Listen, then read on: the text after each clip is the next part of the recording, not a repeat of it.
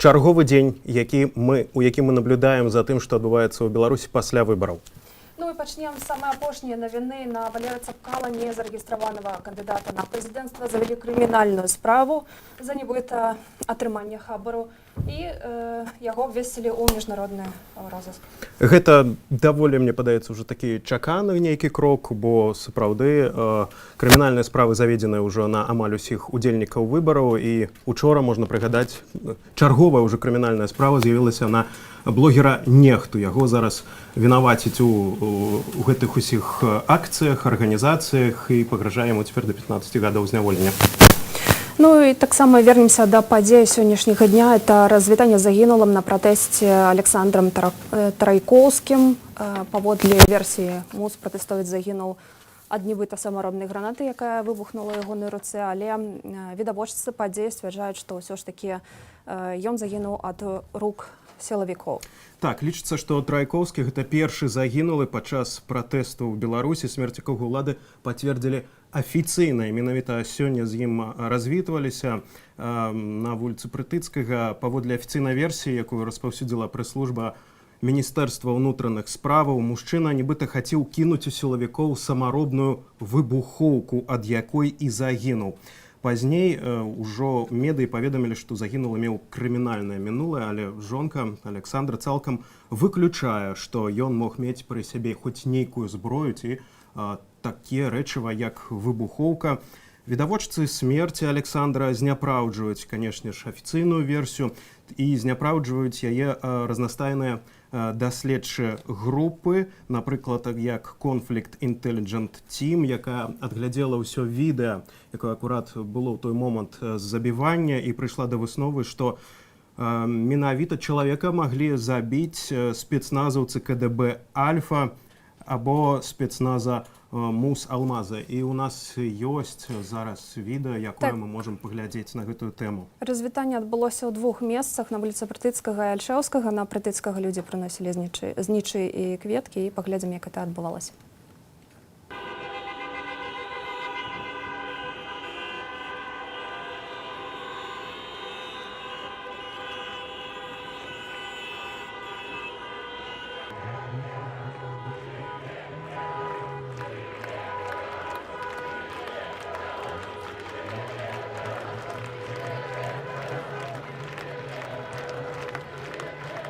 Человек погиб, и до сих пор никто полноценно не извинился. Милиция, все на коленях должны стоять у людей, просить прощения. Видно абсолютно, что человек стоял безоружный, и его застрелили. Господи, ну то есть власть, силовые структуры, они в этом виноваты. И каждый из них должен понести наказание. Их обязаны наказать за то, что они сделали. И Караев в том числе, который дал приказ. Лукашенко.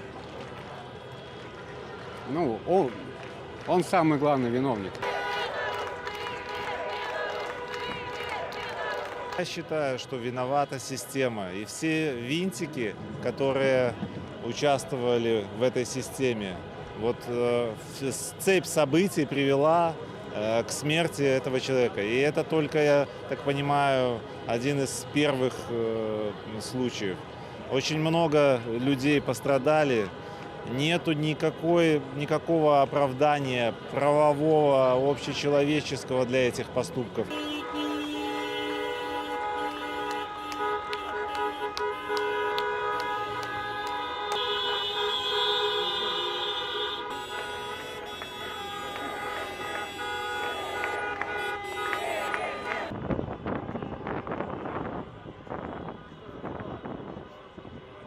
Мы вчера очень много слышали официальных лиц, которые пытаются, как обычно, говорить, наверное, как привыкли, как их учили. Нам всем страшно, да, и мне сейчас страшно, я сейчас говорю и тоже буду бояться. И завтра, и послезавтра, скорее всего.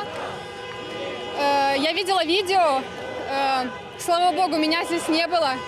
Я не могу сказать, что я видела это своими глазами, но на видео отчетливо видно, что ничего в руке у парня не взрывалось.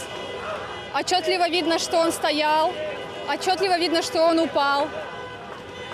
И ничего в его руке не взрывалось. Поэтому я не верю тому, что говорят официальные СМИ. Я лично, я сравниваю то, что говорят в телевизоре, и то, что я вижу в более свободной сети, да, в интернете, где нет цензуры, где нет страха быть уволенным. И сравнивая это, я человек образованный, взрослый, мы не дети уже, мы не дети, нам по 30 лет. Хватит думать, что мы дети. Мы взрослые люди, у нас есть свое мнение, мы можем думать, мы можем сравнивать, самое главное. И те дети, возможно, да, которые здесь были, пострадали. Но мы, кто вышел сегодня, мы уже не дети, мы взрослые люди. И хватит делать вид, что нам по 12, по 15 и что нам кто-то платит. Хватит. Кто понесет, кто здесь виноват? Ну, прежде всего он, конечно. И силовые, естественно, подведомственные все ему власти, все силовые структуры, которые позволяли этому насилию в тот момент происходить. И сейчас это везде еще, наверное, к сожалению, в тюрьмах происходит, потому что еще далеко не все. Вот у нас соседа задержали, с работы человек ехал 10 числа ночью, так как он не мог с тракторного добраться в Зеленый Луг, он шел пешком. Его еще до сих пор не отпустили, там неизвестно, что с человеком и как человек. И сплошь и рядом эти страшные истории. А понесет ответственность кто? Хотелось бы, чтобы понес. И прежде всего он. Пусть уходит, люди ему уже прощали сколько. Мирно, спокойно уходит, передает теперешнему президенту, за которого мы голосовали, спокойно власть свою. Отдает. Он уже не президент, он нелегітимний. Яны мусяць павесці пакаранне, і я спадзяюся, што нас хопіць дзеля таго, каб гэта адбылося. Асабіста сам я не заўсёды разумею, што я магу зрабіць, но раблю тое, што магу, і заклікаю ўсіх, каб гэта ўсе рабілі, хто што можа. Я насамрэч думаю, што тут адказных нашмат болей, чым мы гэта бачым. Гэта не толькі там Лукашенко ці Караеў, гэта ўся сістэма. І ўся сістэма павінна быць пакарана, на маё ўласнае перакананне. Ці будзе гэта, залежыць выключна ад нас, ад беларусаў, ад нацыі, ад таго, як мы адрэагуем на ўсё гэта. Пакуль мне падаецца, што ўсё ідзе туды, куды патрэбна, але ўсё яшчэ не скончана.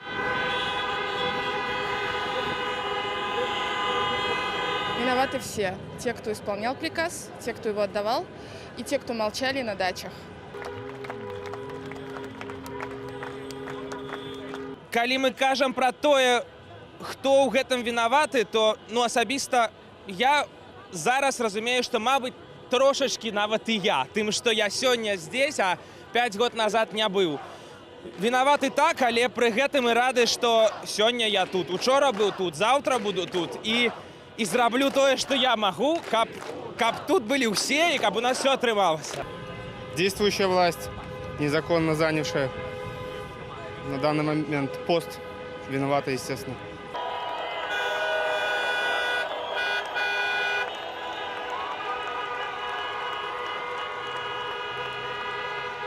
Верим в то, что они понесут свою ответственность за свои бесправные действия, за свое жестокое обращение, за все эти ужасы, которые они подарили этому народу.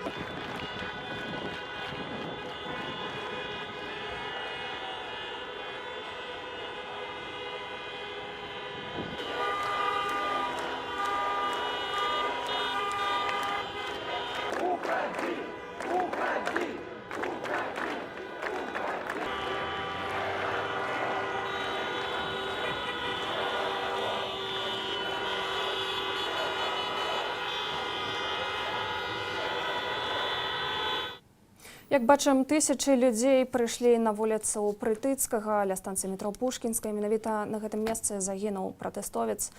Людзі прынеслі шмат кветак, і мы бачылі, як пасля настанавіліся ў ланцугі салідарнасці. Таксама аўты сігналілі і выказвалі сваю падтрымку. Менавіта можна сцвярджаць, я думаю, упэўнена, што кожнага беларуса закранула гэтая падзея, яна сталася такім штуршком для таго, каб людзі, магчыма, аб'ядналіся і вось выйшлі ў такім складзе разам на вуліцу. Ну а развітанне адбылося на вуліцы Альшэўскага, і мы таксама паглядзім, як гэта адбывалася. Я пакуль прыгадаю, як адбылася гэтая трагедыя. Гэта ўсё адбылося 10 жніўня на вуліцы Прытыцкага паводле афіцыйнай версіі, якую распаўсюдзіла прэс-служба Міністэрства ўнутраных справаў. Мужчына нібыта хацеў кінуць у сілавікоў самаробную выбухоўку. Аднак гэтага падобна не адбылося, і у яго было знойдзена раненне. Хутчэй за ўсё стралялі з драбавіка Бенеллі М4. Прынамсі, такую інфармацыю падае даследчая група Conflict Intelligence Team. Яны праглядзелі відэа, на якім бачна, як бачны момент страйку і як у Александра Трайкоўскага страляюць. І паводле іх даследавання менавіта гэта быў стрэл, а не выбухоўка. І на відэа бачна, што некай выбухоўкі ў руках Александра не было. І цяпер пераносімся да відэа. На колени. Вверх, пятами вверх.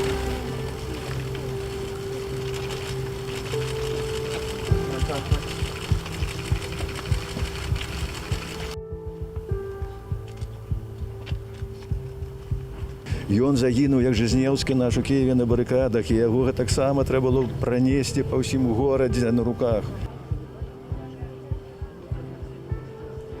Он был очень хорошим человеком, очень. Он добрый был. Мне просто нет уже слов. Просто нет.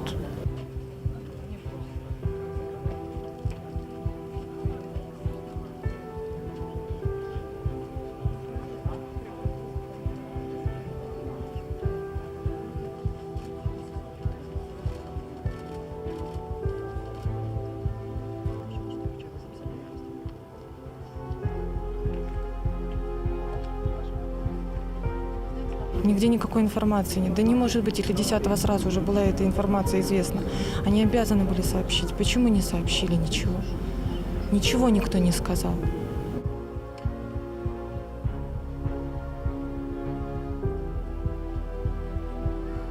Виноватых, конечно, найдут. И они и сейчас известны, только не всем. А правду скажут, тяжело. Тяжело верить, что правда будет. Частично, да, скажут. Но я боюсь, что всю правду мы не узнаем.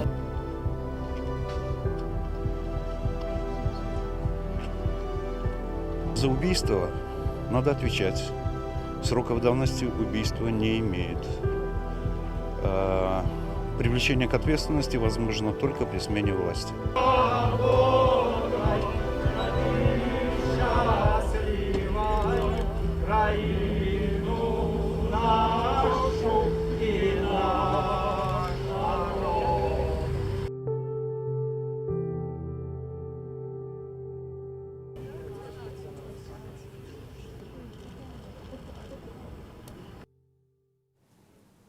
На развітанне з Александром Тарайкоўскім пабывала наша калега Галіна Бакунчык. Галіна, прывітанне. Ці чуеш ты нас? Галіна, добрый дзень. Гэта студыя Белсат. Так, Галіна, ведаю, што... Добрый дзень, слухаю вас. Галіна, ведаю, што сваякі загінулага не вельмі хацелі, каб людзі масава прыходзілі з ім развітацца. Яны заклікалі прыйсці хутчэй і ўскласці кветкі да станцыі метро Пушкінская, але колькі людзей ўсё ж такі прыйшло? Якая была атмасфера?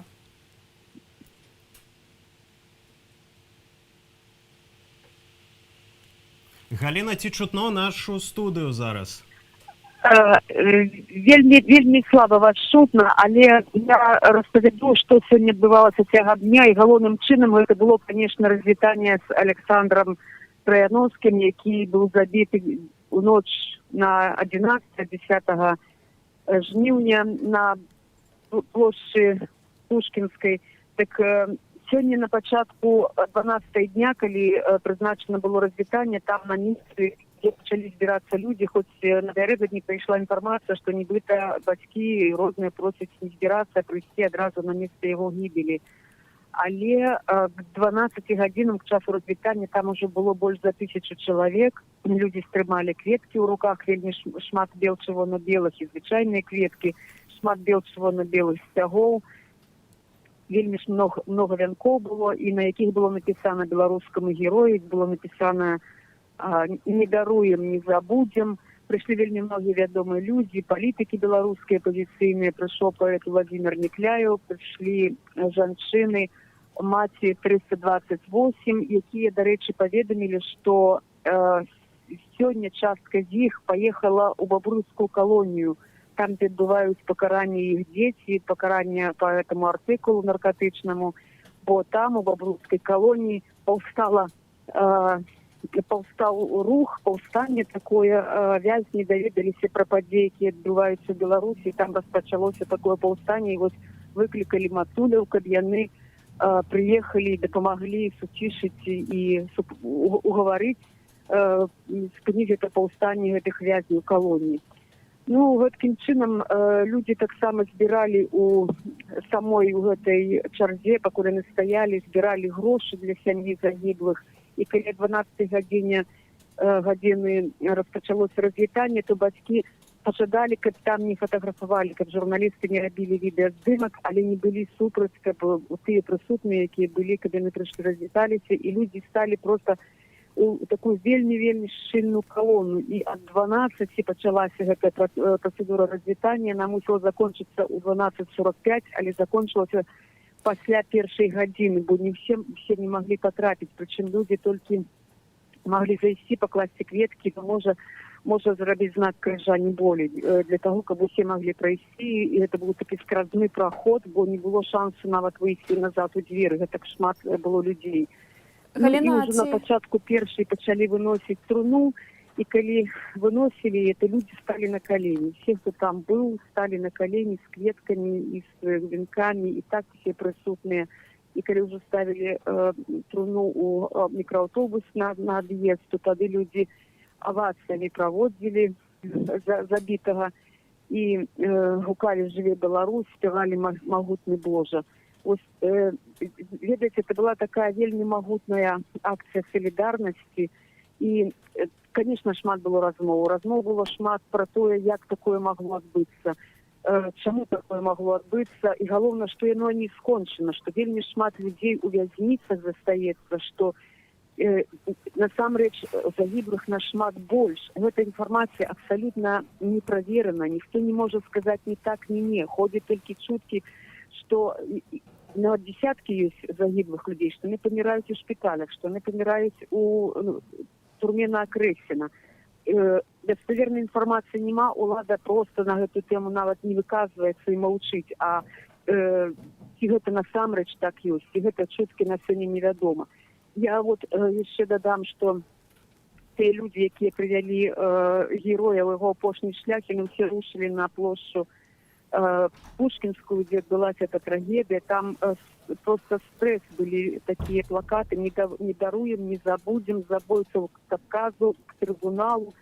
А вот зараз просто уже закончили, літаральны апошні штрых, такі знаходжуся на плошчы Незалежнасці ў Менску, дзе мусіць таксама сабрацца мітынг, які учора тут быў, і прысутныя казалі, што мы будем збірацца штодня, так вот тут зараз збіраюцца людзі і абмяркоўваюць тое сама. І вот тут такія чуткі ходзяць, што ёсць 4 чалавекі, пра якіх увогуле нічого не вядома, дзе гэтыя людзі, ці яны дзесьці ў вязніцы знаходзяцца, ці яны зніклі бесследна, ці яны ў жывых увогуле, ніхто не ведае, і зважаючы на тое, што ўлада нібыта адкрыла нейкую лінію, дзе яна дае звесткі пра загіблых. Гэткім чынам вот вся эта ситуация трагедии, она актуальна, яна ніяк не знялася яе вастрыня, і яна застаецца яшчэ невядома, як хутка будзе развязана. Дзякуй вялікі, Галіна.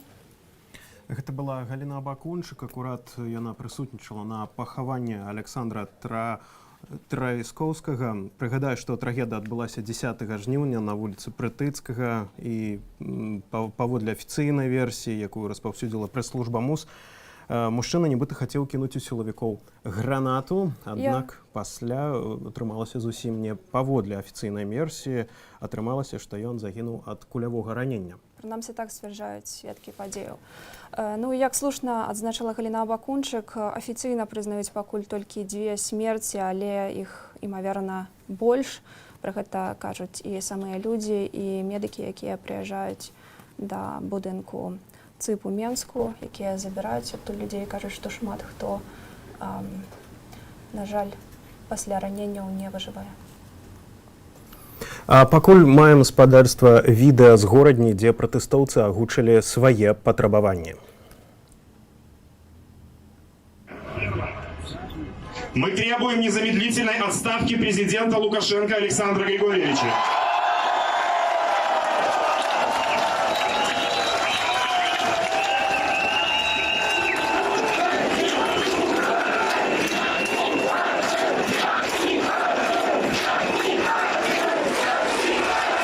Второе. Мы требуем незамедлительного освобождения всех политических заключенных.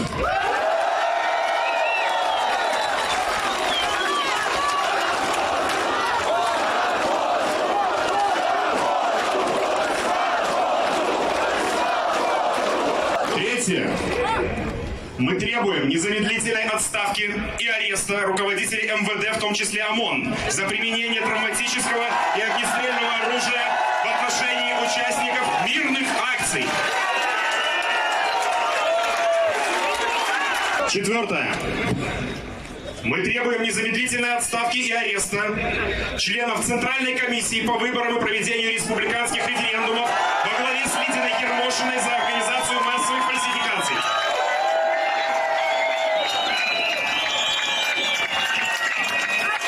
Далее мы изложили требования, которые мы предъявляем к органам местного управления города Гродно. В Республике Беларусь имеются факты преступлений в отношении жизни и здоровья граждан, а также реализации своего законного права на выборы. Учитывая механизм функционирования государства, требуем от гродненских органов власти с целью преодоления политического кризиса в Беларуси незамедлительно осуществить шаги, которые продемонстрируют общественное согласие. А именно, первое. Создать Совет народного доверия города Гродно с включением в него в том числе представителей органов власти.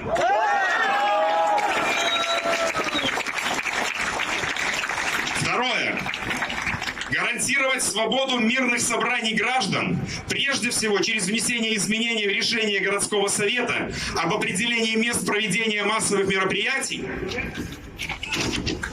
Носителем власти является белорусский народ, и гродненцы имеют право собираться в своем городе в любом месте.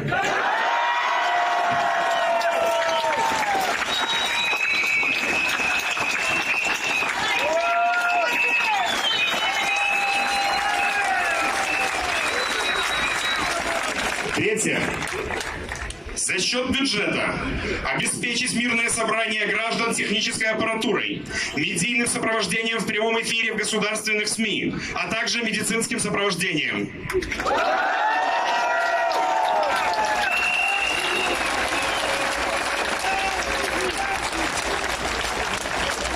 Четвертое.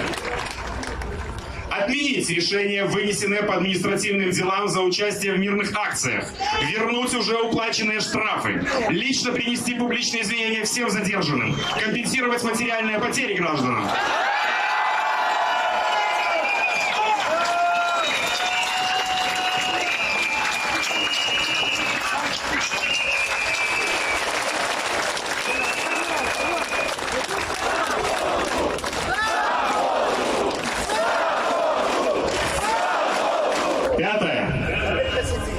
Придать гласности результаты проведенной проверки по фактам злоупотребления, применения силы со стороны сотрудников МВД, привлечь к уголовной ответственности виновных лиц.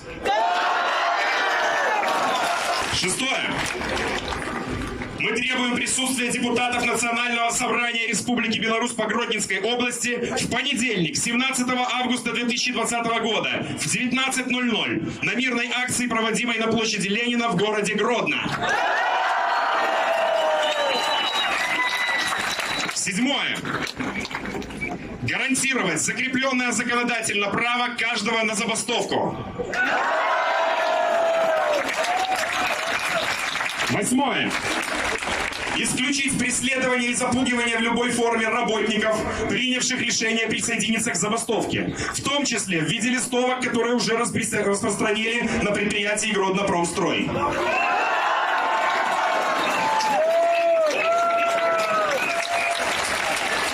Девятое.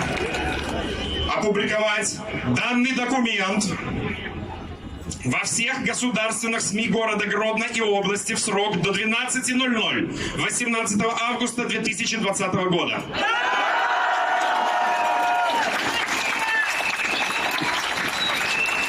Десятое.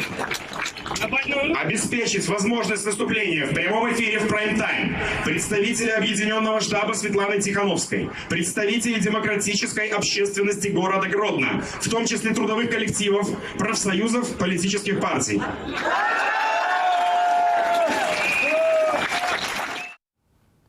Ну, ось такі спадарства патрабавання ў горадні ад пратэстоўцаў, якія яны хочуць пачуць і каб выканалі улады. Пакуль жа прыгадаю, з апошніх навінаў Цапкалу абвесцілі ў вышук па крымінальнай справе, паведаміў яго прэс-сакратар Алексей Урбан, прэсавы сакратар экс-удзельніка кампаніі па выбарах прэзідэнта Валер Цапкала паведаміў Радыё Свабода, што ў пятніцу быў атрыманы дакумент са следчых органаў, што Цапкала знаходзіцца у вышуку па крымінальнай справе. Меркавана паводле артыкулу аб хабарніцтве. І вось даслоўна, што сказаў Урбан, Цапкала на будучым тыдні збіраўся ў Беларусі. Гэта інфармацыя пакуль перашкодзіць яму туды прыехаць. Магчыма, гэтая справа заведзеная адмыслова, каб ён не прыехаў, таму пакуль пачакаем больш спрыяльнай сітуацыі, бо на волі ён больш карысны Беларусі, чым у турме. Ну і прыгадаю, спадарства, што Цапкала, Валер Цапкала цяпер знаходзіцца ў Кіеве. Раней ён паехаў адразу ў Маскву з Беларусі, пасля быў і ў Варшаве, і цяпер, відавочна, таксама будзе знаходзіцца дзесьці ў гэтых гарадах. Ну і менавіта пагроза крымінальнай справы, пра якую яму стала вядома, і сталася прычынай яго выезду за мяжу, як і ягоныя жонкі Веранікі Цапкала. А ў нас на сувязі наш карэспандэнт з горадні, які пабываў на сённяшнім пратэсце. Алексей Кайрыс, табе слова. Алексей, прывітанне. Алексей, прывітанне, ці чуеш нас? Прывітанне, калегі, так, я вас чую. Добрый дзень, шановныя гледачы. Прывітанне, распавядзі, калі ласка, што адбывалася сёння ў горадні? Ну, сёння ў горадні, як і учора, людзі сабраліся на плошчы Леніна. Крышку менш было людзей, але актыўнасць назіраецца у горадзе. І, напрыклад, і там назіралася актыўнасць акцыі, і пасля, таму што акцыя ўжо скончылася, заклікалі заўтра сабірацца на плошчы Савецкай і маршам ісці на плошчу Леніна. Такія планы на заўтра. Горад гудзе, вялікая колькасць было чырвона-белых сцягоў, людзі сігналяць, махаюць адзін аднаму, паўсюль белыя ленты. На самой жа акцыі вельмі панавала такая прыемная атмасфера. Мне падалося нават, што акцыі без міліцыі праходзяць больш мірна і акуратна, чым з міліцыя. Людзі пасля прыбралі ўсё смецце, людзі хадзілі адзін аднаму, раздавалі воду, цукеркі. Я бачу бананы, там фрукты нейкія раздавалі. А што скандавалі? Такая атмасфера. Што скандавалі людзі, як шмат па тваіх ацэнках іх было? Мне падаецца, што больш за 10 тысяч, можа 1012, можа быць, сёння. Учора было трошкі больш, насамрэч. Але, як бы, акцыя была прызначана на 14 гадзін, гэта самы сонцапёк. Таму, можа быць, з гэтай прычыны не так шмат сёння было. Людзі, як заўсёды, патрабавалі адстаўкі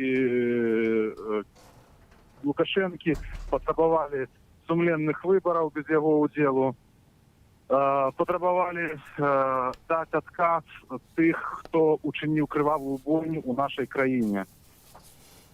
Дзякуй вялікі, Алексей. І мы будзем сачыць за развіццём падзеяў. Абавязкова сочым далей. І ёсць апошняя інфармацыя. Цяпер перанесемся з горадня ў Менск. Старшыня Савету Рэспублікі Наталья Качанова і прэс-сакратарка Лукашэнкі Наталья Эйсман прыехалі да будынку беларускага тэлебачання ў Менску. Ходзяць чуткі пра забастоўку аператара, аднаго з аператара БТ пад будынкам, пратэстоўцы з плакатамі. Пакуль вось так разгортваюцца падзеі. Ну і забастоўкі таксама праходзяць у розных гарадах Беларусі ўжо 7-й дзень, і пакуль апошнія некалькі дзён без затрыманняў. Але як адзначаюць праваабаронцы і палітыкі, што магчыма святкаваць перамогу яшчэ рана.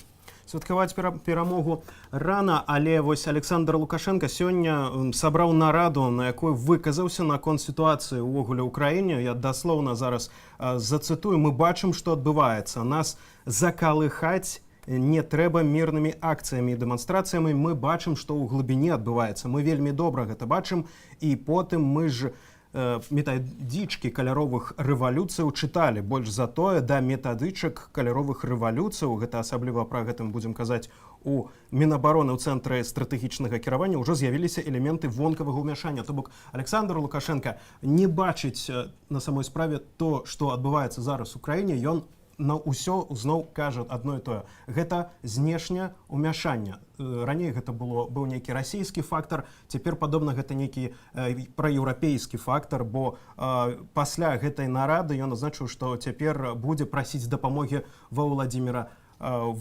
Путина.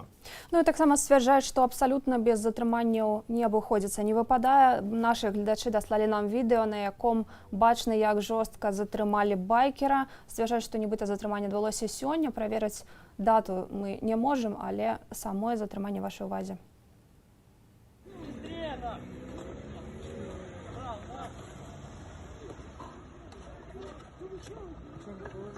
Одного на мотоцикле. Ужас. 2, 4, 8 человек на одного. Кошмар, позор какой, ужас. Герои, блин.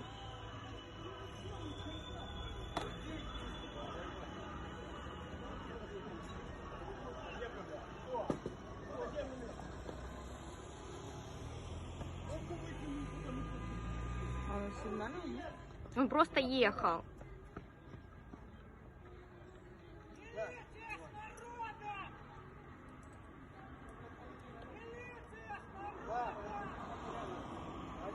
Его убьют сейчас, понимаешь?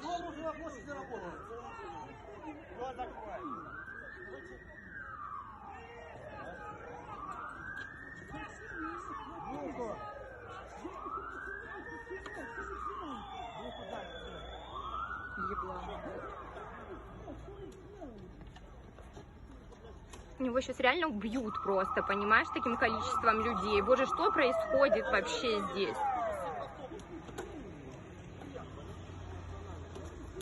Просто убивают человека.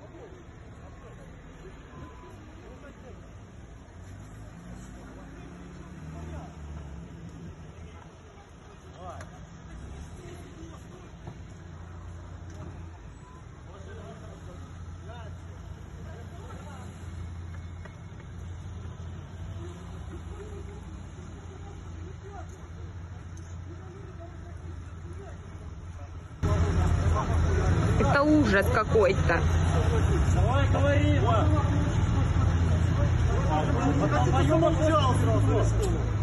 На что пустил?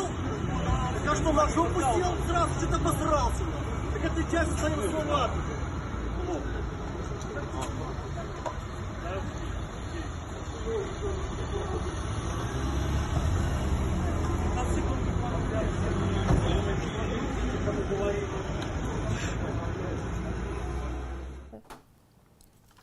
Ну і шановнае спадарства, гэта было відэа затрымання байкера ў Барысаве, і мы таксама вам раім, калі вы сталіся сведкам міліцэйскага гвалту ці затрымання людзей, паведамляйце, у якім месцы гэта адбываецца, у які час і ў які дзень.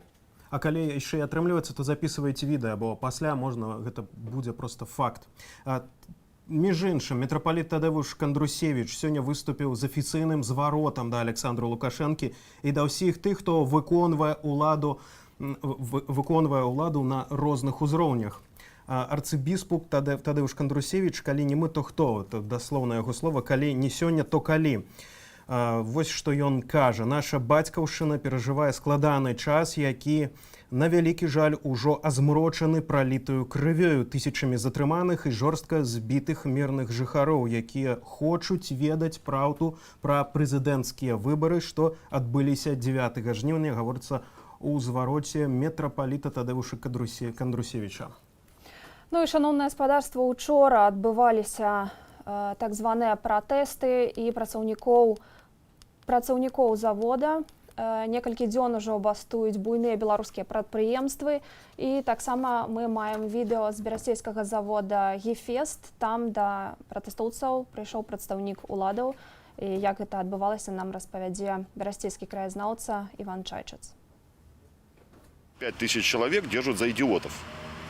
Люди просто поняли, что пригласили всех на выборы, но обманули, поскольку люди между собой общаются, и кто, где, куда, чего, выяснилось, что сильно-сильно нас обманули. А второй момент, который реально возмутил, это когда стали бить как работников, так их детей, горожан и в целом белорусов по всей стране. То есть люди поняли, что происходит что-то ужасное. То есть идет какая-то непонятная война на уничтожение нас, хотя мы еще даже ничего, по сути, не успели сделать. В первой половине дня люди собрались и приняли решение позвать на беседу председателя Брестского горисполкома и кого-то из силовых структур, чтобы получить четкие ответы на свои четкие вопросы. Требовали, чтобы были наказаны виновные. Здесь, конечно, немножко улыбнуло то, что начальник Ленинского РОВД сказал: приходите, будем разбираться. То есть людей пугает то, что нужно подать заявление в милицию, на милицию, сообщить все свои данные, паспортные, где проживаешь, какое может быть после этого разбираться. Люди боятся. У людей просто страх. Когда нас много, мы понимаем, что мы все боимся, то мы понимаем, что нужно что-то делать. И вопросы задавались, почему это произошло, кто отдал приказ, почему в таком ужасном состоянии содержатся тех, кого задержали, знало ли руководство города о том, что творится на территории вот этих следственных изоляторов, РОВД. Диалог прошел нормально. Они старались отвечать, но в любой момент, когда кто-то выходил из работников и сообщал о том, как его задерживали и что с ним делали, здесь, понимаете, здесь у людей на автомате срабатывало слово «фашисты». Стал разговор о том, что будет с людьми, с работниками газоаппарата, которых задержали. Мы даже пока не знаем, где, при каких условиях, кто задержан. И что будет с ними, когда они выйдут, потому что некоторые из них получили сутки. И насколько я понял, что никаких мер плохих к ним применяться не будут, то есть люди вернутся обратно на работу, каким-то вопросам, ну там, не знаю, какие-то есть определенные вопросы, как это решается, и люди останутся на работе. Спадарства, мітынгі працягваюцца тым часам у Берасці, горадні Віцебску ды іншых гарадах. Гэта асноўная інфармацыя. Цяпер і вулічная актыўнасць распаўсюдзілася на сотні населеных пунктаў. Сілавікі пакуль перасталі ўжываць сілу. Цяпер перанясемся ў Берасці на прадпрыемства «Гефест» і паглядзім, як выглядала там сітуацыя ўчора.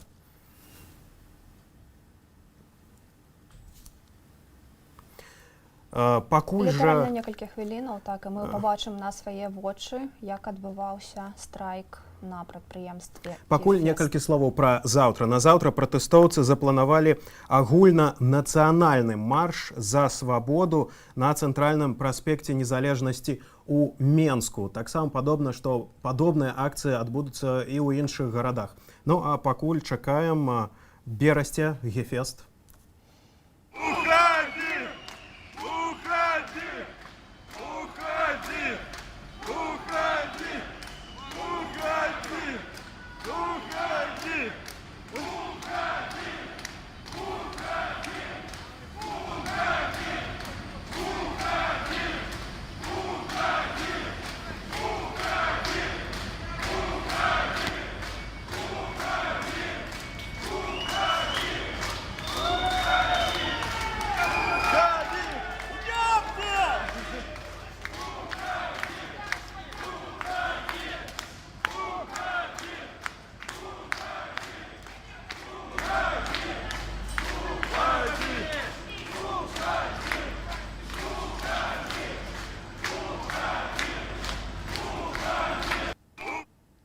Ну і таксама спадарства ёсць інфармацыя пра тое, што і прыватныя медычныя цэнтры аказваюць дапамогу пацярпелым падчас пратэстаў і аказваюць яе бясплатна. Да такіх далучыўся медычны цэнтр «Ладэ».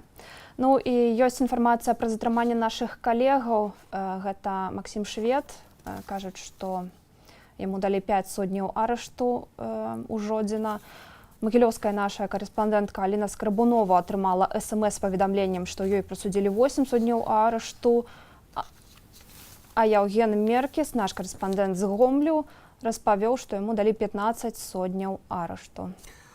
Пакуль жа у нас ёсць відэа, якое з'явілася ў сацыяльных сетках вядомага раней коміка, а пасля нават і палітыка, такога пачынаючага, Яўгена Крыжанаўскага, запрашаю паглядзець, пра што ён выказаўся і асабіста пра каго. Сегодня принято делать видеообращение. Кто-то напрямую обращается к президенту, кто-то обращается прямо к народу. Я, Евгений Крыжановский, сегодня обращаюсь к Лидии Михайловне Ермошиной. Лидия Михайловна, мы с вами знакомы очень давно. Я сначала как гражданин, потом как член либерально-демократической партии, кстати, не самой для вас опасной, многократно принимал участие в выборах и местных советах, и парламента. И даже в 2001 году у меня была попытка стать кандидатом в кандидаты. Поэтому всю эту кухню я знаю очень хорошо. Я знаю, что такое пикеты, я знаю, что такое разносить листовки, я знаю, что такое встречи с избирателями, я знаю, что такое подсчет голосов. Я понимаю, что вам сегодня страшно.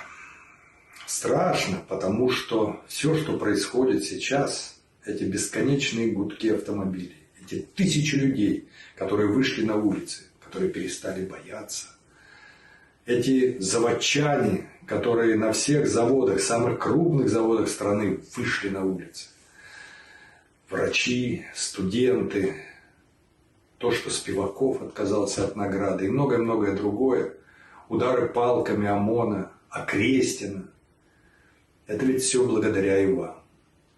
Потому что если бы не было таких вот вещей, как выталкивание с участков избирательных независимых наблюдателей, завешивание окон, закрытие их шторами, тайные подсчеты, невывешивание результатов выборов, всего этого могло и не быть. Но вы сделали это. Кстати, за это вам спасибо. Потому что сегодня Беларусь становится другой. Немножко благодаря и вам. Что будет дальше, не знаю. Меня спрашивают, а будет ли Нюрнбергский процесс в Беларуси? Я не знаю, может, он будет называться по-другому, но то, что он будет, это будет. Кстати, насчет процесса. Когда-то давно фельдмаршалу, рейхсфельдмаршалу Герману Герингу молодые немецкие летчики задали вопрос, а что нам делать с больницами, с детскими садами, с мирным населением, когда мы бомбим? Он сказал, бомбите, я отвечу за все. И ответил. И сегодня, конечно же, все ответят за все. И те, кто отдавал приказы бить людей на улице, и те, кто бил людей на Окрестина, они ответят. Начиная от командиров, заканчивая министрами. И вы ответите. Мне, как человека, вас очень жалко.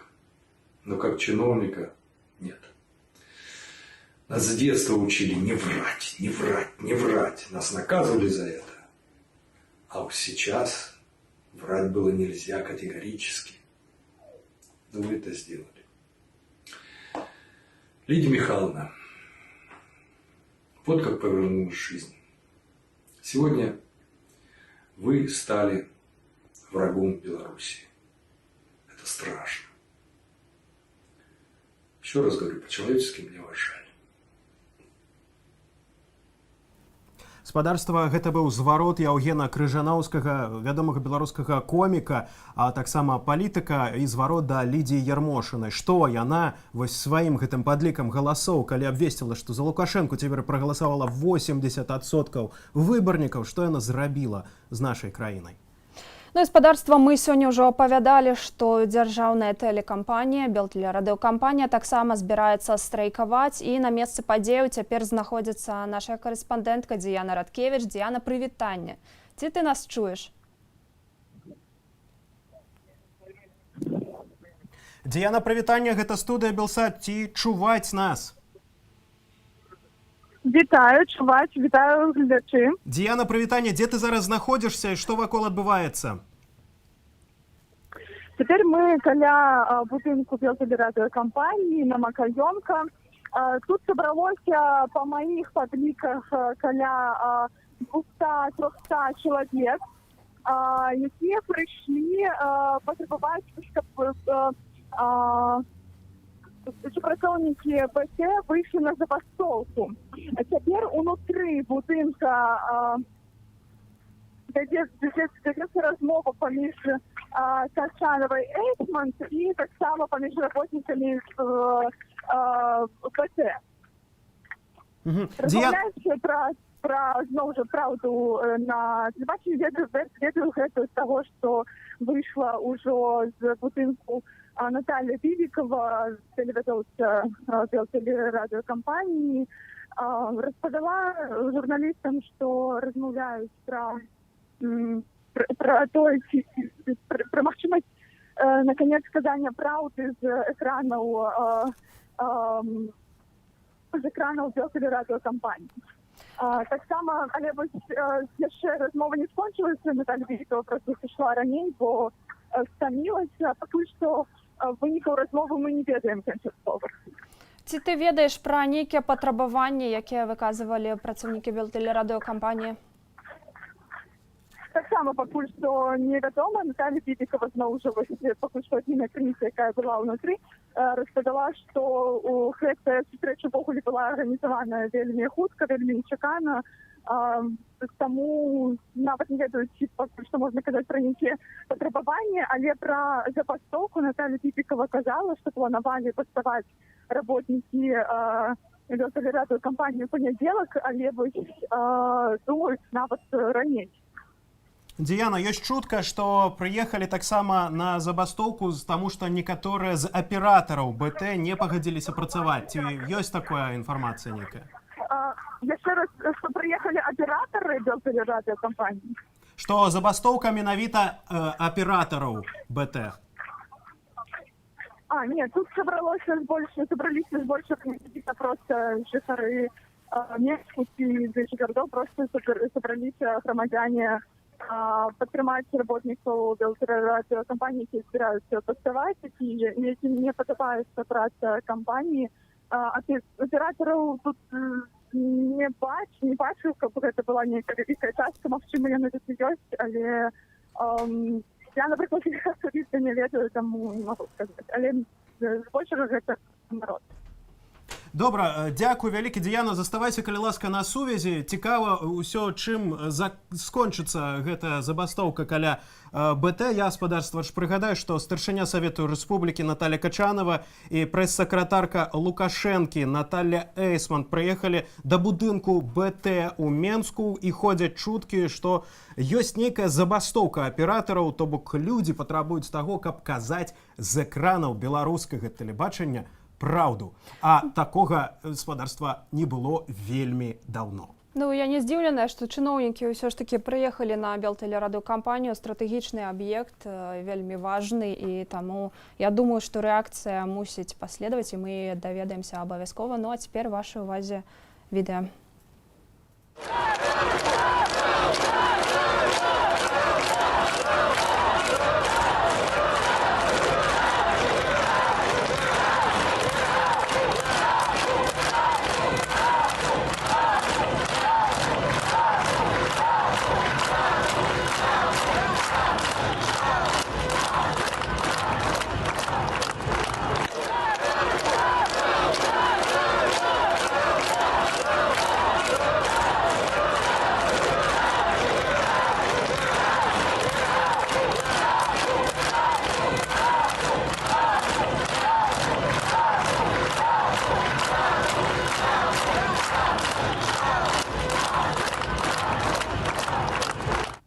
Спадарства, гэтак выглядала вялікая акцыя ля белтэлерадыёкампаніі. Здаецца, як, прынамсі, я пачула, яны скандавалі праўду і дамагаліся сумленных, праўдзівых навінаў пра тое, што адбываецца цяпер у нашай краіне. Супрацоўнікі БТ патрабуюць паказаць праўду пра міліцэйскі гвалт. І гэта падобна асноўнае патрабаванне, якое гучыць зараз на Макаёнка. Улагоджваць канфлікт прыехала спадарня Качанова. Гэта пакуль усё, што вядома. Ходзіць чуткі, што нехта з персаналу, падобна з аператараў,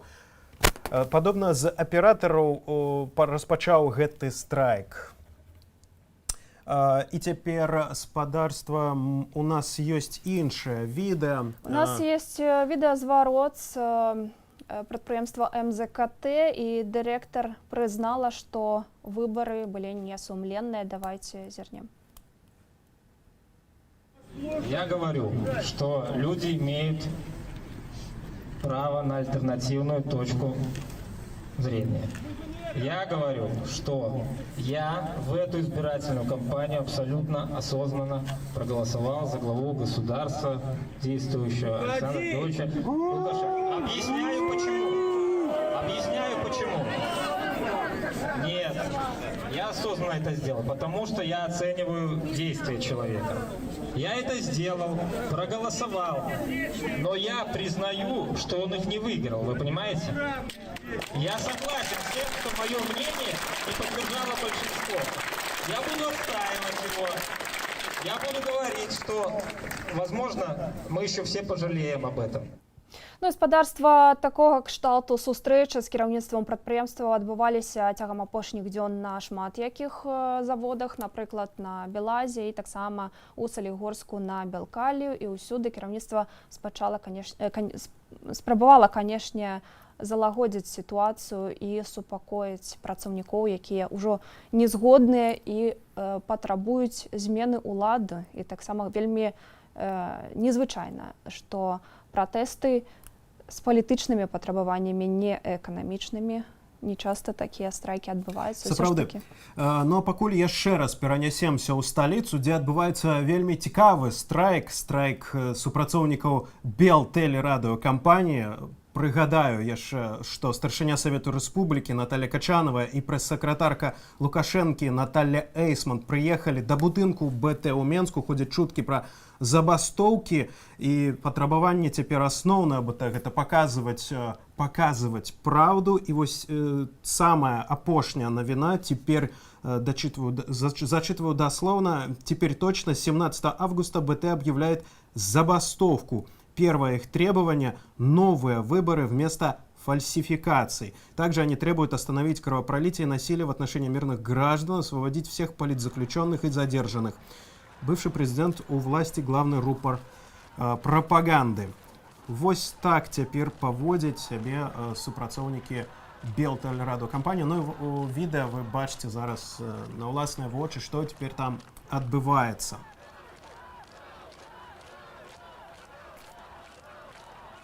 Дзюба на БТ може підключити.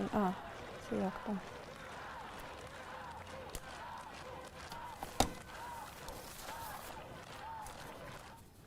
Пакуль жа вяртаемся, гаспадарства, да галоўнай тэмы дня. Сёння, 15 жніўня, прайшло развітанне з Александром Тарайкоўскім, загінулым падчас мірных пратэстаў каля метро Пушкінская. Тарайкоўскі першы загінуты падчас пратэсту ў Беларусі, смерць якога ўлады пацвердзілі афіцыйна. Трагедыя адбылася 10 жніўня на вуліцы Прытыцкага. Паводле афіцыйнай версіі у яго ўзарвалася ў руках граната, аднак па неафіцыйнай версіі і па версіі розных сведак і аналітычных групаў гэта было забойства куляй. І сёння адбылося развітанне з загінулым. Людзі прыносілі кветкі з нічы на вуліцу Прытыцкага ля станцыі метро Пушкінская. Ну і таксама утварылі такую сімвалічную акцыю салідарнасці, сталі ў ланцуг, і аўты, якія праязджалі міма, падавалі гукавыя сігналы. І цяпер, гаспадарства, у нас з'явілася відэа менавіта таго страшнага моманту, калі адбылося забойства Александра Тарайкоўскага. Глядзім.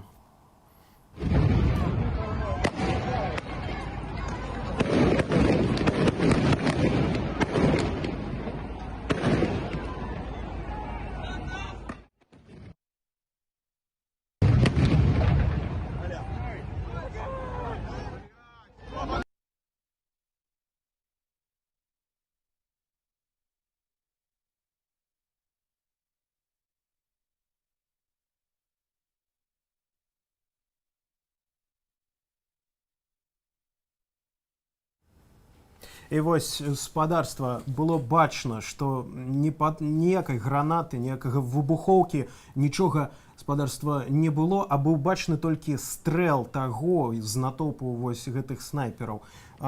Яшчэ раз прачытаю, што даследчая група Conflict Intelligence прыйшла да высновы, вось паглядзеўшы вось гэтыя ўсе кадры, што Александра маглі забіць бойцы спецназу КДБ «Альфа» або спецназа «Мус Алмаз». На кадрах відаць, што сілавікі, якія стаялі на скрыжаванні, страляюць у бок людзей са зброі. Імаверна, гэта драбавік Бенеллі М41 з дэманстрантаў. Хістаецца, бачым-то, вот Александр падае, ляжыць пасля гэтага нерухома.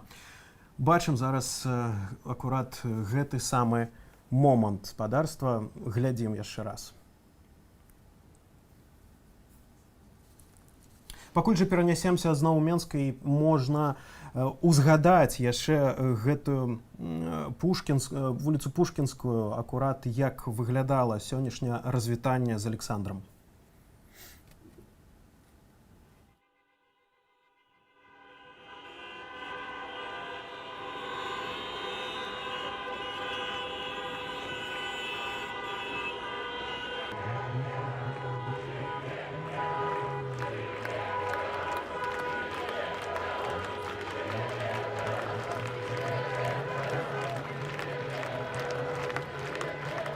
Человек погиб, и до сих пор никто полноценно не извинился. Милиция, все на коленях должны стоять у людей, просить прощения. Видно абсолютно, что человек стоял безоружный, и его застрелили. Господи, ну то есть власть, силовые структуры, они в этом виноваты. И каждый из них должен понести наказание. Их обязаны наказать за то, что они сделали. И Караев в том числе, который дал приказ. Лукашенко. Ну, он самый главный виновник. Я считаю, что виновата система. И все винтики, которые участвовали в этой системе, вот цепь событий привела к смерти этого человека. И это только, я так понимаю, один из первых случаев. Очень много людей пострадали. Нету никакого оправдания правового, общечеловеческого для этих поступков.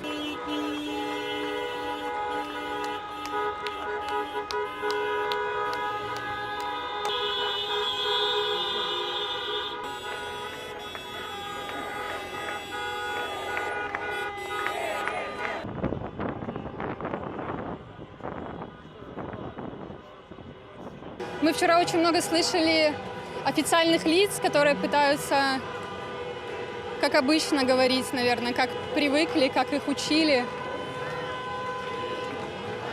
Нам всем страшно, да, и мне сейчас страшно, я сейчас говорю и тоже буду бояться. И завтра, и послезавтра, скорее всего. Я видела видео, слава богу, меня здесь не было. Я не могу сказать, что я видела это своими глазами, но на видео отчетливо видно, что ничего в руке у парня не взрывалось. Отчетливо видно, что он стоял, отчетливо видно, что он упал. И ничего в его руке не взрывалось. Поэтому я не верю тому, что говорят официальные СМИ. Я лично, я сравниваю то, что говорят в телевизоре, и то, что я вижу в более свободной сети, да, в интернете, где нет цензуры, где нет страха быть уволенным. И сравнивая это, я человек образованный, взрослый, мы не дети уже, мы не дети, нам по 30 лет. Хватит думать, что мы дети. Мы взрослые люди, у нас есть свое мнение, мы можем думать, мы можем сравнивать, самое главное. И те дети, возможно, да, которые здесь были, пострадали. Но мы, кто вышел сегодня, мы уже не дети, мы взрослые люди. И хватит делать вид, что нам по 12, по 15 и что нам кто-то платит. Хватит. Кто понесет, кто здесь виноват? Ну, прежде всего он, конечно. И силовые, естественно, подведомственные все ему власти. Все силовые структуры, которые позволяли этому насилию в тот момент происходить. И сейчас это везде еще, наверное, к сожалению, в тюрьмах происходит, потому что еще далеко не все. Вот у нас соседа задержали С работы человек ехал 10 числа ночью, так как он не мог с тракторного добраться в Зеленый Луг, он шел пешком. Его еще до сих пор не отпустили, там неизвестно, что с человеком и как человек. И сплошь и рядом эти страшные истории. А понесет ответственность кто? Хотелось бы, чтобы понес. И прежде всего он. Пусть уходит, люди ему уже прощали сколько. Мирно, спокойно уходит, передает теперешнему президенту, за которого мы голосовали, спокойно власть свою. Отдает. Он уже не президент, он нелегитимный. Яны мусять павесці пакаранне, і я спадзяюся, што што нас хопіць дзеля таго, каб гэта адбылося. Асабіста сам я не заўсёды разумею, што я магу зрабіць, но раблю тое, што магу, і заклікаю ўсіх, каб гэта ўсе рабілі, хто што можа. Я насамрэч думаю, што тут адказных нашмат болей, чым мы гэта бачым. Гэта не толькі там Лукашенко ці Караеў, гэта ўся сістэма. І ўся сістэма павінна быць пакарана, на маё ўласнае перакананне. Ці будзе гэта, залежыць выключна ад нас, ад беларусаў, ад нацыі, ад таго, як мы адрэагуем на ўсё гэта. Пакуль мне падаецца, што ўсё ідзе туды, куды патрэбна, але ўсё яшчэ не скончана.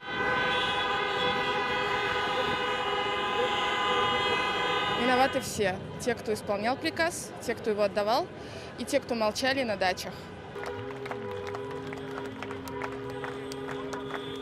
Калі мы кажам пра тое, хто ў гэтым вінаваты, то асабіста я зараз разумею, што, мабыць, трошачкі нават і я, тым, што я сёння здесь, а 5 год назад не быў.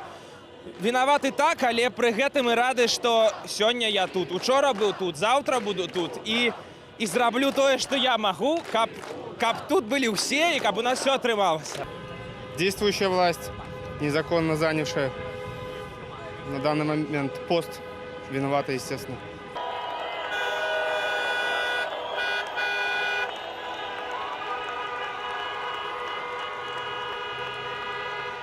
Верим в то, что они понесут свою ответственность за свои бесправные действия, за свое жестокое обращение, за все эти ужасы, которые они подарили этому народу.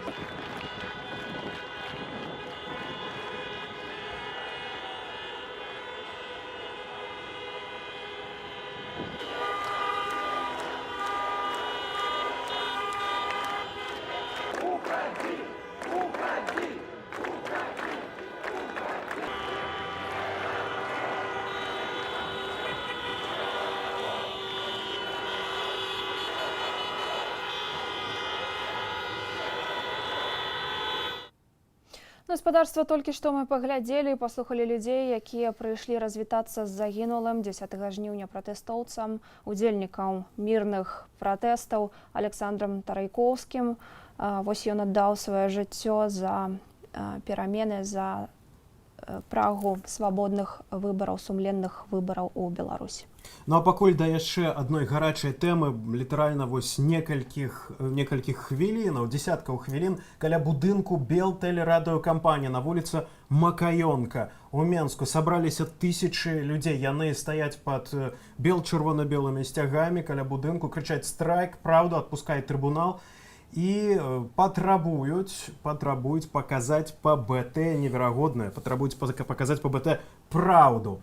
Як сказала карэспандэнту радыё Свабода, супрацоўніца каналу Беларусь-3 Наталья Бібікава, калектыў запатрабаваў ад свайго старшыні Івана Эйсманта спыніць, паказваць хлусню і расказаць праўду пра маштаб міліцэйскага гвалту. Ну ўсё ж такі, Кірыл, будзем больш аб'ектыўнымі. Сотні людзей хіба прыйшлі на вуліцу Макаёнка да будынку Белтэлерадыёкампаніі, і таксама хачу нагадаць, што шмат якія тэлевядоўцы публічна выказалі непавагу гэтай выбарчай кампаніі сёлетняй і на знак пратэсту звольніліся і з Белтэлерадыёкампаніі, з АНТ, СТВ былі звальненні. Так, сапраўды, звальненні былі, і людзі, канешне, не пагаджаюцца з тым, што паказвае беларускае тэлебачанне. І улагоджваць канфлікт прыехала старшыня Савету Рэспублікі, была кіраўніца прэзідэнцкай адміністрацыі Наталья Качанова. За агароджай пакуль падаецца інфармацыя, што стаяць, аднак, байцы ўнутраных войскаў з аўтаматамі, але пакуль не ўмешваюцца і спадзяёмся, што не будуць умешвацца ў гэтую мірную акцыю пратэста, што людзі патрабуюць наконец сказаць хоць нейкую праўду. Паводле чутак акцыя распачалася з моманту, калі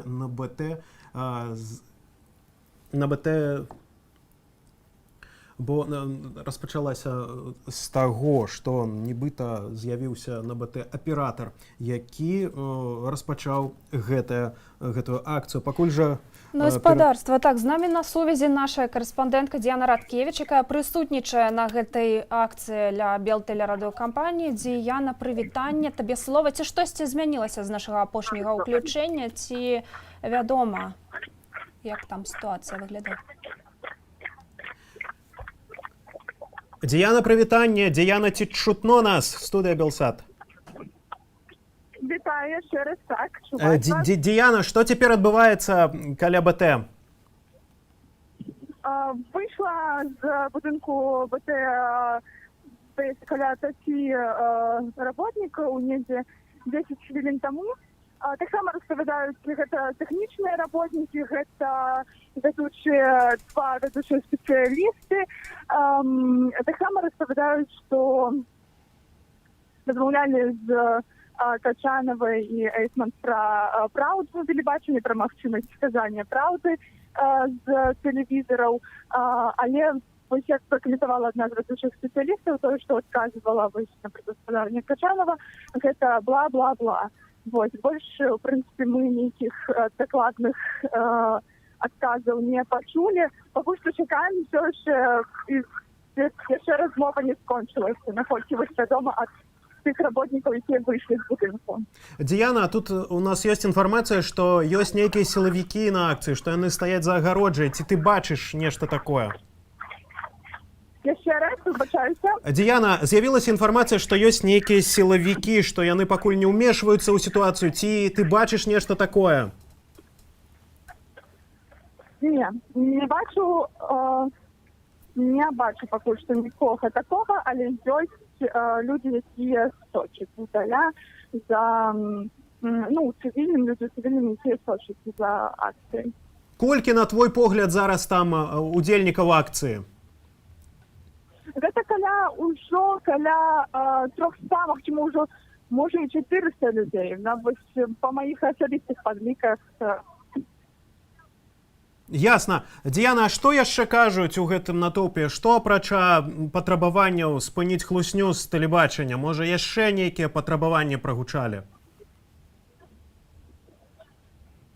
Зараз адразу не скажу, больш усе ёсць патрабаванні, каб паказвалі акрэсна. Так само на гэтым вялікая ўвага, каб паказвалі сітуацыю, якая адбывалася на Кресціна. Про гэта кажуць і простыя людзі нам расказалі. І вось, напрыклад, Яніс Грызілоў, які працаваў на БТ, таксама падзяліўся гэтым з намі. Тут ёсць і іншыя тэлевядоўцы, Ганна Бонд, напрыклад, таксама прыйшла да будынку тэлерадыёкампаніі і таксама патрабуе таго, каб наконец экранаў пачуць дзяржаўнага тэлебачання пачуць праўду. Зразумела, Діяна, заставайся, калі ласка, на акцыі. Будзем сачыць, як разгортваюцца падзеі, будзем чакаць, што будзе адбывацца далей, можа, нейкія вынікі. Сёння выйдуць людзі да пратэстоўцаў і хаця паразмаўляюць, што адбываецца на БТ, што яны зараз распавядаюць, бо ўся краіна смяецца проста з гэтых навінаў. Пакуль жа да іншых тэмаў. Ну і пакуль да гэтай жа тэмы нам пішуць таксама нашы гледачы і распавядаюць, пішуць такія смс-паведамленні, што умоляем вас объединиться все журналисты и сделайте протест против канала 60 минут, чтобы не показывали вот те самые необъективные новости. Пакуль жа гаспадарства яшчэ раз прыгадаю, што каля будынку Белтэлерадыёкампаніі на вуліцы Макаёнка ў Менску сабраліся сотні людзей, вось як перадаюць нашы карэспандэнты. Яны стаяць з лозунгамі «Праўду», «Страйк», «Адпускае трыбунал». Залагоджваць гэты канфлікт прыехала Наталья Качанова з адміністрацыі прэзідэнта. І вось Наталья Бібікова з калектыву запатрабавала ад свайго старшыні БТ Івана Эйсманта спыніць, паказваць хлусню і расказваць праўду пра маштаб міліцэйскага гвалту. Дарэчы, пра міліцэйскі гвалт у нас ёсць акурат для вас невялікае відэа. Ну, и вы... Задержали меня и мою девушку на проспекте Победителей машину. Вот, задержание было довольно долгим, то есть пока разбили окна, выстрелили в меня 2 раза. Вот. Ну, там уже, знаете, я начал уезжать от них, потому что меня остановили ГАИ. Вот, подбежали ОМОНовцы, начали убивать стекла, стрелять. Я поехал, была погоня, но потом нас вот все-таки догнали, забрали. Ну и вот катали по РУВД Фрунзенске, Центральный РУВД и Окрестино. Это вот 3-я локация была. Вот. Ну, это все ад. То есть то, что говорят, то, что вы видите, это все, конечно, правда. И даже я скажу, и хуже есть.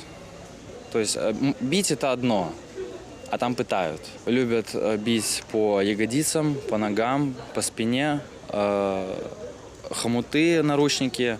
Это же вот, ну, перелом, это меня не ударили, это так затянули хомуты, что раздробили кости. Вот. Стреляют, то есть, ну, я не буду показывать на камеру, вот здесь вот ранение пулевое. И любят, когда ты лежишь на земле, руки за голову, надо ж ноги раздвигать. Если им не нравится, как ты раздвинул ноги, тебе бьют в пах так, что ты их больше не сдвигаешь. Вот. Поэтому вот у нас тут ребята лежат с катетерами, которые не могут сами ни покушать, ни в туалет сходить.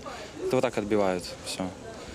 Вот. Ну, про голод, жажду я уже так молчу, как бы в такой ситуации ты уже там 2 дня не ел, ничего страшного, что ты не поел. Ну, пить хочется, конечно, пить хочется. Там люди с ума сходят. То есть нас в автозаке держали 4 часа просто в этой вот комнатке. Там какая-то, как вот, я не знаю, может быть, метр на метр, даже меньше. И нас туда запихнули 6 человек, 5 парней и 1 дедушка. За вот эти вот 2 суток эти парни, которые с тобой лежат, они тебе становятся самыми родными братьями, которых ты просто обнимаешь, согреваешь, дышишь, чтобы никто не мерз. И вот стоя так вот мы стояли, спали 4 часа, но через 2 часа мы потом уже проснулись, потому что кислород закончился. То есть голодание было кислородное, нам не давали кислорода, мы начали орать, дедушка начал задыхаться.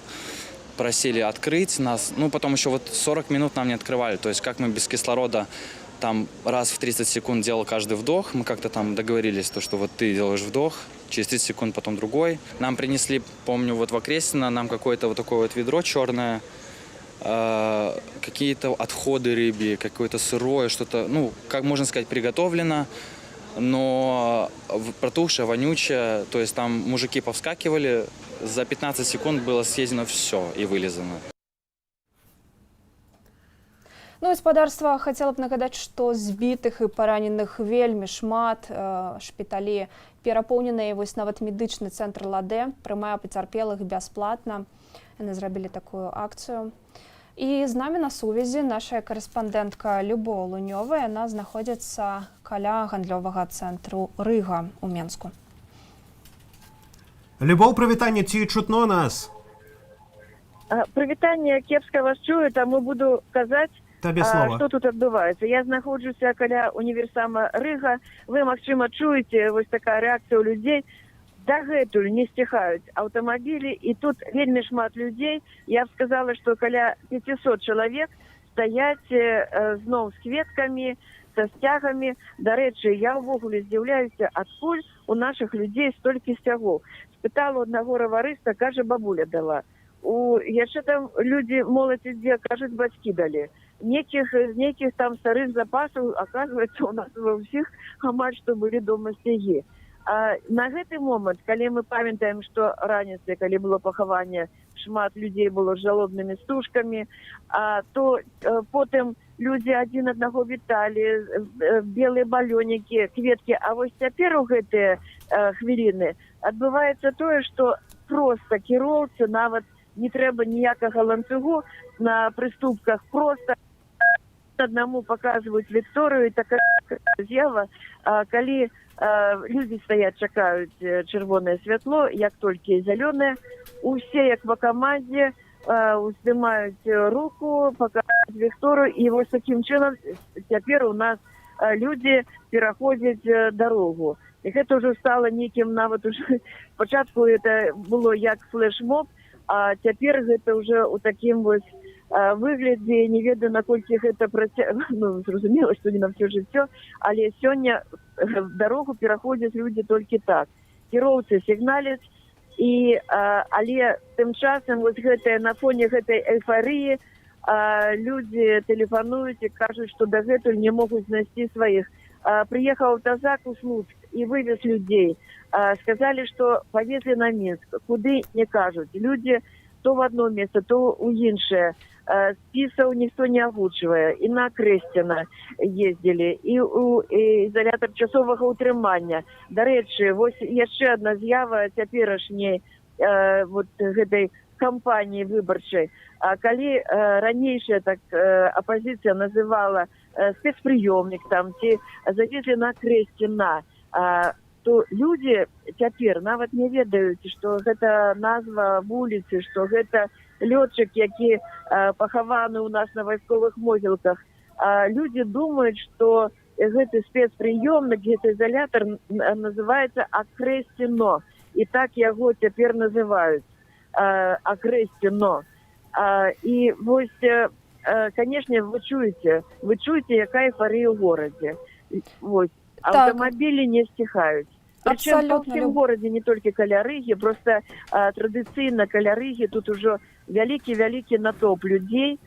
Людзі апранаюць строі, дарэчы, сцягі вельмі вялікія. Некаторыя дзяўчыны проста нават абматваюцца гэтымі сцягамі.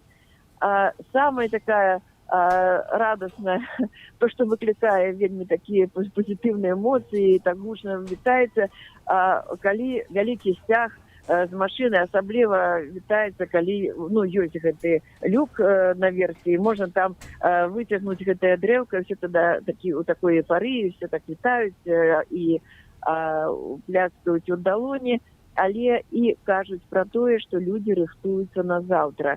На заўтрашні марш, канешне, адразу твары становяцца больш такія сур'ёзныя, бо ніхто не ведае, якім можа быць ва ўладаў сцэнар. Ніхто не ведае, што будзе, калі нават дагэтуль так і не называюць сваякам месцы, дзе знаходзяцца іх блізкія, прычым гэта ўжо якія суткі запар.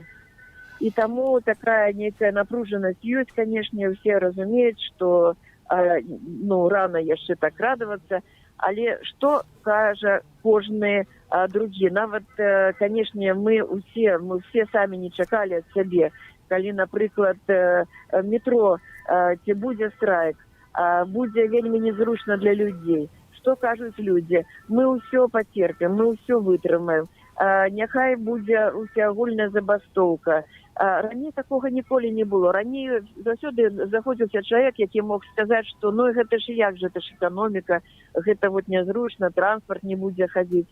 Але тут нейкі такі адзіны, такі вось, як можна сказаць, кулак, як людзі просто так вот сплаціліся і гатовыя на ўсё, бо што кажуць жанчыны вот у крамах, калі мы зараз не пераможам, то перамогуць нас і будуць вельмі цяжкія наступствы для ўсіх, для нас. І все гэта помслівая ўлада нам прыгадае і будзе вельмі цяжка. Дзякуй вялікі, Люба. Ну і мы таксама паглядзім, гудзіць не толькі Менск, але і іншыя гарады. І вось што прынамсі адбываецца ў Берасці і Магілёве, пакажам неўзабаве ў нашым эфіры.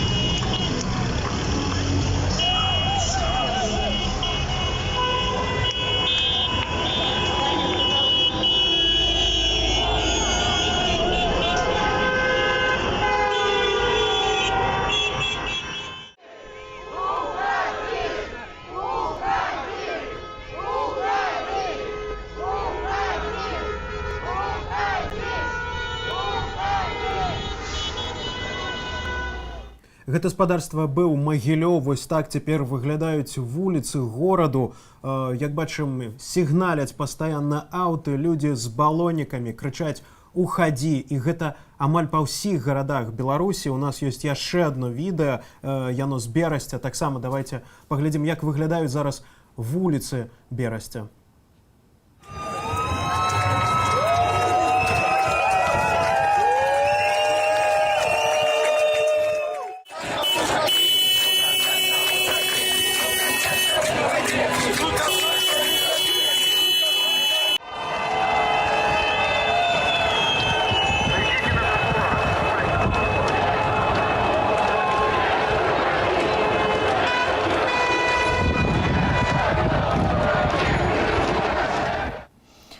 Гаспадарства, мы таксама атрымліваем ад вас паведамленне, і вось прыйшло такое, што ў горадзе Новолукомль міліцыя арыштоўвае за бел-чырвона-белыя балонікі.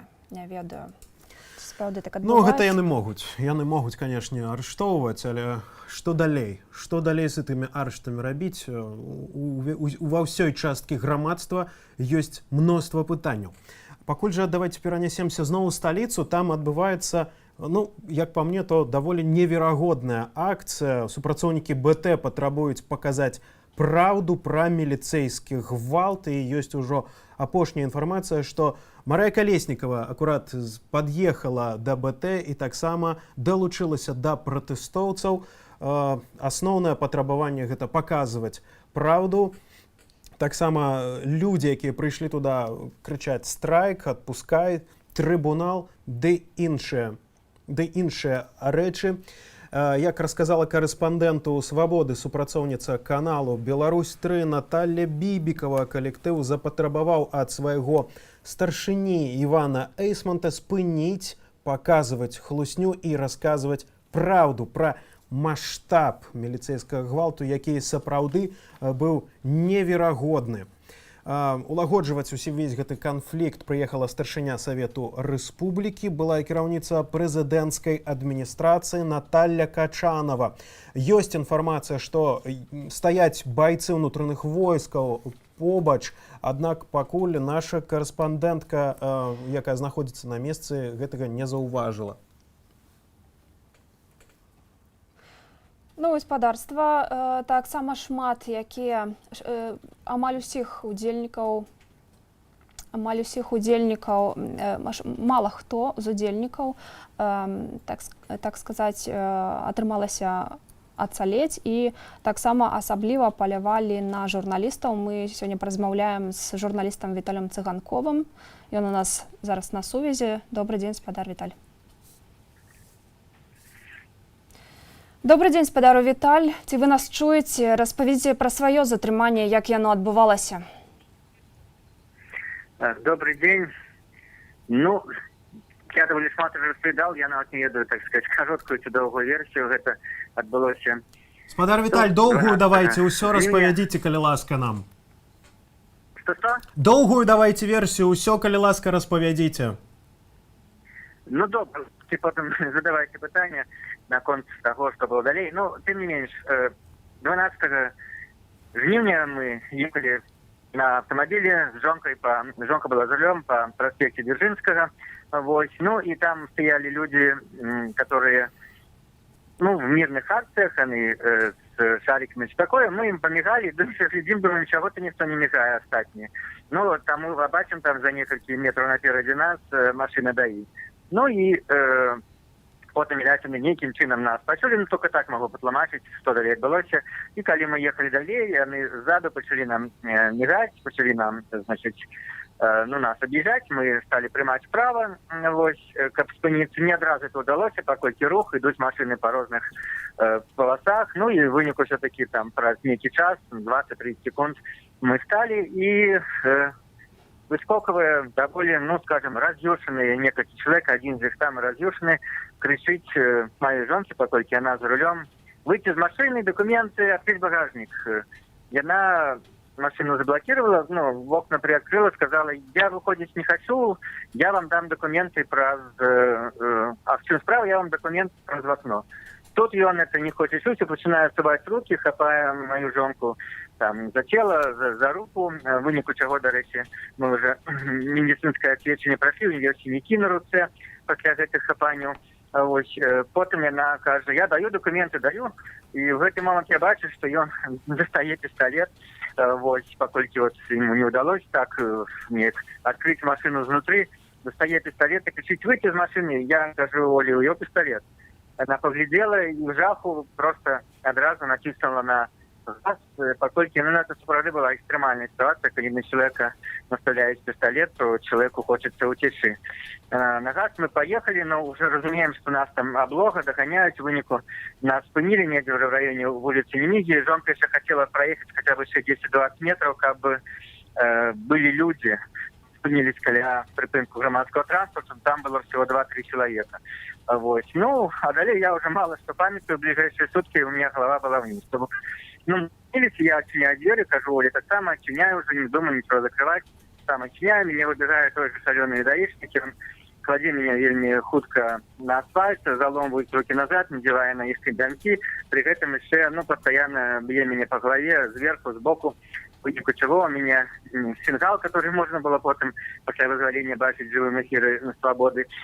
И так само я снял побои так само. Ну и вот, а я думаю в этот момент, что ж там соли, но просто никаких рин могу там глянуть. Ну, ее довольно спокойно, и они размовляли с ее, так сказать, ну, одразу залезли в машину, достали все из багажника, ничего крамольного не нашли, без всяких там правовых подстав, обшукали машины, все повыкидывали. Вот. И заверяючи наперед скажу, что нам досюль не отдали ни машину, ни документы, хотя мы вызволены, кажут, что, так сказать, не ведают, где шукать. Но все документы у меня, кошелек, телефон, документы, окуляры.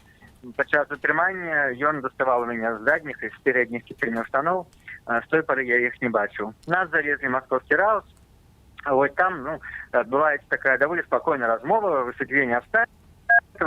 Яны говорят, ну, пошли, значит, все фиксировать. И вот, ведаете, это я как журналист, так, ну, аналитик, запомнил, за переход, он вельми таки радикальный. Вот тут только что ты размовляешь, звичайный человек, нечто обмерковываешь, нечем спрочаешься, а потом, ну, вот за такие, скажем, за двери, и там уже вот секунду ты не поспел ничего снимить, ты все, ты уже не человек, ты уже некий затриман, тебе вот только что вошел, домовил, тут тебе скажут, ноги на ширине плеч, руки на стену, опустить голову, по ногам бьючка в шее заставил, по рукам бьючка, так сказать, недостатково, ну, вельми спокойно, то есть не смогли мои некие, ну, удары мне доставались подчас затрымания. Потом мне уже и на Крестина, и в Раус меня не били, так что просто в этом смысле моя история намного больше теплая, и мне нават не порівняти з тими зверствами, які були в дочиненні до остатніх людей. Але просто, я думаю, треба сказать про то, что это сапраўды система от першых хвилин накірована на принижение особы, на то, как на катование фактично особы. Вот, ну, забрали там ключи, ну, описа провели, и после этого вот, ну, руки на стол, там, пустили сесть в такую актовую залу этого раза, и, ну, я спокойно сел, сижу, там прошло секунд 20, и чую сзаду, чему он так сидит, голову вниз, и бац, место мне по голове. По некому недогляду я секунд 20 посидел спокойно, как звичайный человек. А я достать мне уже полночи, я сидел, як все, то голову треба нахилить вниз, ближайший плеч, и руки тримать вот так вот на наступном кресле. И нават пошевелить руками особливо нельзя, голову приподнять ниже, кто приподнимая голову, тому может отрымать удар по этой голове, когда он поднял ее занадто мощно. Так что вот ближайшие сутки после затрымания я бачил только ноги. Я не бачил ни одного твара. Ну, а нават коли тебе водят в туалет, это так само заламывание руки, и голова твоя на уровне приблизно твоего колена, и ты так вот наперед тебе гонишь. Ну, вот, как мы бачили в фильмах про ГУЛАГ, приблизно так это отбывается сегодня в белорусских хаус. Спадару Віталя, колькі дзён вы пробыли ў изолятары и у Раус, коли там при нас приводили новых людей, часом их, ну, вельми моцно били. Вот, мы сидели, все это глядели, никаких там день, процессуальных со мной не отбывалось с жонкой. И потом уже под раницу, может, годины 3-4 нас отправили в камеру. Ну, я особенно, жена, у меня мужчинскую, со мной было 8 человек, это был самый лепшы момант моего затрымання в камере, где никого нема побач Вертухаева. Мы просто сидим, хотя, честно, но мы все свои люди, в принципе, можем поговорить, можем пошевелить. Спадар руками, Виталий, а кто можем были поднять гэтыя голову. люди у камеры? Вот. Кто были гэтыя люди у камеры с вами? Кто, якія? Ну, это был такой стакан, что называется, ну, метры 1,5 на 3. Люди были разные, 8 человек, все молодейшие за меня, конечно, возраст от 20 до 30. Вот. Были предпринимальники, уласники своей фирмы. Один из них, уласник своей фирмы, памятаю, когда его там, пытались, там один лейтенант, что же вам, поглядел его, прочитал биографию, что же вам в жизни не хапая? И он ему сказал, я думаю, вы не зразумеете.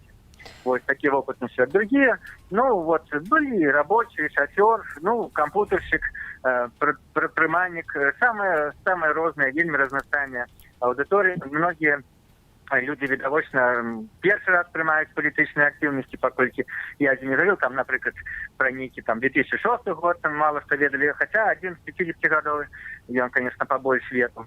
Вот такие люди. Ну, а раніцей нас так само, хотя обещали раніцей запустить в туалет, но так и просто отчинили дверь, и, таки голова вниз, куда-то повезли, в некую машину, которую так само не бачил, чем не привезли, так само не ведал куда, но оказалось потом, что это Окрестина. И там поставили на голову землю, такая без травки, амаль земля, в такую позу. Ты стоишь на коленях, а голова вниз, руки на голову. Коли-небудь могу зараз, хто слухає это, мой ефір, посербовать людям так вот стать зараз и постоять несколько хвилин в такой позе. Спадару Віталя, ці зазнавалі вы таксама маральныя, магчыма, нейкія здзекі, не толькі фізічна, не толькі збіццё? Што адбывалася, як праводзілі з вами размову? Ніяк. Ни одной размовы со мной не было. Я не ведал, за что я затрыманы, кто я, який мой статус. А до того момента, пока там не приехал Ластовский, меня с іншими журналистами не вызвали. Я только лежал, ходил, в основном лежал, 90% часа, потом, централся. Справа тем, что один раз я нас пытал, там еще сидишь и врал, а какие со мной будут проводиться процессуальные дни? Я могу сказать на некие пытания, здесь некий протокол. Мне сказали, чекайте. И так и ничего не было. И то же самое дали два крейсера. Нас привезли, разумели, что камера места не хапая, нас положили в такой позе на эту травку, хотя травки было мало, в основном была жесткая земля. И мы первые 3 годины стояли в такой позе на коленях. Мне, хотя побач гэты, люди в черном, они размовляли с людьми затрыманными, в основном с молодыми. Наибольше они цеплялись и погрожали таким людям молодым, и при этом шукали, тех, кто, может быть, не настолько поспеховый в жизни. Ты там 23 года, у мамы живешь, ты беспростовный, видать, глядели биографию. Что ты пришел, сколько тебе заплатили?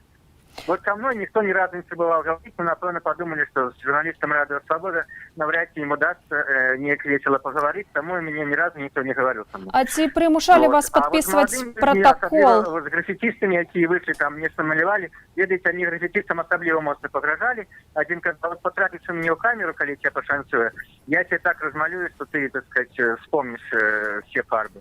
Так само говорили, так само этим граффитистам взяли просто фарбой, пофарбовали, такой полосой волосы.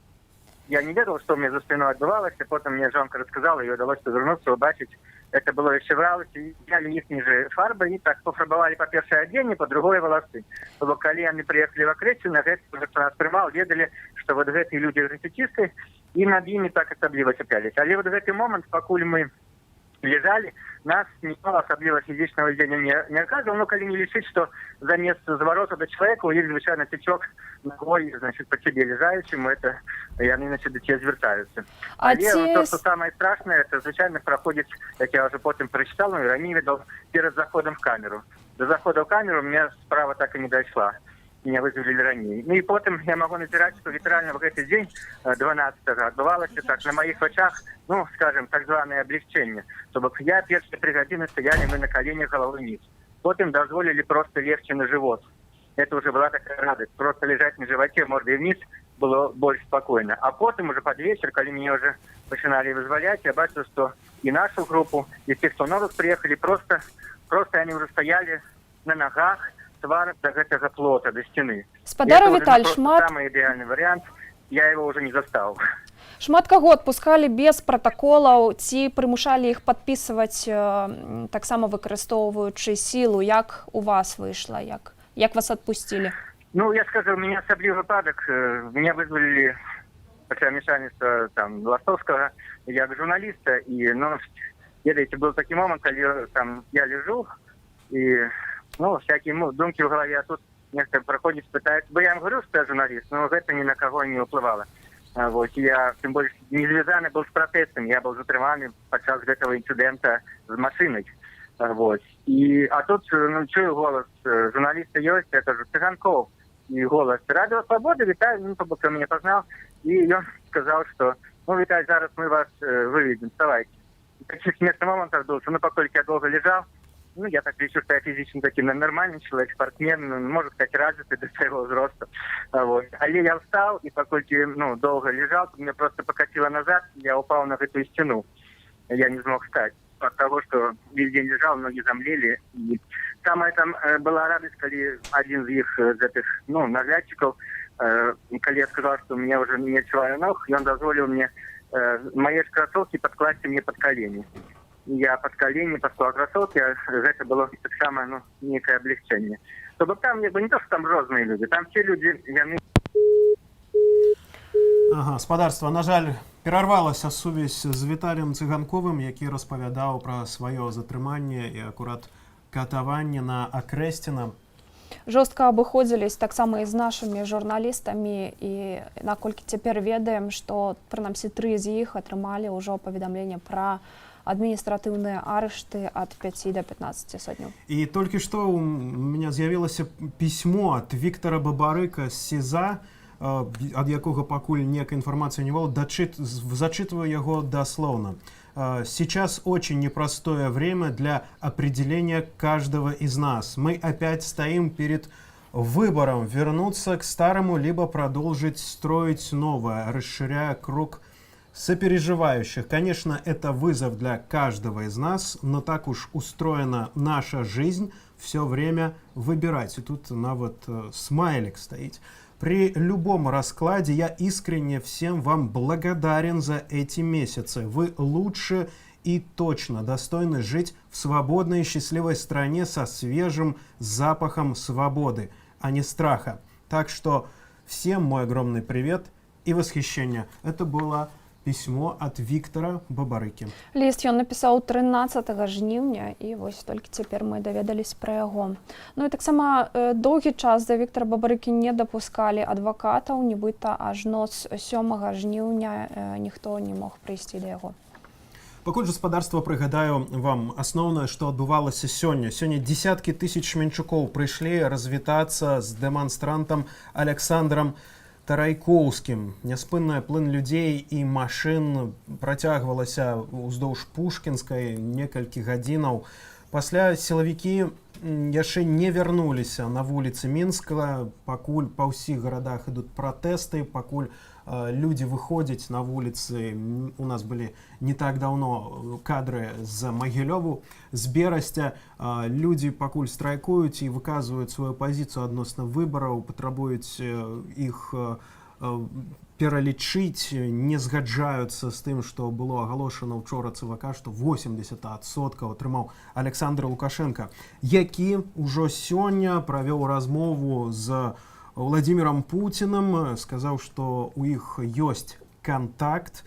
То бок сітуацыя такая, што вельмі складаная, і ўсе гэта разумеюць. Таксама мітынгі працягваюцца ў Берасці, Горадні, Віцебску, ды і іншых гарадах.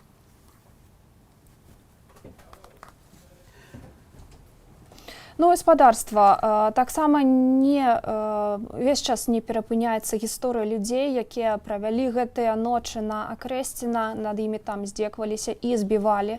І цяпер у нашым эфіры гісторыя аднаго з такіх. Это было 9 числа. Время я уже не помню, когда меня привезли в реанимацию. На мне было написано 23:50. Это, походу, когда вообще взорвалась граната возле лица. Оглушила, ослепила. Как дальше, куда я бежал, куда-то пробовал бежать, не помню. Потом уже слышал голоса, скоро очнулся уже в реанимации. В итоге повреждено было сильно обожженное лицо, рука обожженная, правая рука Дырка в руке, видно, осколком разорвала. Ну и перебитые 2 перепонки в 2 ушах, разорванные. Что дальше с ушами будет, пока еще неизвестно. Следователи приходили уже, когда перевели с реанимации в отделение. 2 женщины спрашивали, кто бросал. Естественно, как я мог видеть, кто бросал. Но это была 100% шумозвуковая граната, потому что по-другому так ничего не стреляет. Ну і спадарства таксама хацела б нагадаць, што учора Святлана Ціхановская запісала чарговы зварот да грамадзянаў Беларусі. Яна заклікала ўсё ж такі не здавацца і сказала, што галасы, якія аддалі беларусы за яе, мусяць быць усё ж такі палічаны сумленна. Святлана Ціхановская таксама заявіла пра стварэнне каардынацыйнага савету па перадачы ўлады ёй, абранай прэзідэнткі Рэспублікі Беларусь, як яна сябе ўжо акрэсціла. Якая цяпер знаходзіцца ў Літве. Азнаёміцца з тым, хто увойдзе ў гэты савет, можна таксама на старонцы штабу Святланы Ціхановскай. Цяпер можам паглядзець яе зварот. Дорогие друзья, за последние несколько месяцев мы сделали невозможное. Еще полгода назад никто не верил, что белорусы смогут объединиться и сказать «нет» старой власти. Но это случилось. Мы пришли на избирательные участки и сделали свой выбор. По закону, мирно и с достоинством. Я хочу сказать спасибо тем людям, которые были рядом со мной, моей команде, штабам Валерия Цепкала и Виктора Бабарика. Я хочу сказать спасибо каждому человеку, каждому избирателю, который проголосовал за меня, за перемены в нашей стране. И нас, сторонников перемен, большинство. Этому есть документальное подтверждение, копии протоколов. Там, где комиссии посчитали голоса честно, моя поддержка составила от 60 до 70%, а в Новой Боровой 90%. Белорусы никогда больше не захотят жить с прежней властью. В его победу большинство не верит. Мы всегда говорили о том, что защищать наш выбор нужно только законными, ненасильственными способами. А мирный выход граждан на улицу власть превратила в кровавую бойню. Ситуация критическая. Я с болью смотрю на то, что происходит в нашей стране в последние дни. Для меня, и я уверена, для каждого из нас, сторонников перемен, человеческая жизнь – это самое ценное. Нам нужно остановить насилие на улицах белорусских городов. Я призываю власть прекратить это и пойти на диалог. Я прошу всех мэров городов 15 и 16 августа выступить организаторами мирных массовых собраний в каждом городе. На улицах наших городов появляются новые мирные акции, цепи солидарности женщин с цветами, абсолютно не воинственные. Они показывают всему миру, что мы, белорусы, открытые, честные люди, и мы против насилия. Я благодарю сотрудников, которые отказались выполнять преступные приказы против своих граждан. Я хочу поблагодарить тех, кто уже не побоялся и объявил забастовку. Спасибо работникам БМЗ, электротехнического завода, МАЗ, IT-компаниям из ПВТ и другим коллективам, кто присоединился. Давайте вместе защитим наш выбор. Подпишитесь за то, что вы голосовали за меня, Светлану Тихановскую. Ссылка будет под видео. Пожалуйста, не оставайтесь в стороне. Наши голоса должны быть услышаны. Ну а с нами спадарства на сувязі політолог Юрій Чавусов. Добрый день. Ці чуеце вы нас? Так. Хацелася б паразмаўляць пра вось гэтую ідэю, якую агучала Святлана Ціхановская, пра стварэнне каардынацыйнага савету па трансферу ўлады. І наколькі вы бачыце перспектывы ў гэтым, хто ўвойдзе ў савет, бо асноўныя лідары цяпер знаходзяцца пад арыштам? Ну, безумоўна, спадарня Ціхановская, як кандыдат, які быў вылучаны ў лідары апазіцыі з бегам абставінаў. Зараз яна шукае нейкую інстытуцыйную падтрымку і стварэнне вось такой рады. Яе можна называць по-рознаму, по трансферу улады, альбо просто дзеля рэпрэзентацыі палітычнай альтэрнатывы. Это тое, што напрошвалася, это, безумоўна, слушны крок у гэтай сітуацыі. Все кажуць пра перамовы, дык вось такая рада, гэта можа быць той суб'ект, які можа выступіць у перамовах з рэжымам як прадстаўнікі пераменаў. А як думаеце, ці пойдзе гэты самы рэжым на перамовы? Гэта вялікае пытанне, гэта залежыць ад таго, наколькі будзе працяглым і інтэнсіўным той ціск грамадства на гэты рэжым, які зараз ажыццяўляецца. Мы бачылі акцыі пратэсту, мы бачылі нечуваны гвалт з боку праваахоўных органаў, які насуперак беларускай заведёнцы не стаў дэмабілізуючым фактарам, а наадварот мабілізаваў грамадства. Мы бачым всплеск страйкамаў, забастовачнага руху. Наколькі гэты ціск захаваецца, наколькі ён будзе павялічвацца, ад гэтага залежыць, ці пойдзе рэжым на перамовы. Я кажу рэжым, а не персанальна Лукашенко, тому што выглядае на тое, што сам ён не можа адэкватна ўспрымаць гэтую сітуацыю. Ну, а якія развіцці падзеяў вы бачыце, на які найбольш верагодны варыянт, на вашу думку, развіцця падзеяў у Беларусі? Гадаць тут не выпадае, таму што падзеі вельмі хутка змяняюцца. Нас чакае заўтрашні дзень, гэта дзень вялікіх маршаў. Іх уже нельга называць маршы пратэсту, гэта маршы беларускага народу супраць узурпацыі улады Лукашэнкам. Мы ведаем, што ЦВК учора абвесціў традыцыйныя 80% Лукашэнку. Напэўна, гэта па-ранейшаму будзе абураючым фактарам, які будзе спрыяць таму, што людзі выйдуць на вуліцы. Поспех гэтых заўтрашніх акцыяў будзе азначаць поспех далейшага развіцця ціску на рэжым. Далей альтэрнатывы перамоваў няма. То есть перамоўны працэс раней ці пазней мусіць пачацца, ад гэтага залежыць поспех пераўтварэння. А вось расійскія тэлеканалы дзяржаўныя цяпер кажуць пра тое, што нібыта гэтая пратэсная хваля, якую цяпер назіраем, кіруецца з захаду. Тое самае кажа і Александр Лукашенко. Як вы думаеце, ці ёсць нам падставы апасацца ўмяшальніцтва Расіі ў нашу палітычную сітуацыю? Ці ўсё ж такі магчыма Расія? Разумееце, апасацца ўмяшальніцтва Расіі в беларускай палітыкі гэта тое, што нам наканавана. Такія апасенні ёсць і в украінскай палітыкі, ва ўсіх суседзяў краіну, якія вакол Расіі размешчаны, яны апасаюцца вось гэтай імперскай палітыкі Кремля. Тым не менш, вось гэтай мантры пра замежны ўплыў, яны ўжо перастаюць працаваць ва ўмовах, калі на вуліцы выходзяць дзесяткі тысяч людзей.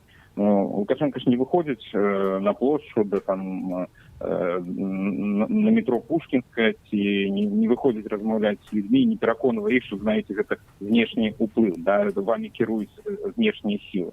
Калі людзі выходзяць дзесяткамі тысяч, пра знешнія сілы казаць не выпадае. Людзі самі ўсведамляюць сабе як палітычная сіла. А хто іх заклікаў выходзіць? Ці то тэлеграм-канал, які па тэхнічных прычынах кіруецца з-за мяжы, ці то нейкія палітыкі, якія вымушаныя з'ехаць у эміграцыю, апасаючыся за сваё жыццё. Гэта ў дадзенай сітуацыі не так важна. Безумоўна, Расія, расійскі фактор ёсць небяспека, ёсць апасенні справядлівыя, што Расія можа скарыстаць перыяд безвладдзя ці хаоса ў Беларусі на сваю карысць, але гэта можна пераадолець менавіта праз мірны перамоўны працэс і той трансфер улады, пра які кажа спадарня Ціхановская. Дзякуй, спадару. Дзякуй, спадару Юры. Мы вымушаны падзякаваць вам за размову і пераключыцца, бо цяпер акурат на вуліцы Макаёнка ў Менску працягваецца пратэст супраць несумленнага асвяшчэння падзеяў у Беларусі дзяржаўнымі медыямі, прынамсі Белтэлерадыёкампаніі, і мы перанясемся цяпер туды. На вуліцы выйшлі працаўнікі дзяржаўнага тэлеканала Белтэлерадыёкампаніі.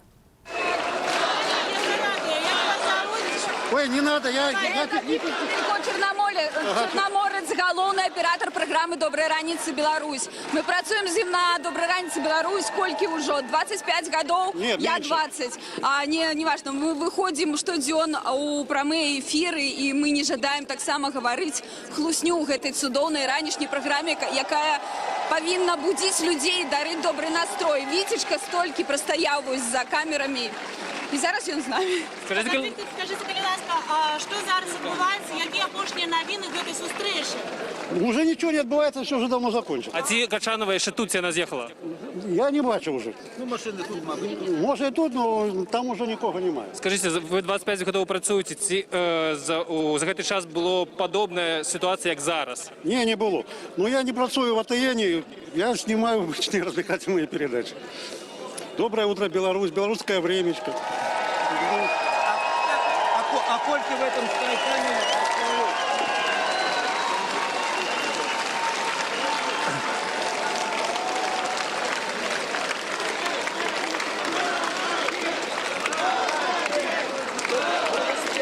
Яшчэ один супрацоўнік ОБТ выйшаў.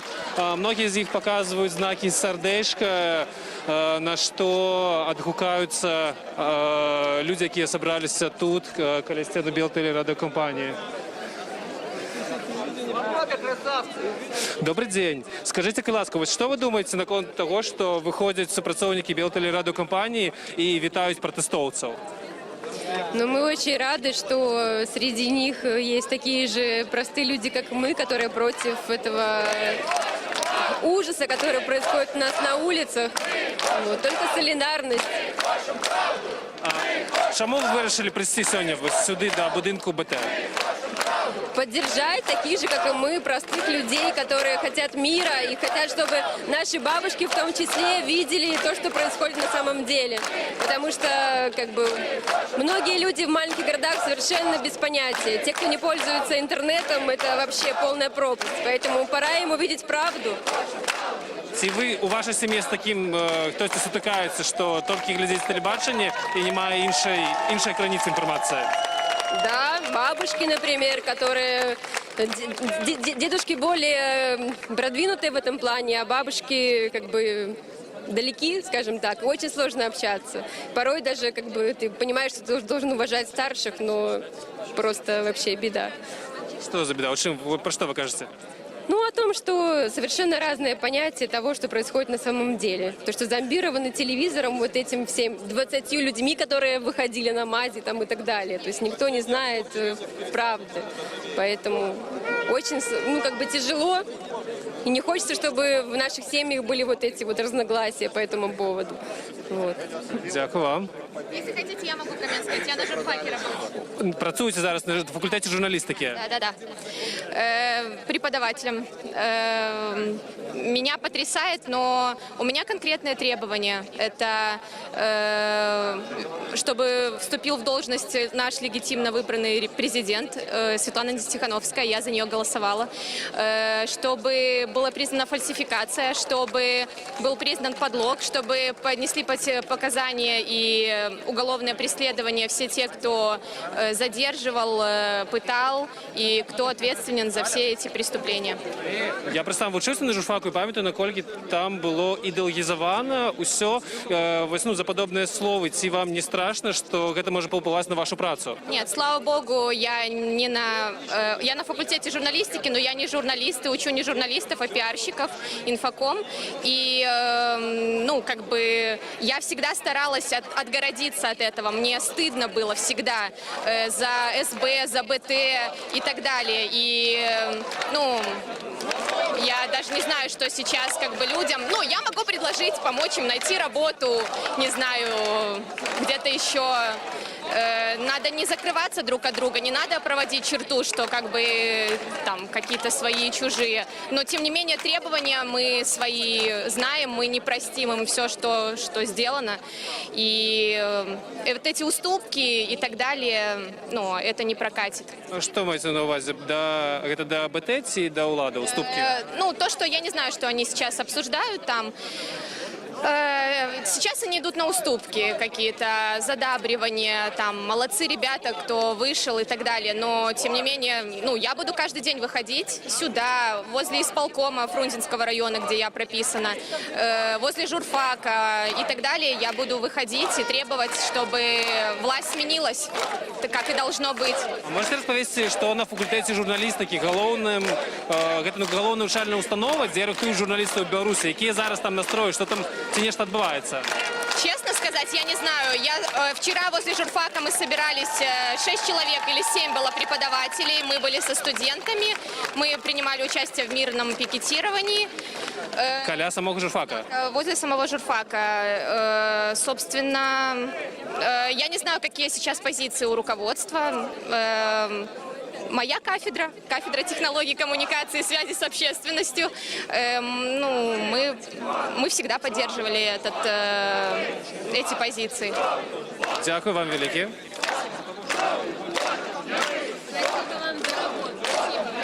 Дякую.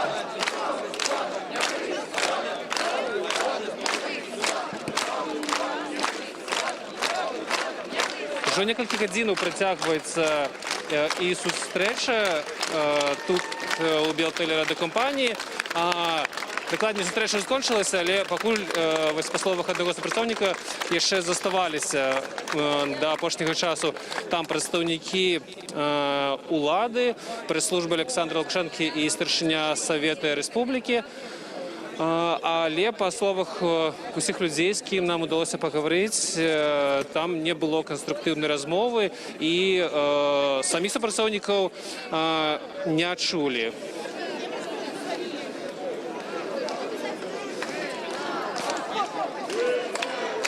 Вось зверху на тле ж бачна, чым мне, як шмат людзей тут сабралася. І калі мы сюды падыходзілі, вельмі шмат людзей прыязджалі на метро і пешкі вось так цягнуліся вялікімі групамі сюды да будынка Белтэлерадыокампаніі.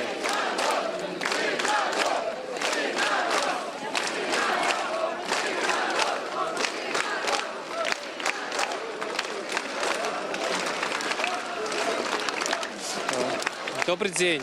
Рада Свобода, живая трансляция. Скажите, вось с гэтым плакатом, чему вы пришли до... Чему с таким плакатом менавіта пришли до БТ? Сказал Аристотель, и мы должны придерживаться такой идеи. Что? Так сказал Аристотель много-много лет назад, и мы должны придерживаться этого.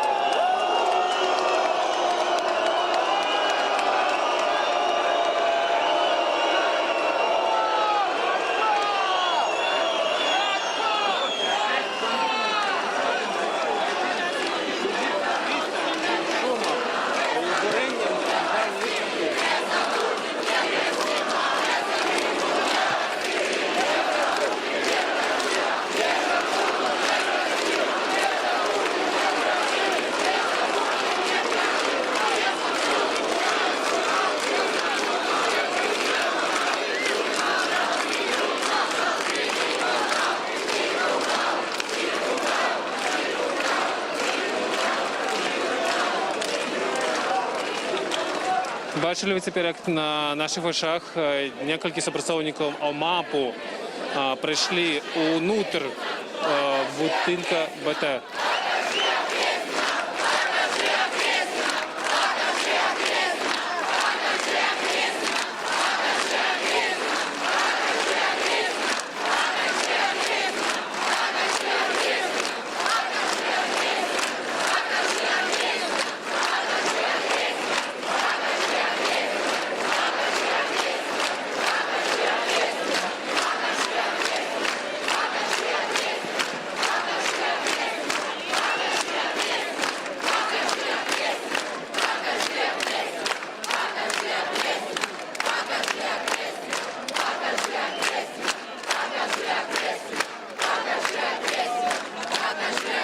Добрый день. Радио Свобода, нажива трансляція. Скажите, калі ласка, вось увогуле, ці вы глядите державное телебачение, вось БТ? Я не знаю, из тех, кто здесь выходил из здания, но поддерживаю. Чему вы не глядите БТ? Я не смотрю, к сожалению, это телевидение. Чему? Надеюсь, что ситуация исправится и будем смотреть его как раньше. А коллегу глядели и чему перестали глядеть? Я смотрел. Лет 15 назад. Что изменилось? YouTube появился. Что? Появился YouTube. моей жизни. Да, ваши каналы вот смотрим, это более-менее. Да, потому что вот теща у меня в деревне, она говорит реально, что вот ты говоришь, здесь в Минске такое творится, она, как же, по БТ, там, ну, зала одна, по БТ все хорошо, как может быть? Здесь все хорошо у нас, на стране хорошо. Вот если упадет вот это вот еще пропаганда, я думаю, что можно праздновать победу. А чему вы называете это пропагандой? Потому что это то, что показывают здесь, это по-другому невозможно назвать, потому что все хорошо, все у нас в стране отлично, никаких, ну это ж неправда. Мы знаем обстановку на месте, и это не соответствует показанному по телевизору. В крайнем случае с чиновниками, если вот начинаешь общаться, ты понимаешь, что наша система вся уже, ну, просто прогнила полностью. Невозможно, если хороший вопрос, который тяжело решить, никто из чиновников даже браться не хочет его решать, просто это уже все. Вот столкнулись реально вот по этому дому. Лукашенко говорит, нельзя строить хмарочесы. Зайдите туда во двор, там же 25-этажки. Там нету маленьких домов, там все дома 25 этажей. И как мы не бились, правда, мы так и не добились в этом вопросе. Все. Як ви думаєте, до чого може сьогоднішні перемови з представниками влади привести? Ну, честно говоря, я не знаю, чем это все закончится, но я, судя по настроениям, я думаю, что БТ сложно станет после сегодняшнего работать как надо. Так, как они работали, всю эту пропаганду показывали, я думаю, ему это уже сложно. После того, как столько людей откажется показывать этот, я честно говорю, фейковые новости наши местные, по-другому никак это не назовешь. Дякую вам велике. Спасибо. Спасибо вам.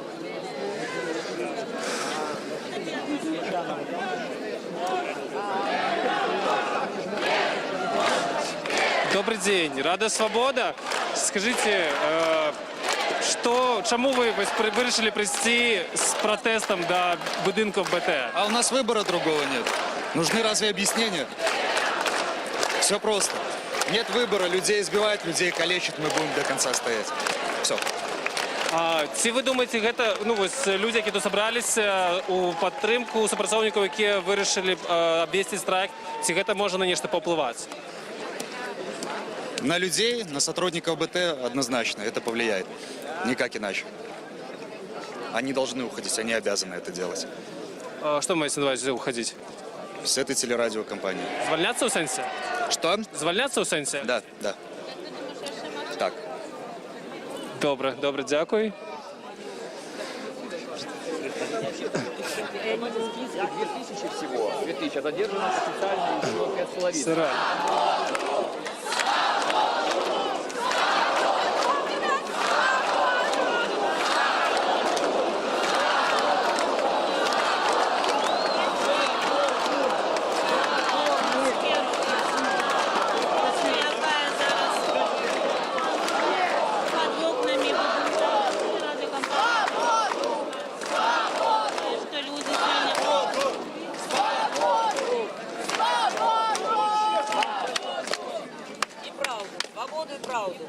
Мы власть!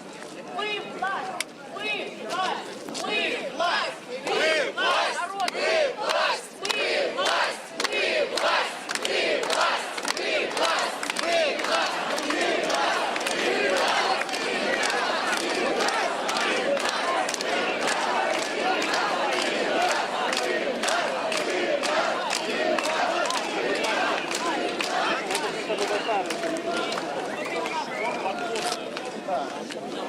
всю правду, вот, расскажу, все доказательства, фальсификацию у меня с собой. 10-го Добрый день. Рада Свобода. Скажите, что за забастовка, про якую вы пишете? Мы призываем всех забастовать и не выходить на свои рабочие места, пока наша власть не сменится и не станет наш легитимный президент на свое место, и не вернется в страну, и мы не сможем жить спокойно, без кровопролития, без страха. Мы боимся выпускать своих детей на улицу. Это просто невероятно. Лукашенко не наш президент. Чому ви лічите, що він не набрав 80%, які офіційно обвестила ЦВК? Ну, это слишком очевидно. Это было очевидно и видно. Это было настолько видно. Мне кажется, даже никто не пытался прикрывать эту ложь. А чому до БТ ви вирішили сьогодні прийти? потому что БТ показывает неверные новости. Они показывают совершенно другую картинку нашей реальности. Они не показывают народ и что с ним происходит. Я не вижу на БТ не показывает Окрестина. Ви глядите зараз, бачили випуски новин? Сегодня я не смотрела новости. Последние дни я их просто не смотрю уже. Но то, что я видела, они не показывают Окрестина, они показывают этих избитых, измученных людей. Это издевательство, это просто это не поддает, у меня сердце кровью обливается. На это невозможно смотреть. Як ви лічите, чому гэтай падзеі не трапляюць на каналы дзяржаўныя? Я не знаю. Значит, мы для державы, для милиции, для ОМОНа, для военных, мы, наверное, пустое место. Я не знаю, почему они так делают, почему они так поступают и что у них за животные инстинкты. А ўвогуле, ці вы регулярно глядзіце беларускае тэлебачанне? Не знаю, как ответить на этот вопрос. Увогуле телевизор глядите? Вообще я смотрю иногда, но новости, если честно, не всегда, потому что правды и хороших новостей там исключительно мало. Добре, дякую вам.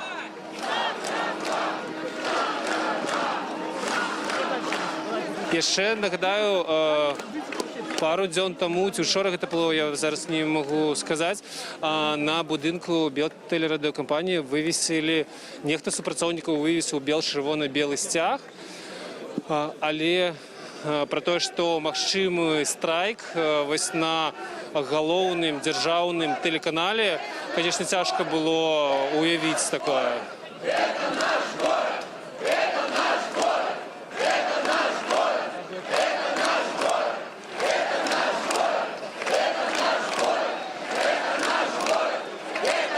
Добрый день. Скажите, что вы хотите сказать своим плакатом? Я хочу сказать плакатом, что все государственные каналы врут. Все 26 лет. Никакой правды. И нам нужна она. Нам нужна она. Покажите Окрестина, покажите все, что происходит с этими людьми, которые сейчас в ужасных условиях находятся. Ни капли о них. А на улицу выходят одни зэки, наркоманы и купленные Западом люди. Вот они, вот вы их всех можете увидеть. Вот это правда. А они пускай показывают то, что показывают. И я хочу приобрести одного из них. Як вы лічыце, ці магчыма, каб то, што вы кажаце, каб пачалі паказваць на белтэлерадыёкампаніі пра людзей, якія былі пакалечаныя ў гэтыя апошнія дні? Еще раз. Ці могуць паказаць вось тое, чаго вы патрабуеце? Конечно, могут. Могут. Если захотят, если они поверят в то, что они могут говорить правду и без осуждения, они покажут ее. Или когда с их близкими что-то случится подобное. Тьфу-тьфу, не дай бог. Дякую. Чаму вы лічыце, што яны змогуць паказаць вось навіны пра Окрестина і пра іншае? Мы смогли выйти после того, как простых людей били, пытали в этой тюрьме. Мы сюда вышли и просим правды. И я думаю, что мы достойны ее. Ці ўвогуле вы апошнім часам глядзелі навіны на дзяржаўных тэлеканалах? Нет, мы не смотрим новости, потому что там не показывают правду. Вот девушка смотрела. Мне не сподобалося. Вы глядзелі? О, расскажите нам.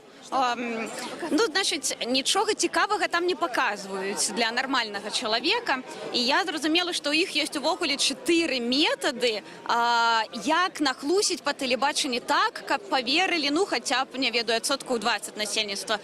Перший метод, гэта, значить, узяць месца пасля дэманстрацыі, значит, АМАП раскидывае смецце на гэта месца, робіць яго максімальна страшным.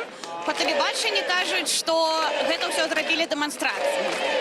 Другі метад – гэта прымусіць чалавека катаваннямі, шантажом, гаварыць сябе на камеру. Гэта вось як, напрыклад, здарылася з прадстаўніком штаба Бабарыхі. Калі мы паглядзім, у якім стане ён знаходзіцца, калі запісвае відэа, то ніводзін чалавек ніколі не паверыць, што ён дае гэтае паказанне чыста сардэчна. І нават мне здаецца, што часам прыцягваюцца для гэтага, можа быць, крымінальнікі былыя, проста дзеля таго, каб яны штосьці выдумалі на камеру. Таксама ёсць такія методыкі на тэлебачанні, гэта значыць перавод стрэлак. Напрыклад, на Беларусь-1 мне ўчора расказвалі, што па горадзе небяспечна хадзіць. Паглядзіце, мы не можам хадзіць па горадзе як раней праз дэманстрантаў, але ж гэта неправда. Мы не можам хадзіць па горадзе бяспечна не праз дэманстрантаў, а праз тое, што горад перакрыты ўладай, бо ўлада баіцца любой крытыкі, любой апазіцыі і любых людзей, якія не ківаюць ёй галавой так на ўсё, што яно робіць. Такіх метадаў, насамрэч, у тэлебачанні не так і шмат, але яны ёсць, яны вельмі шаблонныя, яны вельмі прымітыўныя. І мне здаецца, што яны ўжо не знаходзяць водгук у розумах нашых людзей. І гэта я бачу сярод сваіх знаёмых. Прынамсі, я не сустракаю людзей больш, якія глядзяць тэлебачанне і асуджаюць тых у нашай краіне, хто жадае новага жыцця. Дякую вам за такі вельмі аналітычны расклад дзяржаўных навінаў. Вось знайшлі нарэшце першага чалавека, хто глядзеў апошнія дні БТ. Можно взять слово?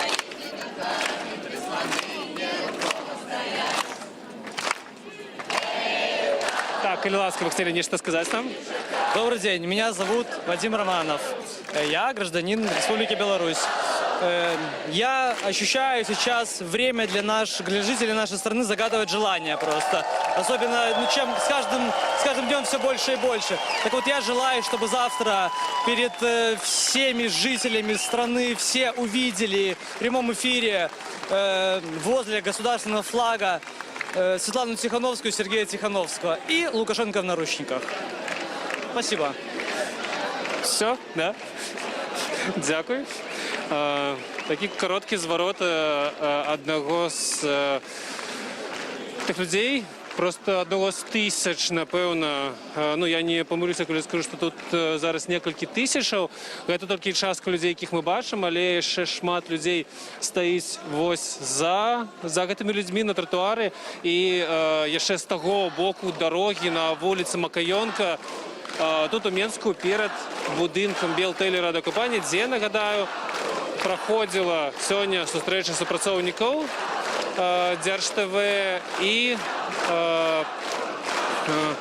прадстаўнікоў беларускай улады, прэс-сакратара Александра Лукашэнкі і старшыні Совета Республики Натальи Александровой.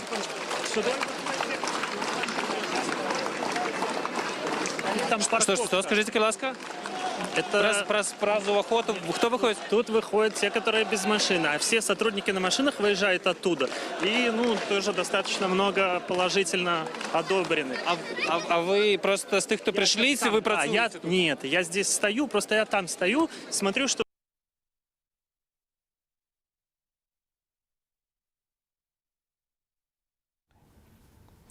Добрый вечер, господарство. У студии Белсату вітаем вас, Віталь Цівчык. И Алина Коушек, господарство. Ну что ж, бачим такие незвычайные кадры абсолютно под вулицей Макаёнка 9. Дякуем нашим коллегам з Радио Свобода за то, что дали нам магчымасць показать гэты стрим і нашим гледачам. Але мы бачым, стрим перарваўся, але мы пераносимся, мы трымаем руку на пульсе і сачым за ўсім тым, што адбываецца ў нашай краіне. А ўжо зараз у гэтай хвіліны наша карэспандэнтка Галіна Бакунчык знаходзіцца на плошчы Незалежнасці. Мы спрабуем з ёй звязацца. Трошки пазней, я думаю, мы покажем плошчу Незалежнасці. Господарство, сёння вельмі важны дзень, бо сёння хавалі героя Беларусі, сапраўднага гаспадара Александра Тарайкоўскага, які загінуў каля станцыі метро Пушкінская. Гэта вось смерць, якая была афіцыйна пацверджаная Міністэрствам унутраных справаў. І сапраўды развітацца з героем прыйшлі тысячы людзей.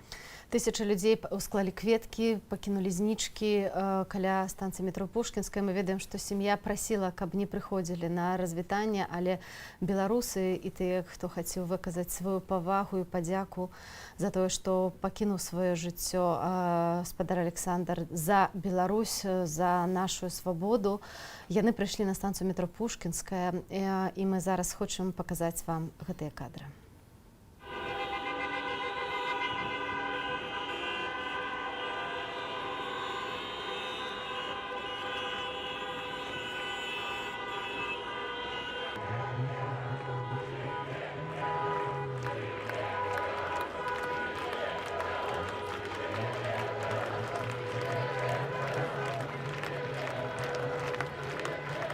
Человек погиб, и до сих пор никто полноценно не извинился. Милиция, все на коленях должны стоять у людей, просить прощения.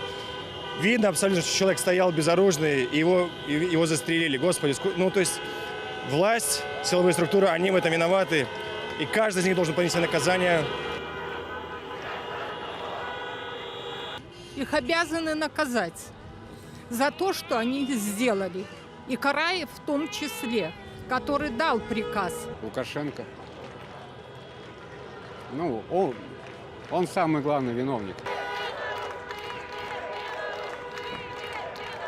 Я считаю, что виновата система. И все винтики, которые участвовали в этой системе, вот цепь событий привела к смерти этого человека. И это только, я так понимаю, один из первых случаев. Очень много людей пострадали. Нету никакого оправдания правового, общечеловеческого для этих поступков.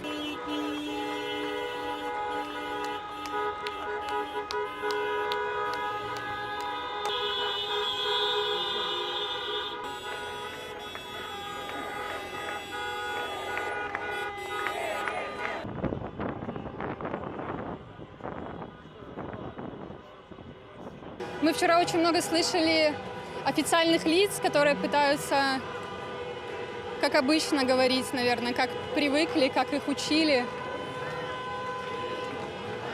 Нам всем страшно, да, и мне сейчас страшно, я сейчас говорю и тоже буду бояться. И завтра, и послезавтра, скорее всего. Я видела видео, слава богу, меня здесь не было. Я не могу сказать, что я видела это своими глазами, но на видео отчетливо видно, что ничего в руке у парня не взрывалось. Отчетливо видно, что он стоял, отчетливо видно, что он упал. И ничего в его руке не взрывалось. Поэтому я не верю тому, что говорят официальные СМИ. Я лично, я сравниваю то, что говорят в телевизоре, и то, что я вижу в более свободной сети, да, в интернете, где нет цензуры, где нет страха быть уволенным. И сравнивая это, я человек образованный, взрослый, мы не дети уже, мы не дети, нам по 30 лет. Хватит думать, что мы дети.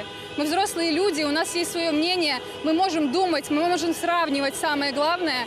И те дети, возможно, да, которые здесь были, пострадали. Но мы, кто вышел сегодня, мы уже не дети, мы взрослые люди. И хватит делать вид, что нам по 12, по 15 и что нам кто-то платит. Хватит. Кто понесет, кто здесь виноват? Ну, прежде всего он, конечно. И силовые, естественно, подведомственные все ему власти. Все силовые структуры, которые позволяли этому насилию в тот момент происходить. И сейчас это везде еще, наверное, к сожалению, в тюрьмах происходит, потому что еще далеко не все. Вот у нас соседа задержали, с работы человек ехал 10 числа, ночью, так как он не мог с тракторного добраться в Зеленый Луг, он шел пешком. Его еще до сих пор не отпустили, там неизвестно, что с человеком и как человек. И сплошь и рядом эти страшные истории. А понесет ответственность кто? Хотелось бы, чтобы понес. И прежде всего он, пусть уходит, люди ему уже прощали сколько. Мирно, спокойно уходит, передает теперешнему президенту, за которого мы голосовали, спокойно власть свою. Отдает. Он уже не президент, он нелегитимный. Яны мусяць павесці пакаранне, і я спадзяюся, што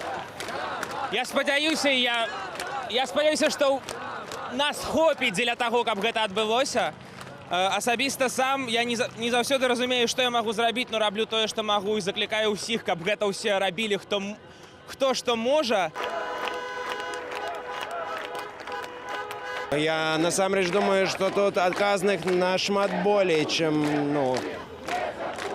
мы гэта бачым. Гэта не толькі там Лукашенко ці Караеў, гэта ўся сістэма.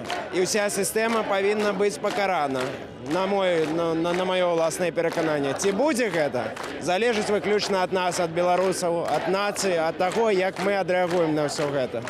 Пакуль мне падаецца, што ўсё ідзе туды, куды патрэбна, але ўсё яшчэ не скончана.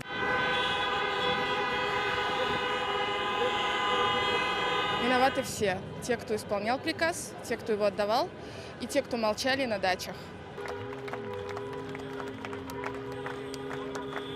Калі мы кажам пра тое, хто ў гэтым вінаваты, то асабіста я зараз разумею, што, мабыць, трошачкі нават і я, тым, што я сёння здесь, а 5 год назад не быў.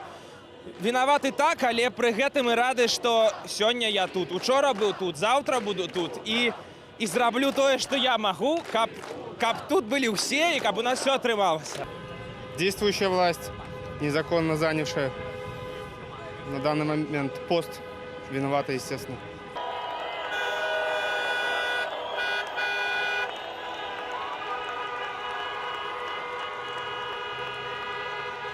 Верим в то, что они понесут свою ответственность за свои бесправные действия, за свое жестокое обращение, за все эти ужасы, которые они подарили этому народу.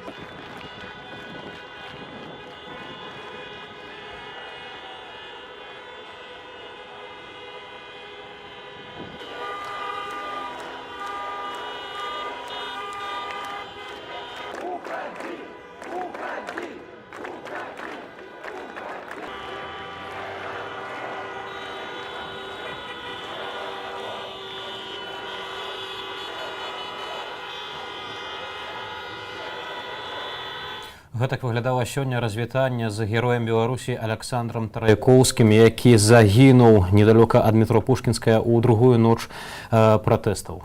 Менчукі годна развіталіся са спадаром Александром. Паводле афіцыйнай версіі Міністэрства ўнутраных справаў, ён загінуў ад таго, што ў ягоных руках выбух нейкі невядомы прадмет, які ён быццам бы хацеў кінуць у сілавікоў. Але як насамрэч выглядаў гэты момант, журналісты знайшлі. І зараз у нашым эфіры мы гатовыя паказаць вам кадры таго, як адбылася гэта жахлівая падзея ў нашай гісторыі.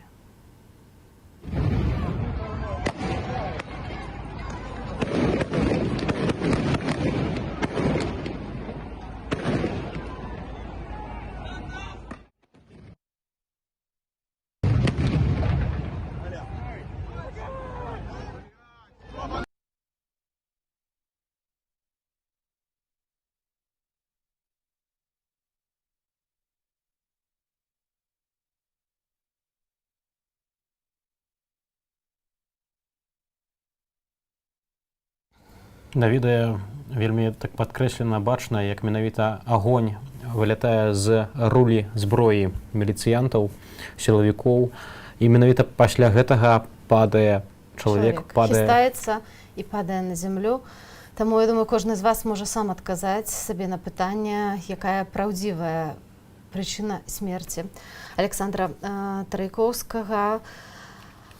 Слава героям, спадзяемся, што гэтых смерцяў больш не будзе ў Беларусі, тым не менш мы дагэтуль не ведаем колькасць загінулых людзей, іх сапраўдная лічба насамрэч нашмат большая. Яшчэ адно імя — гэта Александр Віхор з Гомля, 25-гадовы хлапец. Ягоная мама казала, што ён нават не быў на мітынгу, ён проста ў гэты вечар, у першы вечар ехаў да сваёй дзяўчыны праз горад, і яго схапілі і настолькі збілі, што ён памёр, аднак дагэтуль не выдалі цела родным, а у пасведчанні смерці напісана, што устанаўліваецца прычына. Прычыны высвятляюцца. Падобна, у яго было хворае сэрца, яго страшна збілі і таксама не аказвалі медычную дапамогу. І, на жаль, гэты малады хлопец страціў сваё жыццё. Напэўна, хутчэй за ўсё будуць яшчэ такія гісторыі, пра якія мы все мы вам распавядзем у нашым эфіры.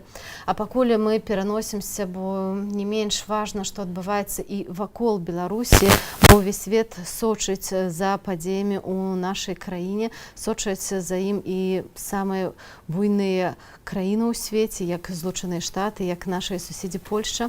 І сёння ў Варшаву з візітам, хуткім працоўным візітам прыбыў дзяржсакратар Майк Помпео, які сустрэўся ў Польшчы з прэзідэнтам Рэспублікі Польшча Анджэем Дудам, прэм'ер-міністрам Польшчы, а таксама міністрам замежных справаў. Я была на гэтай канферэнцыі, і мы падрыхтавалі для вас выказванне дзяржсакратара ЗША датычна Беларусі.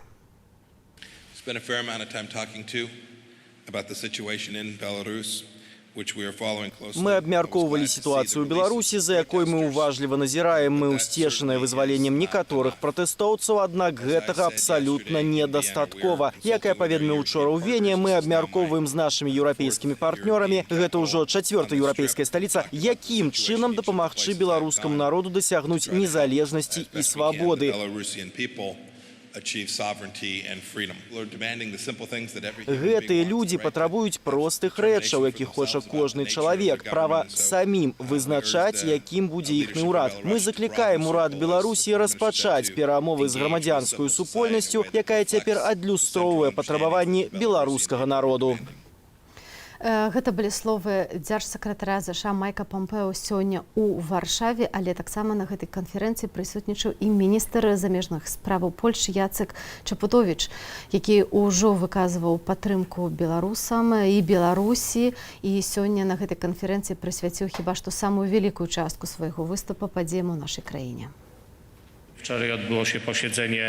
На ўчорашнім паседжанні міністраў замежных справаў Еўрапейскага звязу былі прынятыя рашэнні датычнае ўвядзення санкцыяў супраць асобаў, якія дапусцілі фальсіфікацыю выбараў і кіравалі гэтым працэсам, а таксама дапусцілі празмернае выкарыстанне сілы супраць пратэстоўцаў. Гэтае пытанне будзе прапрацоўвацца далей у межах Еўразвязу. Мы дыскутавалі, наколькі маштабнымі маюць быць гэтыя санкцыі, каб не закрануць беларускага грамадства. А пакуль беларуская тэма не сыходзіць з вуснаў замежных палітыкаў, і тыя палітыкі ўласна пытаюцца, што можна зрабіць для Беларусі, мы вырашылі выйсці на вуліцы Бабруйску і ў самых беларусаў запытацца, а ці чакаюць яны нечага ад заходніх краінаў. Евросоюз, Америка пусть вводят однозначно. Но это беспредел полный. То, что здесь творилось под выборочными участками. Просто хватали. Просто люди идут, выбегают, хватают, убежают. Все. Ну, слов нет. Ну, если с благими целями, то я считаю, что могут помочь. Могут помочь. Там как бы люди, которые уже через это прошли, возьмем ту же Украину, ту же Грецию, еще страны, которые уже через это прошли, и они знают, что такое мир, а они могут в мирных целях это помочь. Мне кажется, и так весь мир уже говорит об этом, то, что у нас происходит. Так что, я так думаю, чуть-чуть поднажать, я думаю, все-таки могут помочь. Хоть чем-то, хоть как-то, хоть той же самой солидарностью. Должны все страны не признать нелегитимность нашего президента и что выборы в нашей стране не состоялись. У нас должны быть честные выборы и должны независимые наблюдатели быть со всех стран. Александр Григорьевич, я думаю, этого не допустит, чтобы кто-то вмешивался в его политику. Многие могут помочь. Евросоюз, в частности.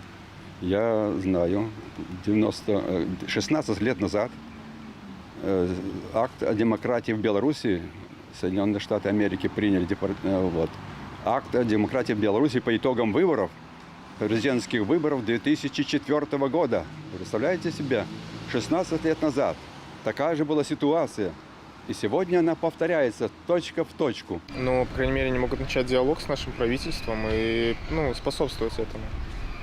То, что, конечно, когда была ситуация с Украиной, и Германия, и Франция, пыталась заступиться как бы за свою страну, которая была им интересна, а за Беларусь, кроме Литвы и Польши, особо никто не заступается. Кроме нас никто этого не сделает. Наверное, скорее всего, что мы сами должны это сделать. Як мы бачым, разуменне таго, што за нас ніхто не адбудуе нашу краіну, не зменіць нашу краіну, у беларусаў ёсць. Я дазволю сабе зачытаць некалькі смс-паведамленняў, якія вы да нас дасылаеце. Вось адзін з нашых беларускіх гледачоў піша: трэба бяречься ад Расіі. Беларус з Паўднёвай Асетіі, Паўднёвая Асетія з вамі. Ганіце гэтую жывёлу. Да, жыве Беларусь. І пытаюцца таксама: распавядзіце народу, што тэлебачанне не на Макаёнка 9, а на Краснай, дзе АНТ і іншыя. Падкажыце ім, што ўся праўда выключна там. Падкажам мы вам насамрэч, што праўда не на Макаёнка і на Краснай, а праўда на Белсаце. І мы для вас пільна сочым за ўсім тым, што адбываецца. Менавіта так, шаноўнае гаспадарства, тых, хто не жывуць у Менску. Справа ў тым, што ёсць сапраўды два офісы. Адзін офіс — гэта Белдзяржтэлерадыёкампанія на Макаёнка 9. Хіба што самы вядомы. Так, а яшчэ адзін офіс сапраўды, дзе месцяцца тэлеканалы ОНТ і СТВ, іхныя сядзібы. Гэта на вуліцы Камуністычнай, якая сапраўды знаходзіцца недалёка ад вуліцы Чырвонай. А на самой вуліцы Чырвонай знаходзіцца ўправа беларускага радыё. І яго, дарэчы, супрацоўнікі сёння таксама выступілі з заявай, што яны не згодныя з сітуацыяй у краіне, яны не згодныя з катаваннямі і іншымі такімі зверствамі. Да тэмы беларускага тэлебачання і страйку перад ім мы яшчэ вернемся, а пакуль з намі на сувязі Уладзімір Мацкевіч. Гэта метадолаг, чалавек, які філасафічным умом разумее тое, што адбываецца ў нашай краіне. Спадар Уладзімір, добры вечар. Добрый вечер. Ці змогуць нам дапамагчы ўсталяваць мір і дэмакратыю заходнія краіны? Не, гэта справа выключна беларускага грамадства, беларускіх грамадзянаў, усіх нас.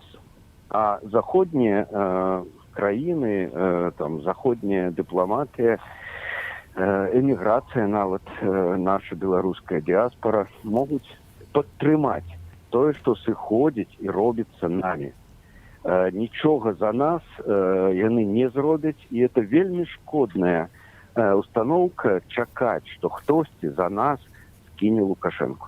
Спадар Уладзімір, сёння Александр Лукашенко размаўляў з Уладзімірам Пуціным, і ўжо ёсць такія пагалоскі, што Расія гатовая прыйсці на дапамогу Лукашенку. Вось пытанне, ці што рабіць беларускаму народу ў гэтай сітуацыі, і ці мы не застанемся сам-насам з гэтай імперыяй з усходу? Ну, мы і так сам-насам з гэтай імперіяй. И тут, видите, вот приходится говорить простые такие речи, хоть и небеспечные. Россия зараз проигрывает ситуации у постсоветских краинах. Она проиграла у Грузии, хоть и отхапала там Паўднёвую Осетию.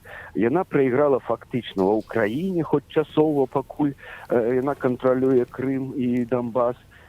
И у Беларуси так само, когда мы будем мужными, паслядоўнымі і стойкімі, то яна не зможа перамагчы нашу краіну.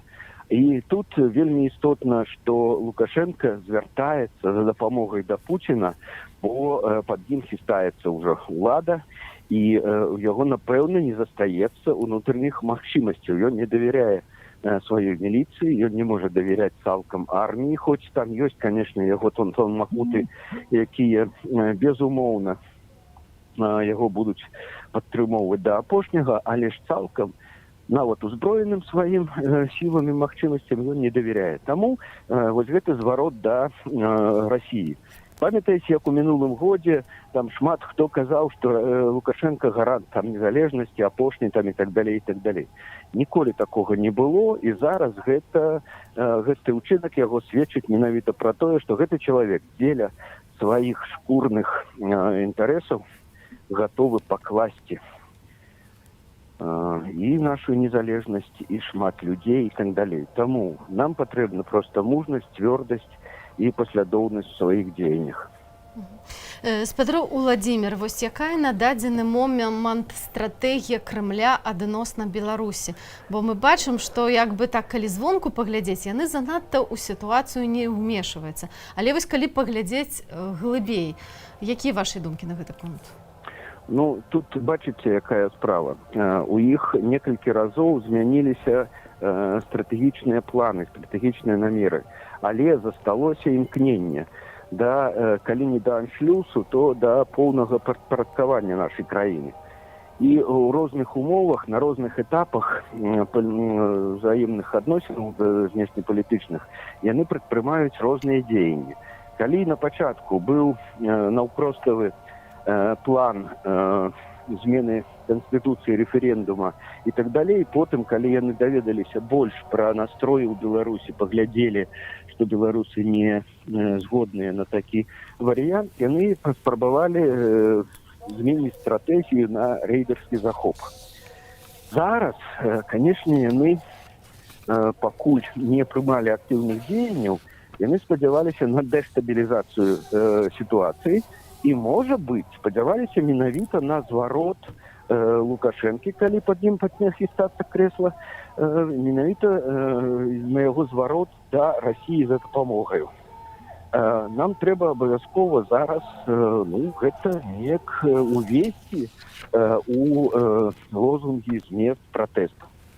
Спадар Владзімір, яшчэ напярэдадні, калі Марыя Калеснікава запісвала свой зварот ад імя штабу Віктара Бабрыкі, яна заявіла, што народ падняўся і таму ніякім знешнім сілам не варта тут нічога шукаць, таму што беларусы дадуць адпор. І сапраўды падаецца, што вось тую хвалю салідарнасці, тую хвалю, якая абсалютна нацыянальна, патрыятычна арыентаваная, якая ўзнялася па ўсёй краіне, вось нават калі сюды прыйдуць расійскія войскі, падаецца, што яны не атрымаюць ніякага тут прыёму цёплага.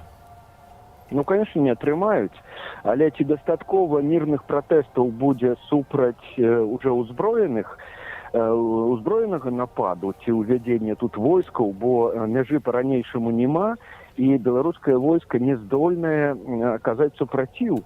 Не таму, што не баяздольнае, а таму, што, напэўна, здраднікаў у вышэйшым кіраўніцтве арміі не меней, чым было ва ўкраіне ў свой час. В гэтым сэнсе не здольныя арганізавацца і мабілізавацца на такі супраціў.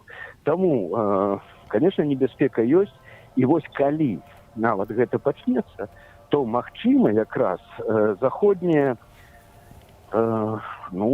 дапамога тут таксама магла б быць, бо войскі НАТО стаяць на межах усходніх Беларусі, і яны могуць стацца пагрозаю для расійскіх войскаў толькі ў адным выпадку, калі ўся Беларусь паўстане за незалежнасць.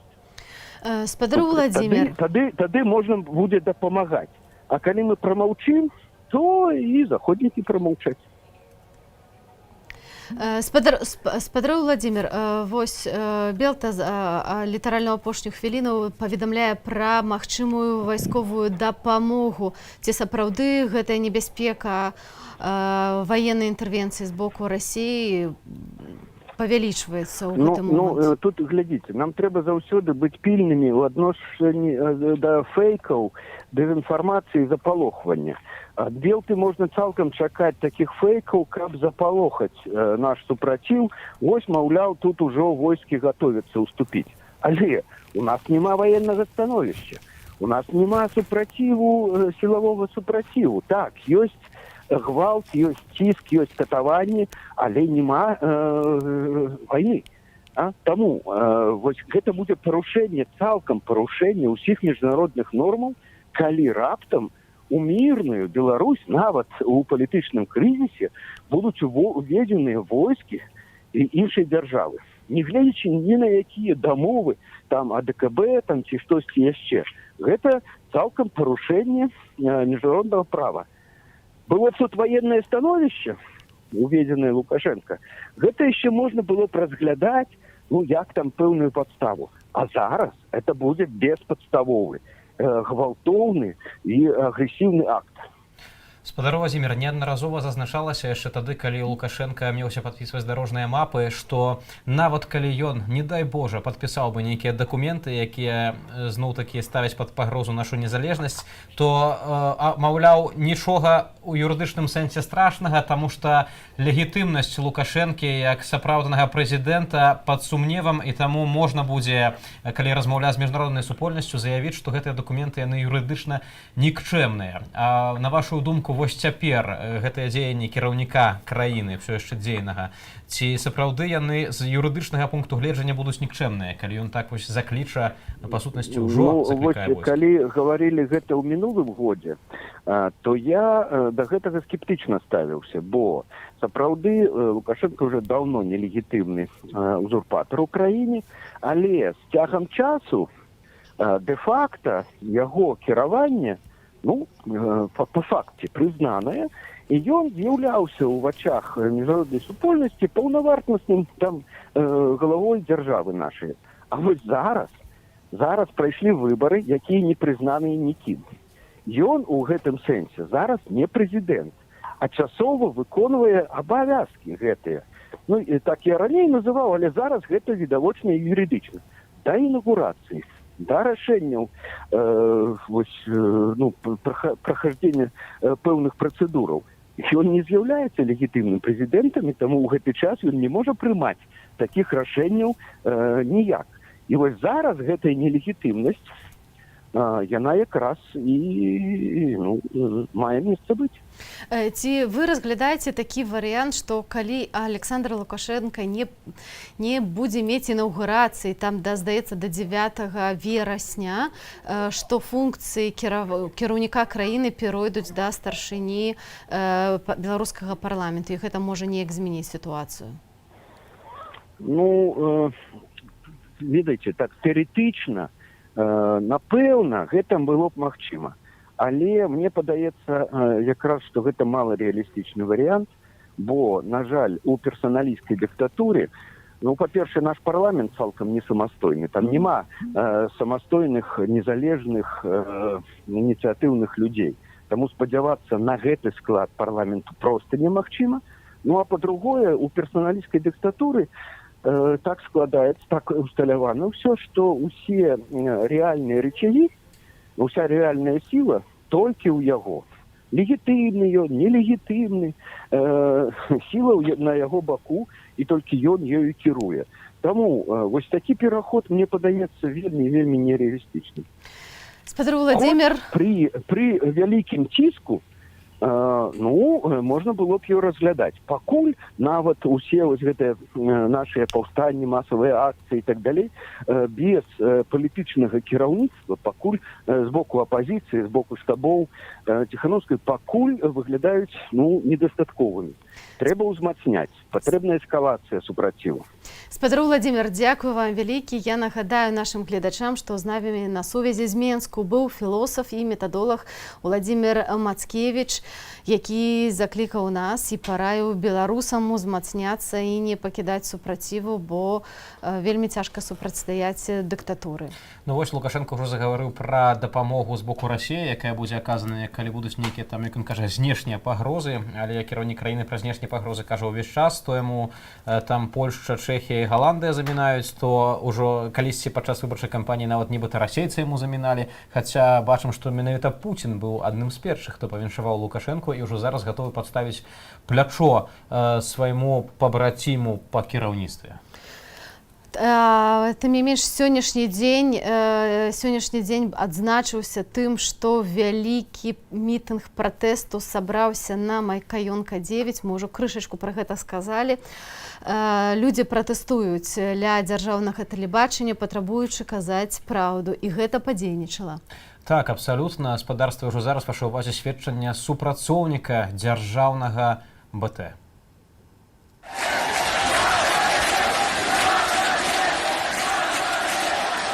Расскажите, что там было? А что там может быть? Что вам говорили? Кто говорил? Ничего не говорили. Я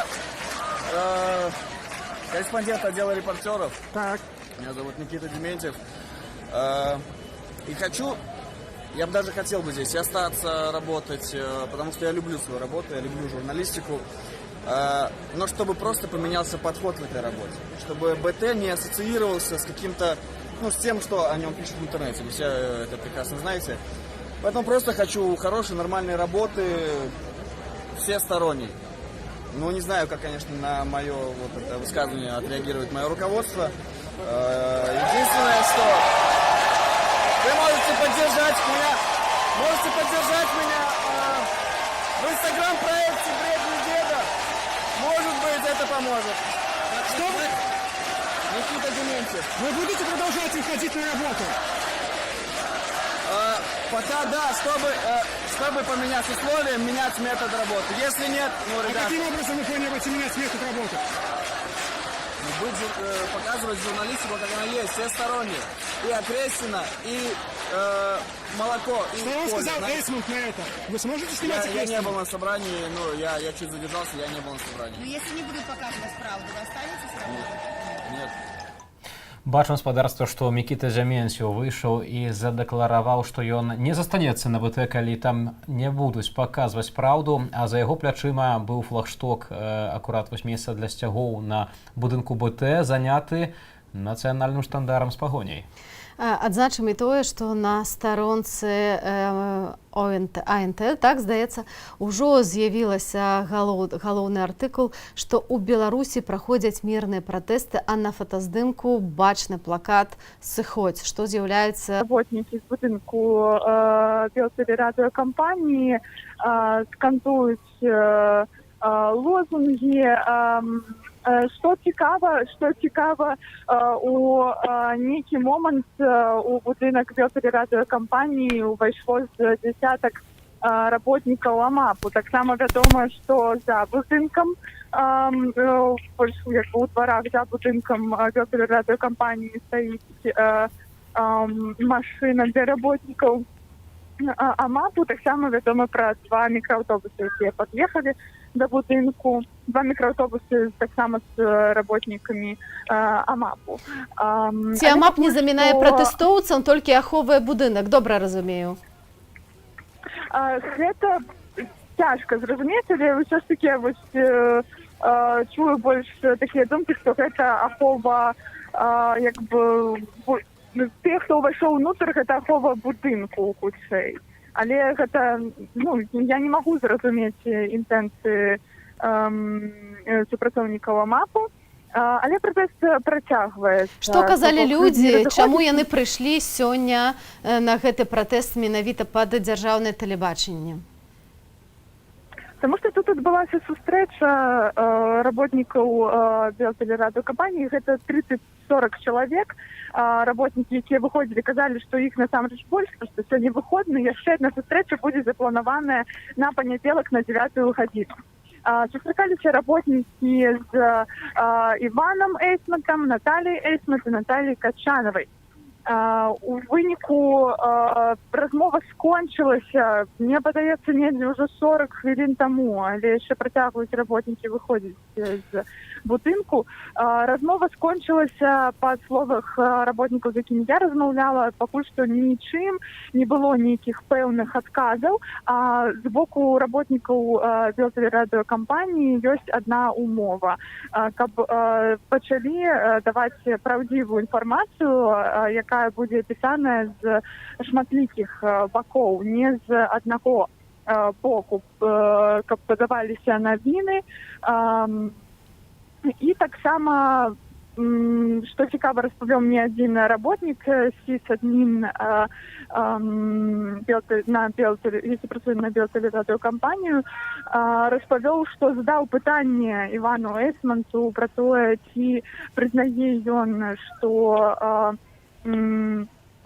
што сапраўды ўжывалася была прымененая да людзей слишком моцная сила, што гэта ўжо быў проста гвалт. Ці пагаджаецца з гэтым Іван Эйсмант? Іван Эйсмант з гэтым пагадзіўся. Гэта слова ў сістэмнага адміністратара, аднаго з работнікаў белтэлерадыёкампаніі, які прысутнічаў на сустрэчы. Таксама павядае, што сустрэча была эмацыйнай, не абышлося без перабіванняў, часам нават крыкаў. Гэта была даволі хаатычна такая сустрэча, таму спадзяюся яшчэ на больш на сустрэчу ў панядзелак о 9 гадзіне. Магчыма, яна прынясе нейкі больш грунтоўны вынік. Діяна, вядома, што і Іван Эйсмонт, і Наталля Качанова заходзілі ўсё ж такі з галоўнага ўваходу ў будынак БТ. А як яны выходзілі? Ці ўдалося гэта спраўдзіць, пабачыць? Зноў жа, туды асабіста я вырашыла не падыходзіць, каб спраўдзіць да чорнага ўваходу, вырашыла не падыходзіць, таму што вядома, што там стаяць работнікі, машыны з работнікамі АМАПу. Але што павядалі таксама супрацоўнікі Белтэлерадыёкампаніі, што яны ўпэўненыя, што все Наталья Качанова, Наталья Эйсмонт і Іван Эйсмонт выйдуць з чорнага ходу, а не праз галоўны ўваход. Ці выйшлі яны? На жаль, я вам не магу сказаць дакладна. А вось у той момант, калі яны ўваходзілі ў будынак БТ, людзі ўжо стаялі, ці ўсё ж людзі сцягнуліся трошкі пазней? Стаялі, гэта было бачна, хіба што на стрыме, так? Што людзей было вельмі шмат, так? Якія галоўныя лозунгі? Што напісана на плакатах тых людзей, якія прыйшлі пад БТ? Людзі пішуць пра тое, што не забудуцца яны на катаванні, якія адбываліся пры затрыманнях. Ёсць фотаздымкі збітых людзей. Гэта страшныя фотаздымкі з амаль чорнымі сінякамі на целах людзей. Таксама людзі скандуюць правду, правду, правду, скандуюць сыходь, сыходь. Таксама успомнили лозунг з 2010 года «Пора менять лысую резину». В принципе, лозунгов шмат. Гэта можна пералічаць 60 десяткі, 20 лозунгов. Діяна, скажы, ці яшчэ плануюцца пратэсты пад дзяржаўнымі тэлебачаннем, можа не толькі пад БТ, а таксама пад АНТ? Сёння акурат адбыўся таксама пратэст пад АНТ, туды таксама прыцягнулі тэлевізары старыя, зламаныя. Ці плануюцца далей? Тут розныя настроі. Хтосьці плануе яшчэ раз выходзіць, хтосьці заклікае яшчэ раз выходзіць. Былі таксама скандаванні кожны дзень, кожны дзень. Ці адбудуцца яны, таксама не магу дакладна сказаць, але такія настроі ёсць. Гэта была Діяна Радкевіч, якая зараз знаходзіцца на Макаёнка 9 пад будынкам Белдзяржтэлерадыёкампаніі. Дзякуй табе вялікі за расповед. Ну што ж, спадарства, ўжо зараз неўзабаве перанясемся зноў-такі пад будынак дзяржаўнай тэлерадыёкампаніі, гэтым разам пад сядзібу ОНТ і СТВ, дзякуючы нашым калегам з Радыё Свабода.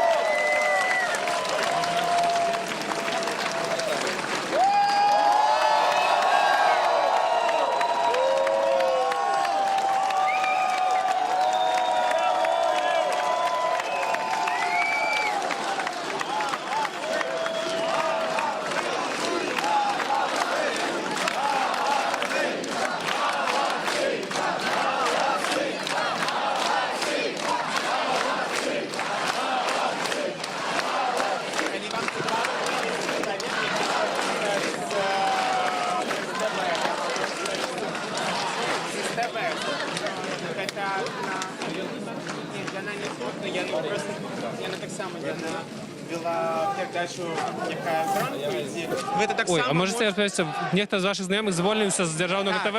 Так, это Дарья Сикерич. Яна звольнилася про стиск. Яна казала то, что коли яшчэ толькі збіраліся подписы, яна подписалася за Віктора Бабарыку, і яна, просто яна як бы маўчала, ім затыкалі рты. Яна просто написала заяву аб звальненні, зараз яна без працы. І, гэта насамрэч, магчыма, там не такія людзі, якіх ведаюць усе, але гэта, з маленькіх беларусаў робіцца нацыя, і гэта, вельмі добрий учинок, за який я особисто їй вельми удячний. Дякую. І сапраўды апошнія дні чулі гісторыі пра ўжо цэлы шэраг публічных асобаў, супрацоўнікаў дзяржаўных тэлеканалаў, якія публічна звольніліся і менавіта з палітычных матываў. Добрый дзень, Рада Свабода. Распавядзіце пра ваш плакат і пасыл ягоны. Я, як здаецца, 97% наших громадян лічу, што наша тэлевізія, як Белтэлерадыёкампанія, так і АНТ і сталічнае тэлебачанне, яны мусяць казаць праўду. Таму што тое, што мы чуем зараз, гэта здаецца толькі для электарату нашага 3%. А тое, што мы ведаем, тую праўду, якую мы ведаем, яны, на жаль, не паказваюць. І мы сабраліся тут толькі для таго, каб прымусіць нашу Белтэлерадыёкампанію, якая жыве на нашыя налогі, казаць праўду народу. Усё, мы нічога не патрабуем. Казаць праўду вельмі лёгка, гэта вельмі проста. Выходзьце, здымайце, як гэта робіць Радыё Свабода, як гэта робіць наша Ніва. І калі ласка, паказвайце народу. Народ не дурны, ён зразумее, што рабіць, праўда? Скажите, вы скажете, что хочаце, каб яны пачулі і сталі працаваць па-іншаму.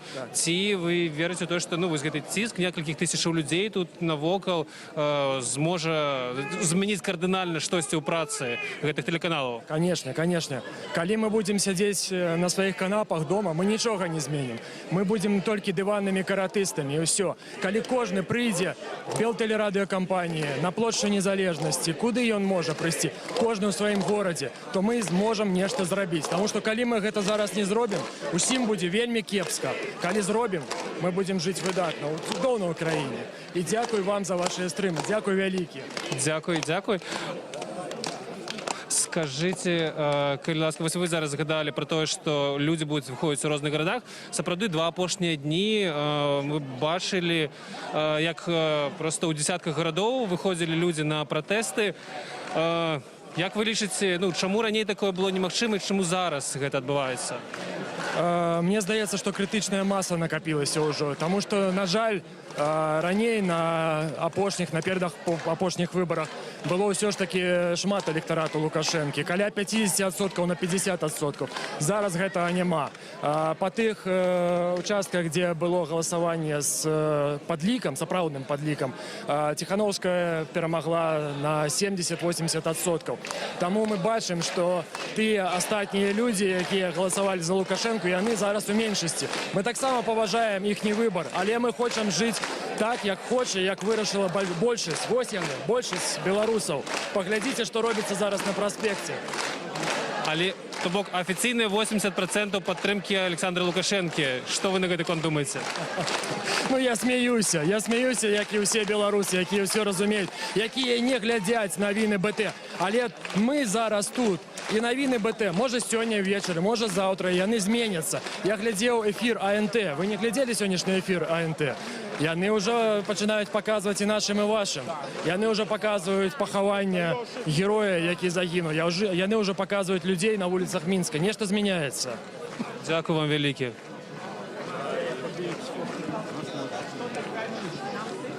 Ой, так, а там нешта бачна, глядзіце, нешта ж там здымаюць. Можа быць, мы таксама зможам. Калегі, можа нехта распавесці, што там можна угледзець? Ого! А можете... Так, зараз. Можа быць, трымаюцца нашага аператора. Мы падыдзем, добра, да вас, калі што? Можем показать на фотоаппарате, там внутри стоять люди со щитами, то бок гэта ці вайскоўцы, ці міліцыянты, і вось бачныя металічныя шчыты, і выстроіліся ў Мы бачым, што развіваюцца падзеі пад будынкам Белдзяржтэлерадыёкампаніі, і вось журналісты толькі што заўважылі, што амапаўцы, якія зайшлі, сталі відаць у кардон і не ведаю, каго там абараняюць. Бо народ не збіраецца хіба і штурмаваць. інфармаваць, толькі хоча Праўды. папрасіць, каб тэлебачанне казала праўду.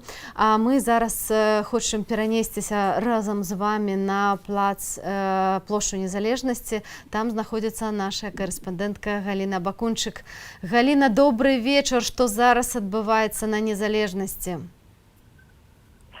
Добрый вечер. Зараз я працягваю знаходзіцца на плошчы Незалежнасці, дзе ўжо 3 гадзіны доўжыцца імправізаваны мітынг. Для тых наших слухачоў і гледачоў, якія, можа, не адсачылі ўсе падзеі, якія адбываюцца гэтымі днямі, бо яны сапраўды вельмі насычаныя рознымі падзеямі. Дык я нагадаю, што гэта мітынг, які яшчэ ўчора распачалі мінскія трактарабудаўнікі. Яны выйшлі са свайго прадпрыемства некалькі кіламетраў і некалькі гадзін ідучы калонаю, збіраючы па вуліцы ўсіх неабыякавых людзей сюды на плошчу Незалежнасці да Дому ўраду, каб выставіць свае палітычныя патрабаванні вышэйшаму кіраўніцтву, а менавіта адстаўкі Александра Лукашэнкі і вызваленне палітычных вязняў, правядзенне новых выбараў, свабоды слова і многіх іншых. Яны патрабавалі, каб да іх выйшлі вышэйшыя чыноўнікі, прынялі іхнія патрабаванні і каб распачаць перамовы ў вырашэнні гэтых пытанняў. Да іх ніхто не выйшаў, і тады людзі дамовіліся, што яны будуць выходзіць сюды на плошчу штодня да тае пары, пакуль іхнія патрабаванні не будуць пачутыя і прынятыя. Такім чынам сёння трактарабудаўнікі ізноў прыйшлі сюды, і прыйшлі іх падтрымаць вельмі многія людзі. Як гэта выглядае? Людзей не так шмат, як было ўчора. Учора была цалкам запоўненая плошча, сёння тут каля 1000 чалавек, яны стаяць у самым цэнтры, бо вялікая колькасць людзей, я думаю, што нашы гледачы ведаюць пра гэта, што яны знаходзяцца на Пушкінскай плошчы, дзе адбылася трагедыя, загінуў чалавек. Так вось гэтыя людзі тут стаяць з бел-чырвона-белымі кветкамі, стаяць з бел-чырвона-белымі сцягамі, з плакатамі, самымі рознымі, трыбунал, уходзі і многія іншыя. Я, па праўдзе сказаць, вот за гэтыя 2 апошнія дні не бачыла столькі кветак у горадзе, столькі чырвона-белых сцягоў, як гэтымі днямі. Жыве Беларусь, это просто вот надзённы лозунг, які гучыць паўхвілінна літаральна. У цэнтры горада вельмі шмат было людзей з сцягамі, бел-чырвона-белымі, які просто прагульваліся па вуліцы. А зараз тут ходзяць некалькі міліцыянтаў, літаральна 2, можа быць. Яны ходзяць паміж людзей, нікога не чапаюць, і ім гэтыя сцягі і бел-чырвона-белыя балонікі не замінаюць, так як это звычайна здаралася. Іншая рэч, што вакол плошч тут знаходзіцца ўся сілавая раць з усімі яе атрыбутамі. Пра гэта казалі людзі, тут выступаючы, якія сюда падходзілі да плошчы. Як адбываецца мітынг? Па-першае, ён распачаўся незвычайна. Група моладзі у некалькі дзесяткаў чалавек зайшлі на плошчу з вялікім шматметровым, можа нават 100-метровым палотнішчам белым, які мы неслі з 2 бакаў, яны выйшлі і паклалі яго перад Домам ураду з аднаго краю плошчы до другога. І селі на гэту белую стужку. Яны гэта патлумачылі як сімвал сваіх светлых, чыстых патрабаванняў, імкненняў і жаданняў свабодных выбараў, свабоды.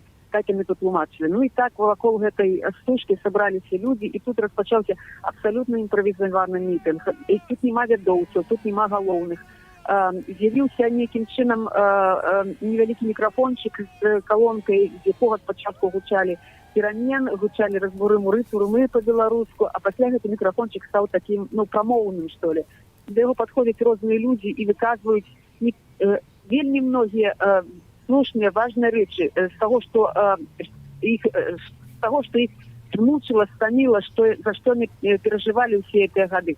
Але ведаеце, яны гэтыя прамовы не персанальныя, яны грамадскага мыслення, асэнсавання сітуацыі ў краіне. Ну, напрыклад, падышла жанчына, якая ўзросту сталага такога, і яна кажа, што я 3 дні шукала свайго сына. Ён знайшоўся ў Жодзіне, выйшаў збіты, выйшаў вельмі зневечаны. І яна кажа, такога не мусіць быць.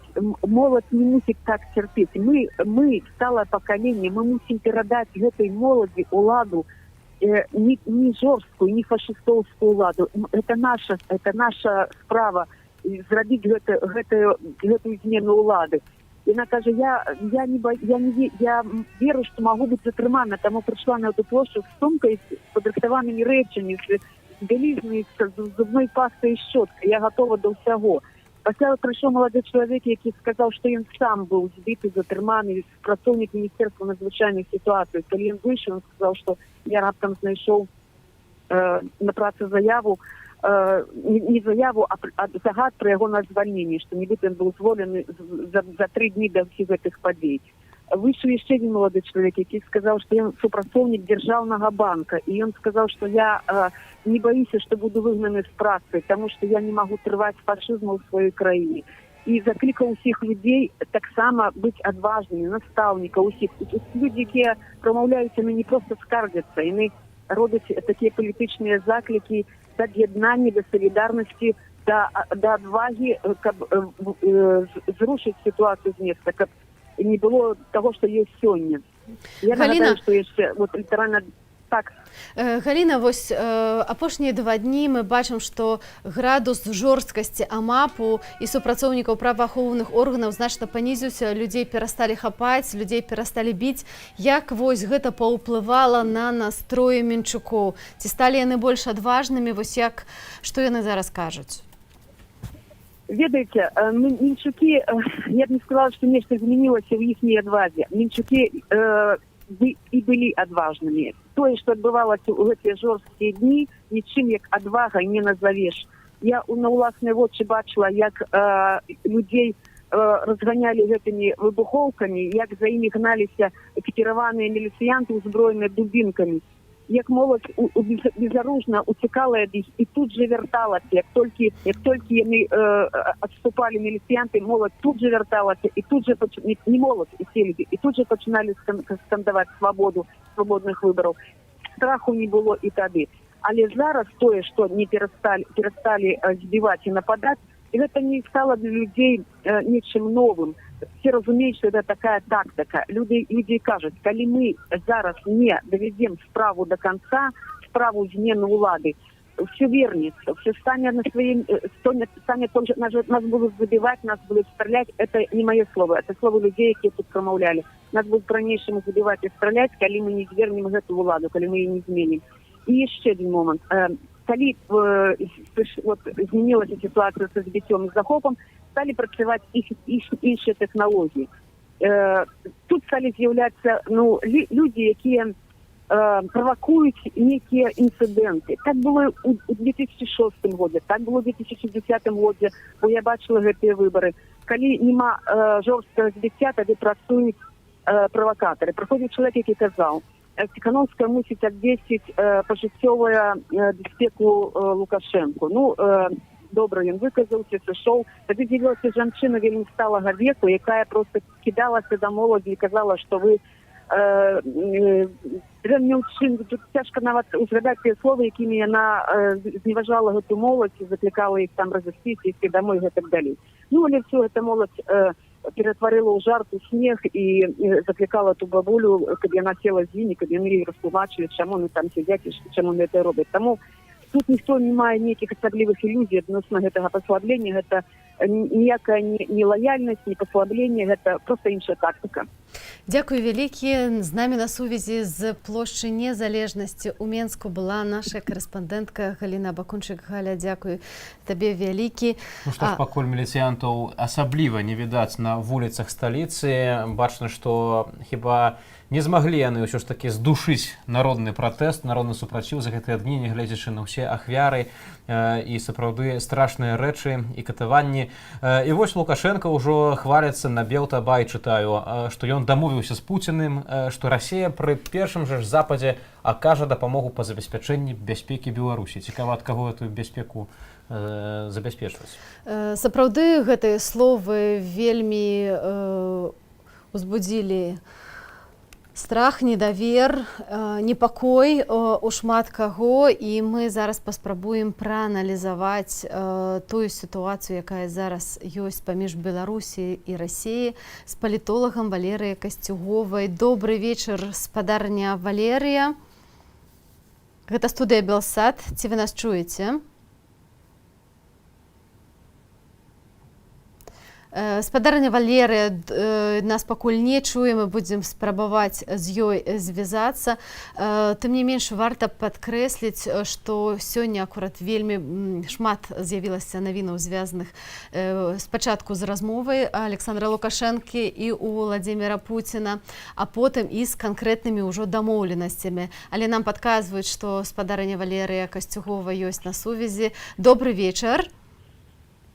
Добрый вечер. Спадарня Валерыя, вось паводле Александра Лукашэнкі Расія гатовая дапамагчы пры першым запросе. Ці ўжо настаў гэты момант першага запросу і ці сапраўды Лукашенко можа папрасіць Пуціна пра тое, каб ён увёў у войскі ў нашу краіну? Ну, что касается самого Лукашенко, то он может вообще все, что угодно. Но я бы не стала доверять его словам, как и не стала бы доверять никаким другим его словам. И думаю, что он говорил примерно следующее. Вот на меня нападают извне, мы же в Союзе, вы должны меня, Беларусь поддержать в случае военной интервенции. На что, конечно же, в этом случае Путин должен был ответить: да, конечно, когда на вас нападут извне, военные, то да, мы вас поддержим. Спадарня Валерыя, вядома, памятаем з гісторыі, як Савецкі Саюз прыходзіў з усёй сваёй ваеннай сілай у Венгрыю ў 1956 і ў Чэхаславакію ў 1968, калі мясцовыя людзі, венгры ці чэхі і славакі, уласна, дабіваліся пераменаў у сваіх краінах. А вось чым, на вашу думку, ўсё ж такі адрозніваюцца тыя часы і гэтыя? Чым адрозніваецца моц Савецкага Саюза таго часу і Расіі сённяшняй? Ну, вообще говоря, я не стала бы сейчас описывать вот эту всю разницу. В принципе, вообще-то говоря, Россия могла бы так поступить и сегодня, но я не думаю, что она бы стала это делать прямо сейчас. То есть Лукашенко нужно было бы очень сильно попросить. И ему нужно что-то пообещать очень весомое. Вельмі весомая гэта інкарпорацыя Беларусі, правда? Нет, это сомнительно. Зачем же? Але пытанне, што можа задаволіць увогуле расейцаў? Я думаю, что другое, что может интересовать Кремль. И что это может быть? Ну, не знаю, я, знаете ли, не в Кремле, но думаю, что это могут быть какие-то, просто что-то интересное для них. Например, военная база на нашей территории. Ну так, толькі тут таксама пытанне, якая будзе цана гэтага ўсяго для самой Расіі. Памятаем, што было пасля акупацыі Крыму і пасля агрэсіі на Донбассе, якія санкцыі абрынуліся. Да, и цена очень высокая, но, знаете, ведь иногда они показывают, что готовы платить довольно высокие цены. Тым не менш, як падаецца, што зараз галоўная мэта Крымля гэта не дапусціць інтэграцыі Беларусі ў заходнім накірунку, ну і наогул не дапусціць такіх зменах, якія бы проста перанеслі Беларусь у гэты вектар празахадні. І вось якую стратэгію зараз трымае Крэмль, каб усё ж такі кантраляваць, бо я не сумнеюся у тым, што яны ў пэўным сэнсе кантралююць то, што адбываецца ў Беларусі. Ну, я не думаю, что они могут контролировать то, что здесь происходит. И, во-первых. Во-вторых, я не думаю, что они думают, что угроза евроинтеграции Беларуси в ближайшие 10 лет хоть сколько-нибудь, как это сказать, правдоподобна. Они же видели и то, как это происходило с Украиной, и, в общем-то, что показывает, что их тревоги были, в общем, напрасны и по поводу Украины. Что касается... Извините, вопрос забыла? Ну, я пытала про то, якая зараз тактика Расіі адносна Беларусі, бо да сённяшняга момента ўсё ж таки Кремль быў даволі памяркоўны і асцярожны ў сваіх рэакцыях на то, што адбываецца. Вось, але хацелася б ведаць крышку болей пра тое, як яны бачаць сітуацыю ў нашай краіне? Мне кажется, они выжидают. Ну, то есть, и насколько это можно видеть, они выжидают все это время. То есть ни на одном этапе не было никакого достаточно серьезно активного участия, кроме вот этого вот поздравления формального с победой. Спадарня Валерыя, пры ўсёй павазе, вось калі мы кажам... Прабачце, ласка.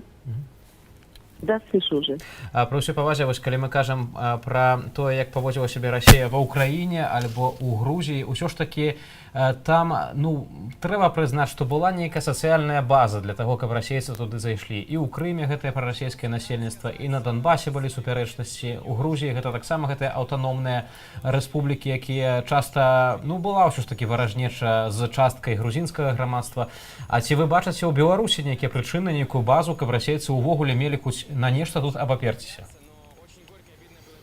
Нет, по справедливости говоря, вообще никакой базы нет. Ведь, собственно, наши протесты не носят ни прозападного, ни пророссийского, ни антизападного, ни антироссийского характера. И вся вообще избирательная кампания шла вообще в отрыве от вот этих геополитических интересов и идей. Они не были выразительны фактически ни в одной из избирательных программ, кроме Лукашенко, который там как-то пытался дать понять, что защищает страну от России. Так что это точно никак в Грузии и никак в Украине. То бок у нас наш беларускі шлях, наш асаблівы шлях змены ў краіне. Да, у нас совсем особенно. Дякую, вялікі з намі. Так, спадарня Валерыя, слухаем вас. Не знаю, хотела вас поблагодарить за все, что вы делаете в эту кампанию. Спадарня Валерыя, мы вам дзякуем, заўсёды дзякуем за ваши каментары, якімі вы дазваляеце нам больш дакладна распавесці пра тое, што адбываецца ў Беларусі, у свеце, ў Расіі. З намі на сувязі з Менску была палітолог Валерыя Касцюгова.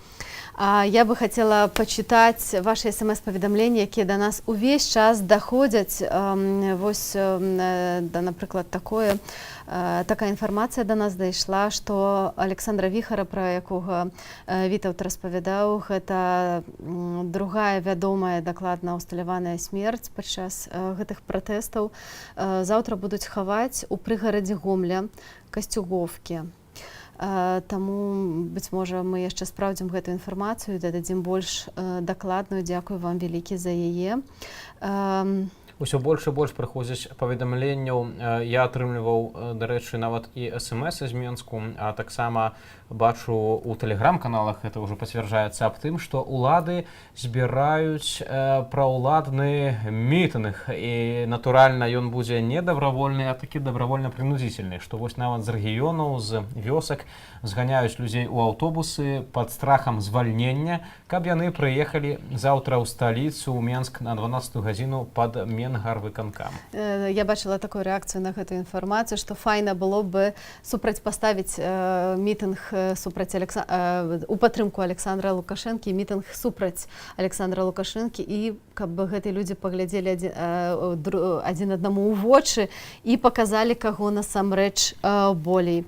І вось яшчэ з вашых паведамленняў: ганарымся беларускім народам. У нядзелю а 10 гадзіне будзем маліцца на святой імшы за беларусаў у кафедральным касцёле горада Седліцы ў Польшчы.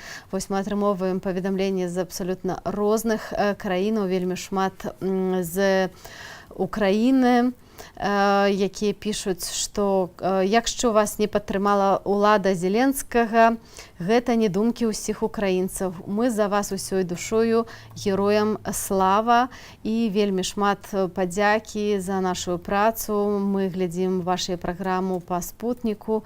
Падзякуйце Каце за яе мужнасць і нізкі паклон вам і за вашу працу з горада Бабруйска. Абавязкова перададзім Кацярыне Андрэевай.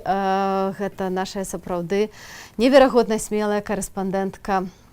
Памятаю, як вось літаральна некалькі дзён таму, калі ўжо была ноч у Менску, і я размаўляў з Кацярынай, як яна ляжала на падлозе ў кватэры, у якую пусціла яе нейкая неабыякавая мянчанка, калі пабачыла, што адбываецца на вуліцы, на Пушкінскай. І Кацярына, па сутнасці, як з лініі фронту, дзялілася сведчаннямі, яна казала, што вось яна спрабавала, напрыклад, устаць да вакна, і адразу яе засвечвалі лазерам сілавікі, на балкон кідалі светлашумавыя гранаты. Таму Кацярына сапраўды працавала ўсе гэтыя дні, ўсе гэтыя жахлівыя ночы. Тым не менш, рэшта нашых карэспандэнтаў таксама не менш мужная. Ёсць нашыя калегі, якія яшчэ зараз сядзяць у ізалятарах часовага ўтрымання, якія атрымалі сотні. Мы сочым за іхным лёсам. Адна з нашых калегаў, Аліна Шчарбінская, пасля таго, як выйшла з Акрэсціна, трапіла ў шпіталь па стане здароўя. Таму шаноўнае спадарства, праўда слова, вельмі шмат каштуе ў сённяшняй Беларусі. А мы вяртаемся да аналізу таго, што адбываецца. І з намі на сувязі палітолог Павел Усаў, з якім мы паспрабуем прааналізаваць, як зараз выглядае сітуацыя ў Беларусі, што нам рабіць далей, каб вось гэтыя пратэсты, гэтая сіла, якая будзілася ў беларусах, не была страчаная. Павел, добрый вечар. Добрый вечар.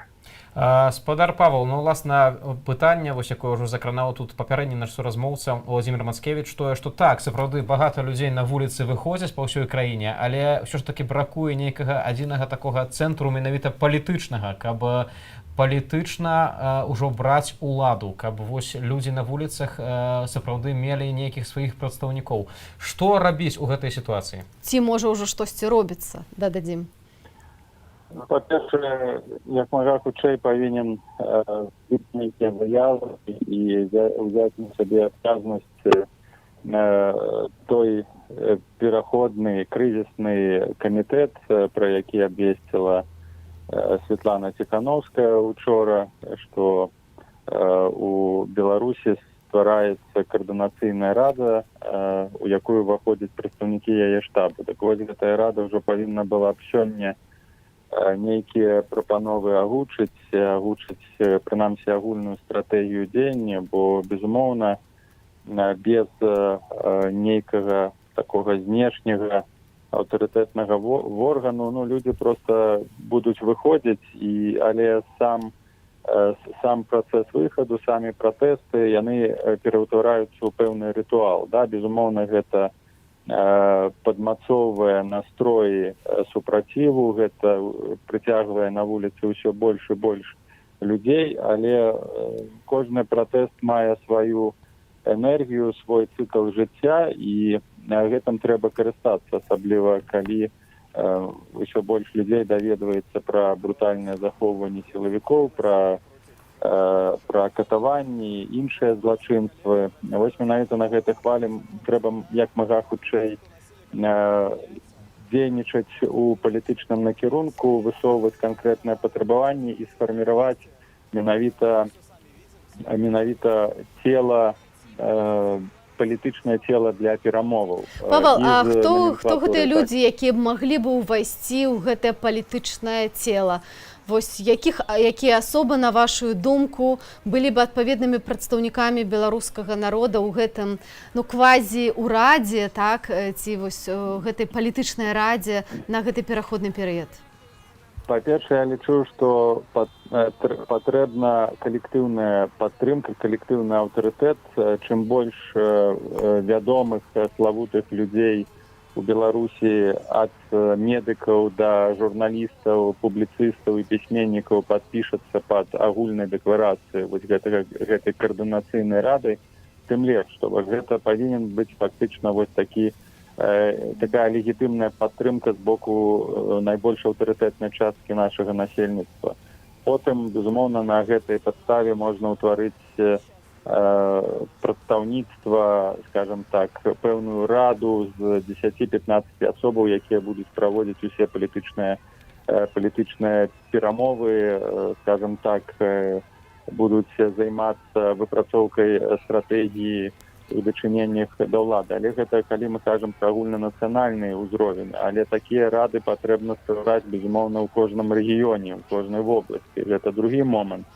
Ну і третій момент, я думаю, што трэба паступова, я пра гэта казаў сёння, перахопліваць вось гэтую вертыкаль кіравання. Трэба, каб працоўныя калектывы на сваіх месцах стваралі прадстаўнічыя органы, якія фактычна будуць займацца кантролем і агульным калектыўным кіраваннем заводаў ці тых інстытуцый, установаў, дзе адбываюцца пратэсты, і так паступова адхопліваць, адразаць па кавалку улады знізу. І фактычна тады гэта паралізуе вось гэтае цэнтральнае кіраванне, гэта надасць, з аднаго боку паралізуе гэта цэнтральнае кіраванне, з іншага боку створыць умовы для таго, каб у выніку, калі у нейкі момант можа абваліцца цэнтральная ўлада, ці Лукашенко з'едзе, ці адбудзецца нешта яшчэ, каб менавіта не адбылося кіроўнага хаосу, не адбылося параліжу сістэмы, калі ніхто не будзе ведаць, што рабіць, калі Лукашэнкі няма насамрэч, калі ўжо і парламент не будзе функцыянаваць, калі ўрад не будзе тут функцыянаваць. Трэба, каб на месцах, у гарадах абласных, малых, сярэдніх, у вёсачках ствараліся незалежныя саветы, якія, скажем так, перахопяць вось гэтае кіраванне сістэмай знізу. І тады Беларусь не перажаве такога перыяду няпэўнасці, перыяду адсутнасці нейкага дзяржаўнага кіравання, як гэта было, напрыклад, у той жа Украіне, і гэтым скарысталіся вонкавыя сілы. Безумоўна, трэба працаваць з войскам, бо у перыяд крызісу і пагрозы магчымай вонкавай патрэбна ўсё ж такі разумець, і патрэбна такое разуменне ў войску, што гэта нацыянальны інстытут, што ён прадстаўляе менавіта народ, і што народ патрабуе ад войска, і што гэта не нейкія там асобныя групы, а менавіта народ патрабуе ад войска абароны народных інтарэсаў і абароны суверэнітэту і незалежнасці дзяржавы.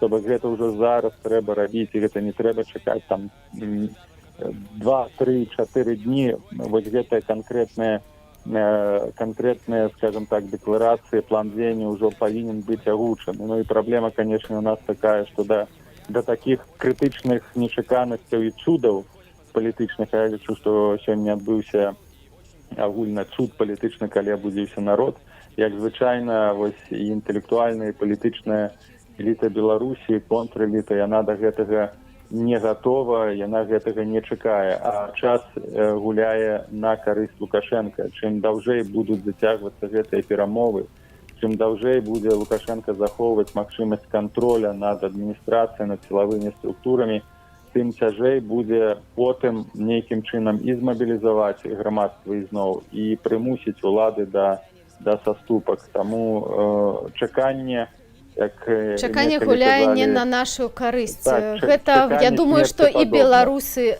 гэта разумеюць. Павел, вось у мяне яшчэ пытанне адносна такой міжнароднай павесткі, бо ёсць два шляхі. Пэўная частка, у тым ліку штаб Святланы Ціханаўскай, яны спрабуюць давесці да таго, што Святлана з'яўляецца абраным прэзідэнтам, і яна мае вось гэты мандат на ўладу і давесці і трэба яе давесці да таго, каб яна была інаўгураваная, але некаторыя міжнародныя сілы, у тым ліку Польшча, Чэхія, яны настойваюць усё ж такі над тым, каб былі праведзены новыя выбары. Вось для нас, беларусаў, які з гэтых шляхоў найбольш карысны і рэальны? Я лічу, толькі самі беларусы могуць вырашыць гэтае пытанне. Той факт, што няма пэўнага падыходу да сітуацыі ў Беларусі, да сітуацыі са Святланай Ціханаўскай, гэта звязана з негатыўным досведам папярэднім на міжнароднай арэне. Гэта той крызіс у Венесуэле, дзе фактычна дзейнічае два ўрада, два прэзідэнта. Гэта таксама крызіс і сур'ёзныя праблемы ў Лівіі, гэта крызіс і сур'ёзная праблема ў Сірыі. Я думаю, што ёсць пэўны страх таго, што два палітычных цэнтра, два палітычных лідара можа прывесці да крызіснай сітуацыі ў Беларусі і ледзьве не да унутранай грамадзянскай вайны. Канешне, да гэтага не дойдзе, але больш за ўсяго Захад баіцца, што калі яны акрэсляцца адносна Ціхановскай, калі вось Захад як агульная геапалітычная сіла падтрымае адназначна Ціхановскую, то гэта дасць Расіі карт-бланш, што менавіта гэта заходнія сілы, заходнікі падтрымліваюць і дэстабілізуюць сітуацыю ў Беларусі. Гэта азначае, што Беларусь трэба ратаваць. Значыцца, трэба ратаваць і рэжым, і трэба ратаваць геапалітычныя арыентацыі Беларусі. І тады гэта магчыма нейкае менавіта расійскае ўмешальніцтва. Ну, фактычна, сёння пэўныя перамовы паміж Лукашенко і Пуцінам адбыліся. Я тут дазволю перабіць і зачытаць, бо яно акурат пасуе нам у тэму нашай размовы. Пытанне ад нашага гледача. А што будзе, калі ў Беларусь прыйдуць расійскія войскі? Вайна, нашае войска беларускае ж неяк павінна будзе зарэагаваць на тое, што ўваходзяць іншаземнае войска. Тут якраз таки мы маем некалькі праблемаў. Перш за ўсё праблему саюзнай дзяржавы, так, і агульнай рэгіянальнай групоўкі войскаў. І фактычна ў дадзеным кантэксце Расія выступае як саюзнік і можа выступіць як у костках беручы, як дапаможца гуманітарны і той дапаможца, які забяспечыць стабільнасць і ліквідуюць пагрозу нейкіх вонкавых сілаў для Беларусі. Такая праблема юрыдычная ёсць. Другі момант, канешне, зараз у кантэксце такой яснай артыкуляцыі інтарэсаў і яснага разумення, што ўсё ж такі гэта народны пратэст, а не нейкі апазіцыйны зачынены пратэст, які быў, напрыклад, на Майдане ва ўкраіне. Гэта агульнанацыянальны, агульнанародны рух. І калі Расія ў гэтых умовах нейкім чынам пачне дзейнічаць агрэсіўна, гэта яшчэ больш кансалідуе грамадства. Гэта пакажа, што Расія вораг, бо Расія падтрымлівае дзейсны рэжым, які нелегітымны ў вачах большасці. Гэта азначае, што якраз такі будзе яшчэ большае ўзмацненне нацыянальных прыярытэтаў і арыентацый. І калі Москва вырашыць ратаваць Лукашенко такім чынам, яна згубіць беларускі народ. Увесь народ станець ворагам для Расіі. І гэта, я думаю, што разумеюць у Москве. І мне падаецца, што калі Расія будзе ўмешвацца ў беларускія справы, то толькі як выбавитель ад рэжыму Лукашэнкі. Што гэта азначае? Як толькі яны зразумеюць, што Лукашенко ўжо не ў стане утрымліваць уладу, што крызіс закрануў усе інстытуты і структуры кіравання, што номенклатура адыходзіць, што войска можа не падпарадкавацца, то тады Расія ясна дасць паняць для зразумення Лукашенка, што ты павінен зыходзіць. І гэта будзе публічна агучана. Гэта будзе агучана Пуцінам, што Лукашенко і ягоная сістэма вычарпала сябе, што ён павінен сысці, каб не дайшло да крывапраліцця. Хачу яшчэ падкрэсліць, што якраз такі сёння, вось у гэты перыяд, Лукашенко імкнецца атрымаць вонкавую легітымнасць ад Пуціна. Дзеля гэтага ён тэлефанаваў. Ён хоча паказаць і номенклатуры, якая збольшага прарасійская, і войску, сілавым структурам, што Расія па яго баку, каб узмоцніць вось гэтую легітымнасць, каб захаваць падтрымку сярод гэтай номенклатуры. Я думаю, гэта галоўная была прычына гэтага тэлефоннага размовы. Але вяртаючыся да крокаў Расіі, калі будзе вось гэты абвал номенклатурны, калі будзе абвал структуральны, менавіта персанальнай улады Лукашенка, то заява Пуціна такога чына, што Лукашенко павінен адысці, будзе ўспрынята значнай часткай беларускага народа на ура. А гэта азначае, што ў дадзеным кантэксце Расія можа далей прасоўваць свае інтарэсы ў Беларусі пры падтрымцы большай часткі насельніцтва, бо ў гэтым выпадку Расія будзе выглядаць як саюзнік беларускага народу, не Лукашенко, як праваднік нейкіх дэмакратычных зменаў, хаця гэта ілюзія, мы все разумеем. Але, на жаль, большасць грамадзянаў, якія галасавалі якраз такі па прынцыпу хто заўгодна, толькі не Лукашенко, могуць адносіцца да Расіі, ну, скажем так, вельмі пазітыўна, а гэта небяспечна, на жаль, у дадзенай умовы. Я думаю, што менавіта такі план рыхтуе Крэмль. Сапраўды гэта вельмі небяспечны план, але вельмі рэальны, што за адным з новых кандыдатаў і новых сілаў, якія прыйдуць у Беларусь ужо шляхам гэтых пратэстаў, сапраўды можа стаяць Расія.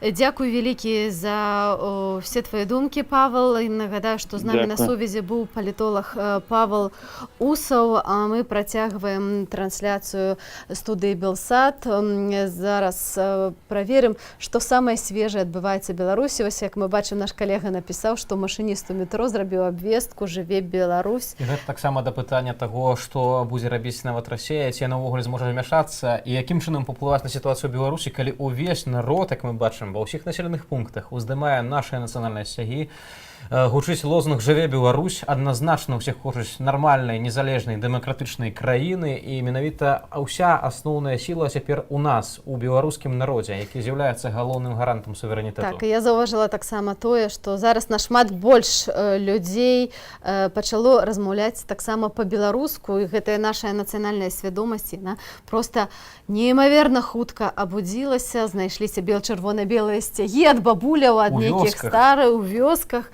І што таксама цікава, вось ты узгадала, што больш людзей гавораць па-беларуску. Так, вось мы бачылі трансляцыю калегаў з радыё Свабода з-пад БТ, і людзі ў адказах стараліся гаварыць па-беларуску, і яны знаходзіліся пад будынкам БТ, якое ўсе гэта дзесяцігоддзі адмыслова ігнаравала па сутнасці беларускую мову, хаця па функцыях беларускае тэлебачанне, і нават за савецкім часам вяшчала яно па-беларуску.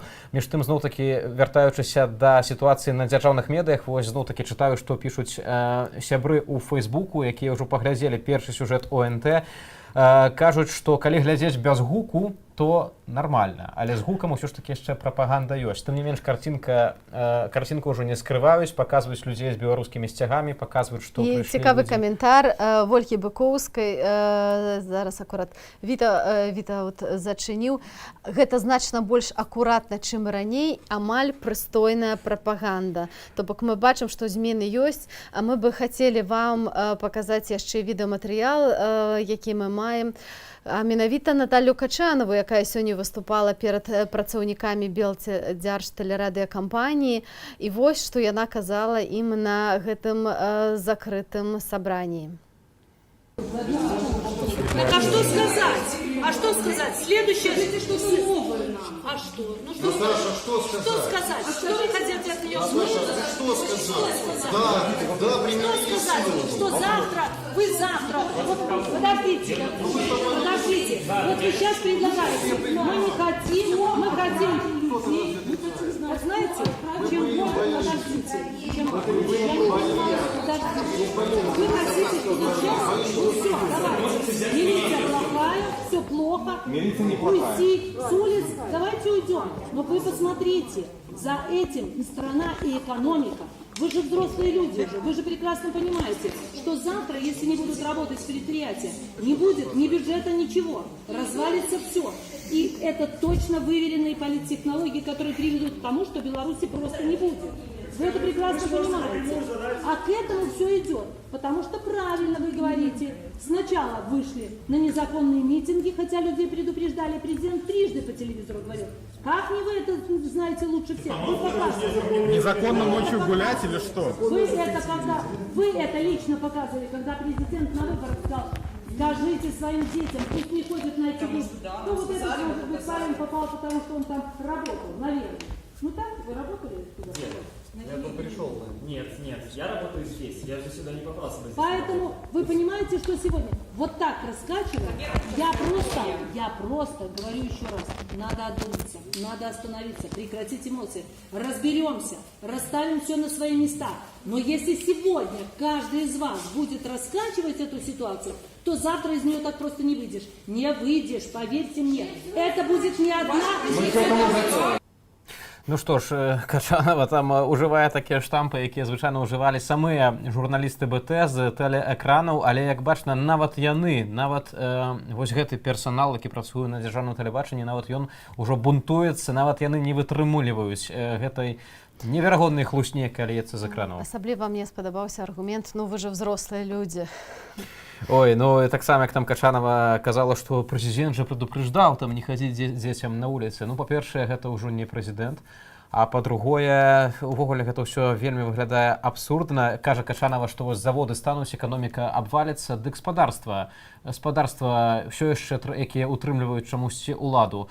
Для таго, каб усё гэта спыніць, вельмі проста. Проста Лукашенко павінен сысці, павінен падаць у адстаўку, трэба правесці новыя выбары, павінны быць расследаванне ўсіх злачынстваў і катаванняў, крымінальныя справы павінны быць заведзеныя на ўсіх вышэйшых чыноўнікаў, якія да гэтага мелі дачыненне. І тады спыняцца забастоўкі, і людзі вернуцца да сваёй працы, але, канешне, будуць кантраляваць, як сябе будзе паводзіць улада. А я, гаспадарства, маю для вас добрую навіну. На волю выйшаў наш калега Яўген Меркіс, якога затрымалі 12 жніўня, 13 яму далі 15 судняў, але бачым, што сёння лібералізацыя дайшла і яго выпусцілі. Вітаем на свабодзе і вельмі спадзяемся, што нічога дрэннага з ім не здарылася падчас гэтага затрымання.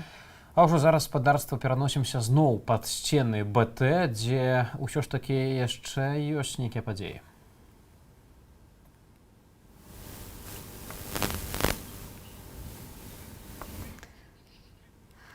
Мы хацелі спалучыцца з калегамі з радыё Свабода, будзем спрабаваць гэта зрабіць. Як мы бачым, сёння гэта вельмі гарачая тэма, вакол дзяржаўнага тэлебачання круцяцца ўсе навіны, і там не спыняе, а пратэсты праходзяць па ўсіх гарадах, не толькі ў Менску, не толькі ў Гародні, у меншых гарадах таксама. А мы з вами зараз перанесемся ў Віцебск, дзе нашы карэспандэнты паразмаўлялі з жыхарамі і запыталі, чаму яны сёння выйшлі на гэтай акцыі пратэсту і што яны думаюць пра ситуацию в нашей краине.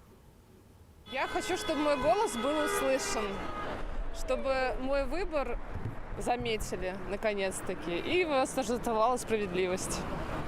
Вот мы за это, мы за мир, мы за добро, пришли с миром, хотим, чтобы наши голоса просто было слышно. За мир, за свободу детей, за свободу выбора, за свободу слова, за то, чтобы было не стыдно за свою страну, за то, что это наш город, а не чей-то. Те, кто сюда приехал, чтобы знали, что город наш, чтобы они уважали нас и уважали себя в этом городе. Я, например, вышла, вот я про себя скажу, я вышла протестовать только против произвола, понимаете? И поддержать народ Беларуси, который борется с этим. Потому что недопустимо в 21 веке, чтобы люди страдали, чтобы их убивали, чтобы их калечили, над ними издевались. Это ужасно. И понимаете, мы должны всем миром остановить произвол. Я был и 9 на площади, и 10 на площади. К счастью, меня не взяли. Вот. Но я знаю, что многих моих друзей взяли, и они пострадали серьезно. Поэтому сегодня я здесь, чтобы выразить солидарность со всеми, кто пострадал, и признать, что выборы были сфальсифицированы. Я, к примеру, 9 числа, когда пришел на свой участок, это школа номер 16 города Витебска, я ждал до 11:30, я не увидел результатов выборов на своем участке. А когда я пришел на следующий день, мне сказали, что я его и не увижу, потому что избирательная комиссия уже закончила свою деятельность на участке. Вот. То есть я собственными глазами видел, что нет результатов. Соответственно, кто-то боится их показать. Вместо меня 8 числа поставили роспись и проголосовали. Возбуждено уголовное дело, то есть идет расследование. Я подала везде заявление, вот поэтому я еще хочу. Второе, значит, нам нужен новый президент. Для этого нужно, чтобы признали выборы за Тихановской. Далее, в течение полугода, временное правительство и переход к парламентской республике. Новые законы, новый парламент. Вот это самое главное. Тогда у нас будет изменение. Вот это самое главное. Беларусь без президента, парламентская республика. Я здесь стою, потому что я за то, чтобы Беларусь была свободной, за то, чтобы все, кто виноват в насилии над нашим народом, ответили за это. Хочется быть там, где человек. Так нас до этого Иисус закликал.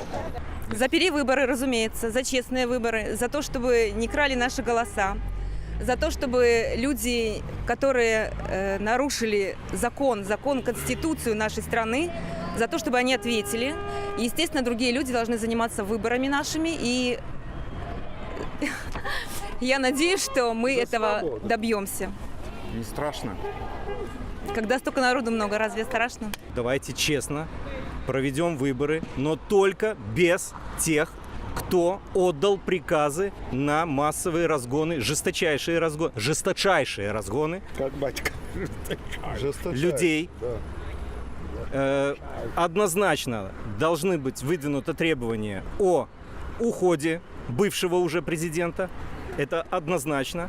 Должны быть возбуждены уголовные дела против тех, кто отдавал, во-первых, приказы на массовые разгоны, такие жестокие массовые разгоны, и те, кто эти выполнял приказы.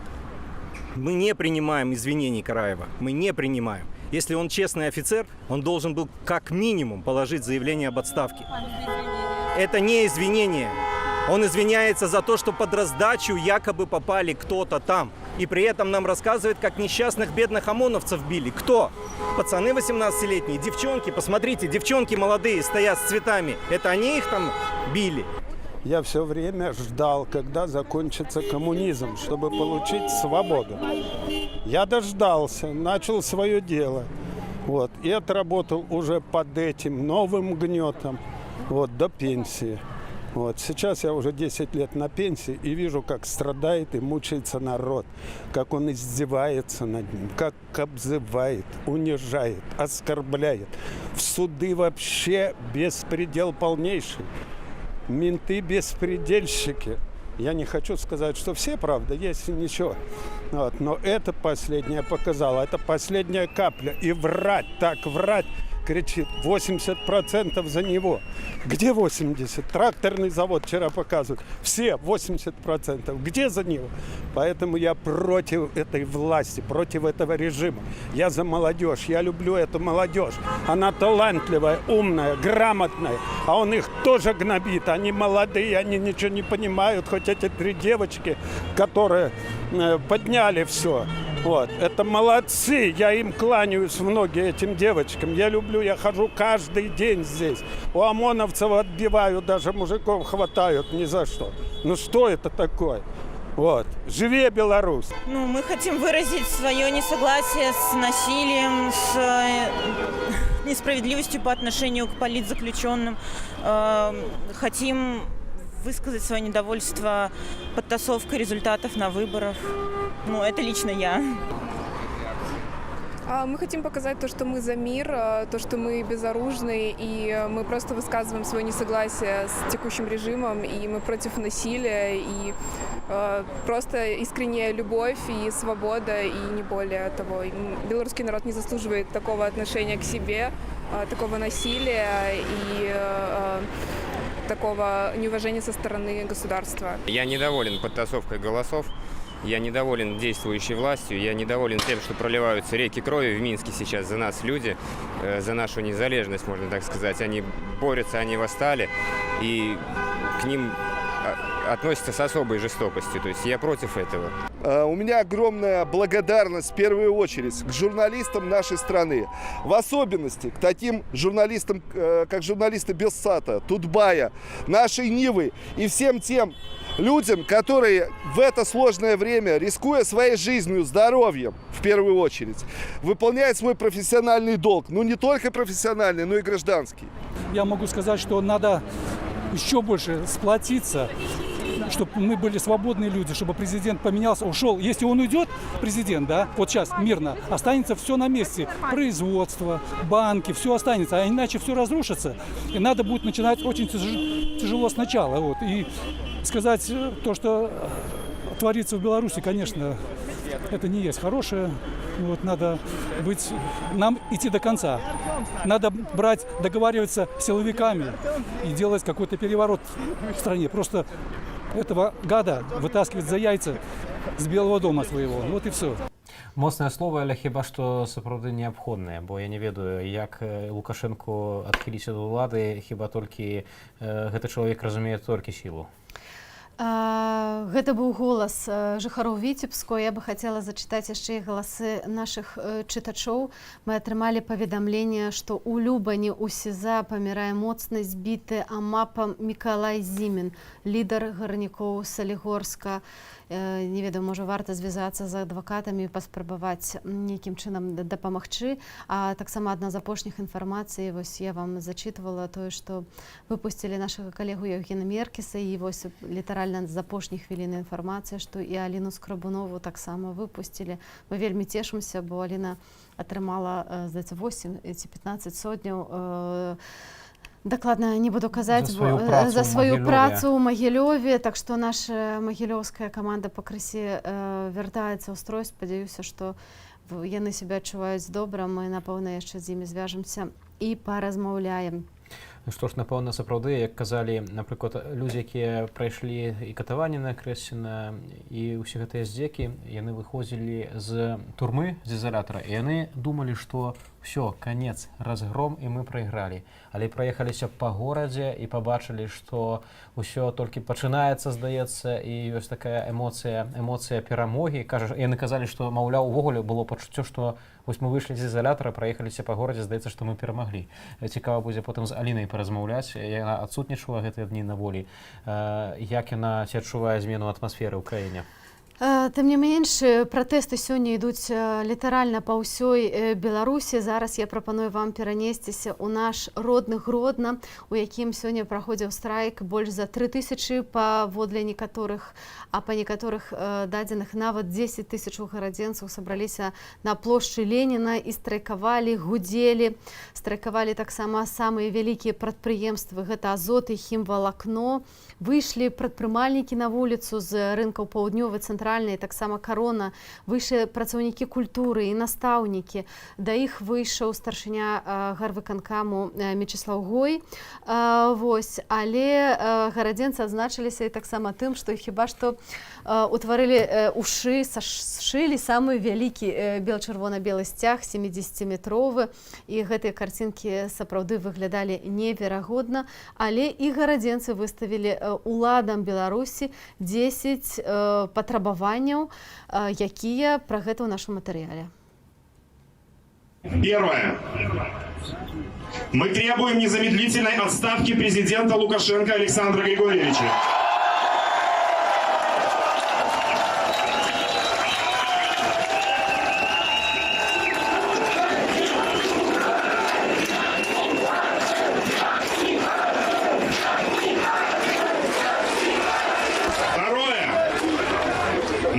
Незамедлительного освобождения всех политических заключенных.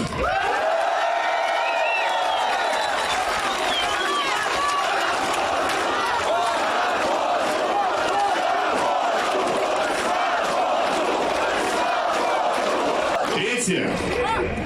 Мы требуем незамедлительной отставки и ареста руководителей МВД, в том числе ОМОН, за применение травматического и огнестрельного оружия в отношении участников мирных акций. Четвертое. Мы требуем незамедлительной отставки и ареста членов Центральной комиссии по выборам и проведению республиканских референдумов во главе с Лидиной Ермошиной за организацию массовых фальсификаций.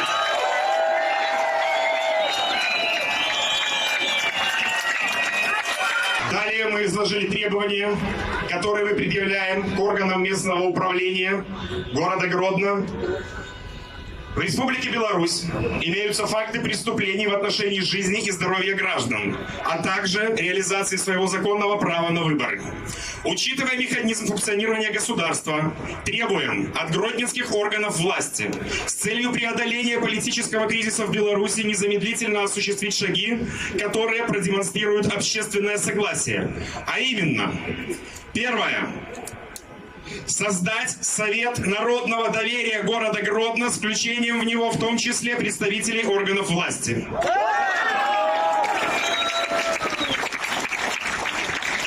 Второе. Гарантировать свободу мирных собраний граждан, прежде всего через внесение изменений в решение городского совета об определении мест проведения массовых мероприятий Носителем власти является белорусский народ, и гродненцы имеют право собираться в своем городе в любом месте.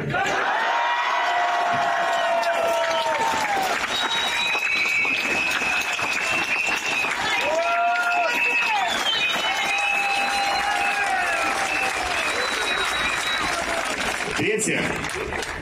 За счет бюджета обеспечить мирное собрание граждан технической аппаратурой, медийным сопровождением в прямом эфире в государственных СМИ, а также медицинским сопровождением.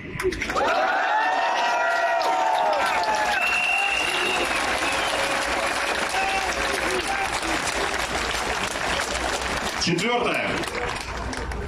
Отменить решение, вынесенное по административным делам за участие в мирных акциях, вернуть уже уплаченные штрафы, лично принести публичные извинения всем задержанным, компенсировать материальные потери гражданам.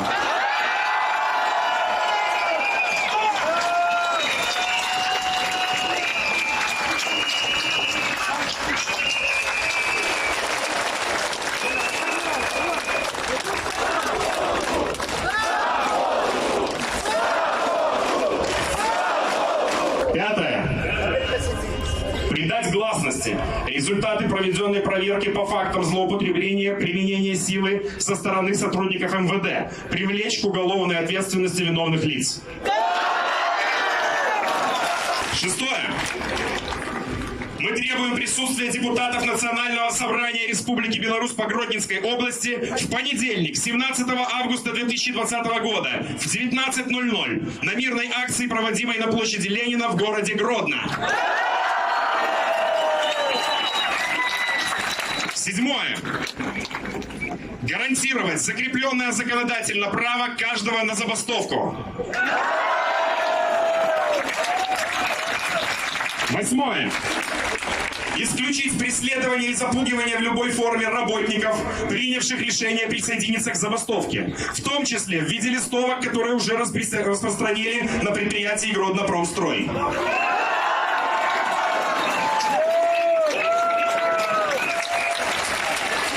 Девятое. Опубликовать данный документ во всех государственных СМИ города Гродно и области в срок до 12:00 18 августа 2020 года.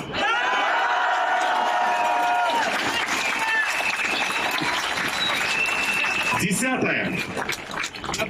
Обеспечить возможность выступления в прямом эфире в прайм-тайм представителя Объединенного штаба Светланы Тихановской, представителей демократической общественности города Гродно, в том числе трудовых коллективов, профсоюзов, политических партий.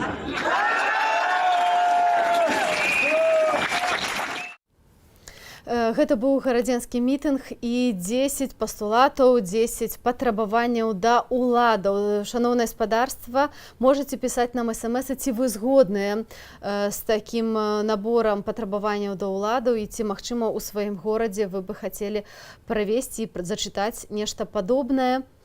Спадарства, ўжо зараз на сувязі з намі наша калега з Менску, Дзіяна Радкевіч, якая знаходзіцца пад будынкам БТ. Дзіяна, прывітання і табе слова. Вітаю. Цяпер знаходжуся каля, таксама ўжо каля радыёкампаніі. Тут ужо паціхоньку пачалі разыходзіцца людзі, засталося каля 200 чалавек, можа нават менш. Дагэтуль выходзяць з будынку работнікі радыёкампаніі, іх вельмі гучна вітаюць. Даведалася, што яны так позна выходзяць пасля размовы, таму што яны проста дапрацоўвалі яшчэ. Пакуль што такая сітуацыя. Людзі склалі да дзвярэй, да ўваходу радыёкампаніі розныя плакаты, напрыклад, на іх напісана «Хопіць хлусіць праўду», такога характару плакаты. Таксама за ўваходу павесілі 2 чырвона-белых сцяга. Пакуль што трошкі людзей стаіць, ну як трошкі, як я сказала, каля 200 чалавек, але бачна, што пачынаюць разыходзіцца. Розныя тут таксама запитувалася у людей, як довго вони готові стояти. Хтось відказував, що а ось я вже виходжу, хтось ще каже, що буде сидіти до 11 години. Так само є настрой на те, як виходить кожен день менавіта до відділ телерадіокомпанії, закликати работників працювати. Діана, я так розумію, що силовики гэтак і не осмелилися вийти з будинку БТ, бо бачили кадри, як там все ж таки були люди з щитами внутрі будинку. Так, ви побачили ось так, це кадри, де вони стоять з щитами на уваході, ну, тобто внутрі будинку, на уваході. І так, вони ще не прийшли, але ось що так само ближче до людей під'їхало два бусики таких подозрюваних, невідомо, там не бачила я особисто работников МАПу, але ось такі класичні подозрювані бусики під'їхали поближе до людей. Діана, з'явилася інформація, що Андрей Дмитрієв так само прийшов до вас і казав, що, мовляв, відчуває настрой громадства, ці тобі вдалося з ним порозмовляти. Так, ми порозмовляли, що він майже з самого початку був, так само зможете побачити це у матеріалах, які ми вам дослали. Порозмовляли так само з Андреєм Дмитрієвим, розказали, що вельми важливо, щоб СМІ було незалежне, щоб подавали правдиву інформацію, щоб народ бачив реальну картинку ситуації в Україні. Гэта была Діана Радкевич, якая знаходзіцца пад будынкам Белздзярж тэлерадыёкампаніі на Макаёнка 9, дзе ў гэтай хвіліны амаль скончваецца пратэст, які сёння быў вельмі гарачым, вельмі моцным, узбудзіў шмат эмоцыяў, і мы бачылі, што ў вынік гэтага пратэсту ёсць. Крыху змянілася рыторыка праўладных каналаў. Раней блакавалі тэлеканал Белсат на тэрыторыі Беларусі, а зараз ужо блакуюць трансляцыю тэлеканала ОНТ. Пішуць карыстальнікі, што немагчыма адкрыць тэлеканал ОНТ менавіта відэа, пішуць, што з тэрыторыі вашай страны это невозможно. З тэрыторыі Беларусі менавіта маецца на ўвазе, і спадарства яшчэ адна важная навіна літаральна з апошняй хвіліны. Сёння выпусцілі двух нашых калегаў, і вось літаральна мы даведаліся, што адпусцілі Закрэсціна і рэжысёра дакументаліста Максіма Шведа, аўтара фільму «Чыстае мастацтва». Яго затрымалі на Кальварыйскай 11 жніўня, яго білі, разбілі галаву, пафарбавалі валасы, у кайданках ставілі ў расцяжку, у казу і білі. Гэта паводле інфармацыі ад нашых журналістаў. Цешымся, што Максім на волі, бо ведаем, што вельмі доўгі час ягоныя сваякі не маглі яго знайсці. Будзем спадзявацца, што не толькі вызваляць усіх палітвязняў, усіх затрыманых, але таксама пакараюць усіх вінаватых у гэтых катаваннях. Між тым, спадарства, ўсё ж такі сітуацыя ў Беларусі ўжо які дзень прыцягвае ўвагу грамадскасці і за мяжой. Ужо зараз вашай увазе відэа з падтрымкай замежнікаў ад Діаны Арбенінай, Би-2, і нават сам Чак Норрис выказаўся за беларусаў. Гэта ўжо не проста так. Hi, Chuck Norris here. I want to say a few words to Sasha, nicknamed Sasha 0% and Mr. Cockroach. You know that when I slice onions, onions cry. So if you don't stop what you are doing now, then I will come to one of your residences and make you cry. Oh my God.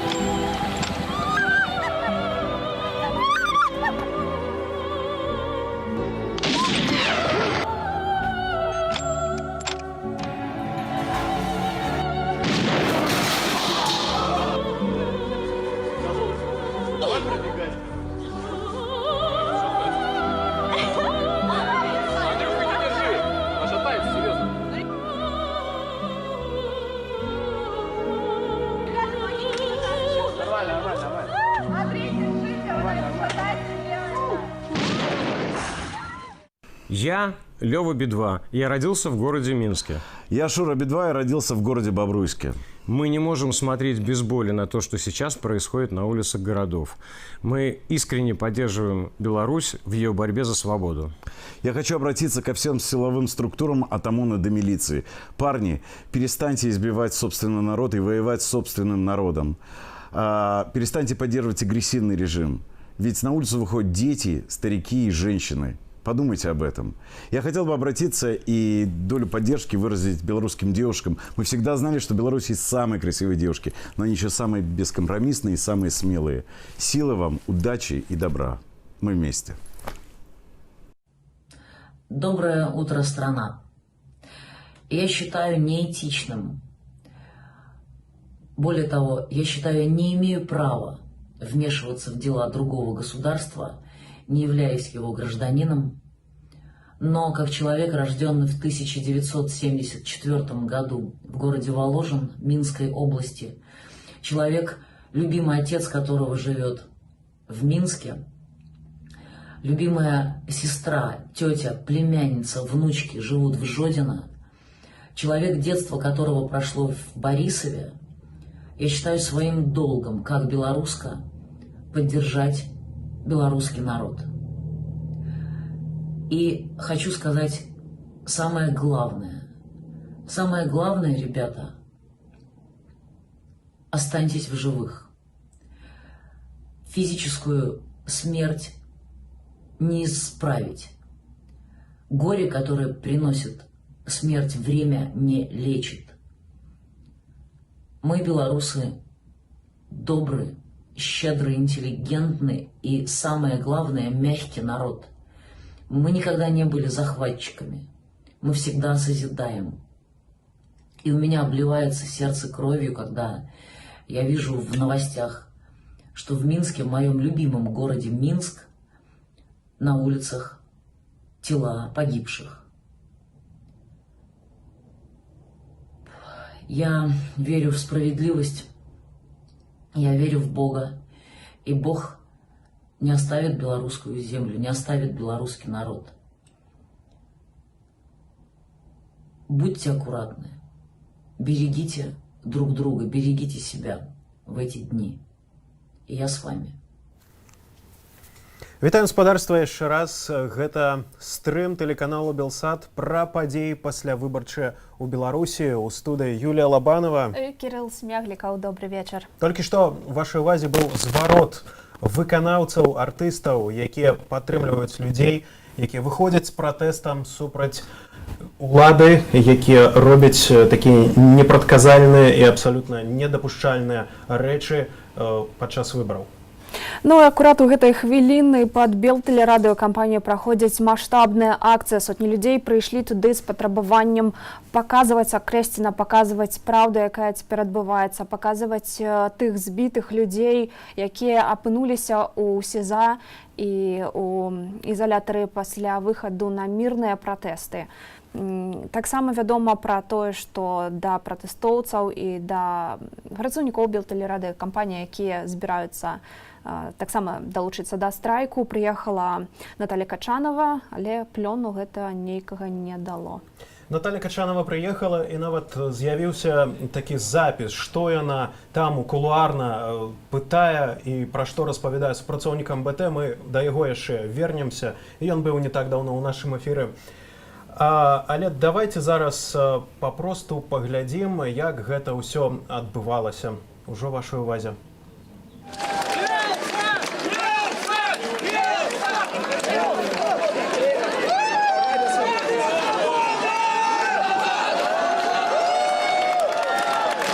Что вы маете на увазе под дрэнными новинами для некого Саши? Саша не должен управлять нашей страной, ни в коем случае.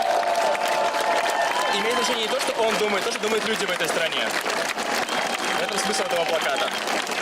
Адрозніваюцца думкі людзей ад таго, што думае вось гэты чалавек, да якога вы звяртаецеся? Конечно, абсолютно. Этот человек, он живет в своем мире. И он проецирует свой мир на наш народ, который живет своей жизнью, отлично от того, что думает он сам. Дякую. Дякую вам.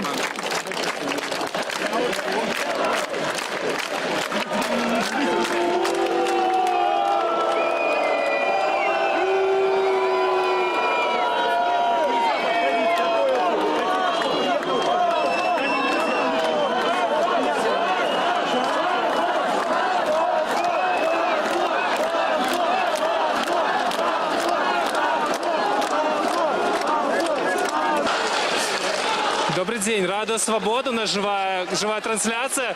Розповідіть, ви працюєте на Белтелерадіокомпанії? Так, ми працюємо на телеканалі Беларусь-3, це такий умовний канал культури, і ми показуємо білоруські театри, розповідаємо про білоруських мастаків, ми, мовно кажучи, невідомо. Божі речі, але нас так само вимушають, коли говорити ні тое, ні правду. Наприклад, я не змогла, я роблю проект «Студент з Купаловським» з моєю дочкою, і ми розповідали все, що у них відбувається за цей юбілейний сезон. І тое, що відбулося у Купаловському вчора, я зрозумію, що я не можу показати, на жаль, на нашому телеканалі. Їх протест. І ми не згодні з цим. Ми хочемо все. Ми не задоволені, ми, звісно, хочемо розповідати правду на державному телебаченні. Це так само, як і наші колеги, як ви. Ми згодні з уладою телеканалу і з новинами, з тим, що вони показують. Ну і ось неўзабаве побачым, як да пратэстоўцаў выйшла Наталья Качанова, старшыня Савета Рэспублікі. Дарэчы, не лічыць, што пацярпелі пратэстоўцы. Яна выказала думку пра тое, што наадварот ад пратэстоўцаў пацярпелі сілавікі, іх душылі машынамі і закідвалі коктейлямі Молотова. І цяпер маем акурат тое відэа, калі Наталья Качанова размаўляе з супрацоўнікамі БТ. Так, а что сказать? А что сказать? Следующее, это что-то новое нам. А что? Ну что, Саша, что сказать? Что вы хотите от нее услышать? Что сказать? Да, что сказать? Что завтра, вы завтра, вот, подождите, вот вы сейчас предлагаете, мы не хотим, мы хотим людей, вот знаете, чем больше, подождите, чем больше, я не понимаю, подождите, вы хотите сейчас, ну все, давайте, милиция плохая, все плохо, уйти с улиц, давайте уйдем, но вы посмотрите, за этим и страна, и экономика. Вы же взрослые люди уже, вы же прекрасно понимаете, что завтра, если не будут работать предприятия, не будет ни бюджета, ничего, развалится все. И это точно выверенные политтехнологии, которые приведут к тому, что Беларуси просто не будет. Вы это прекрасно понимаете.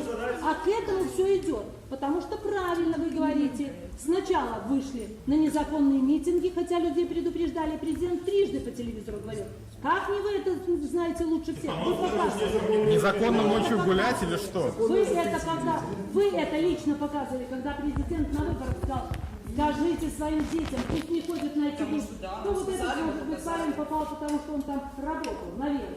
Ну так, вы работали?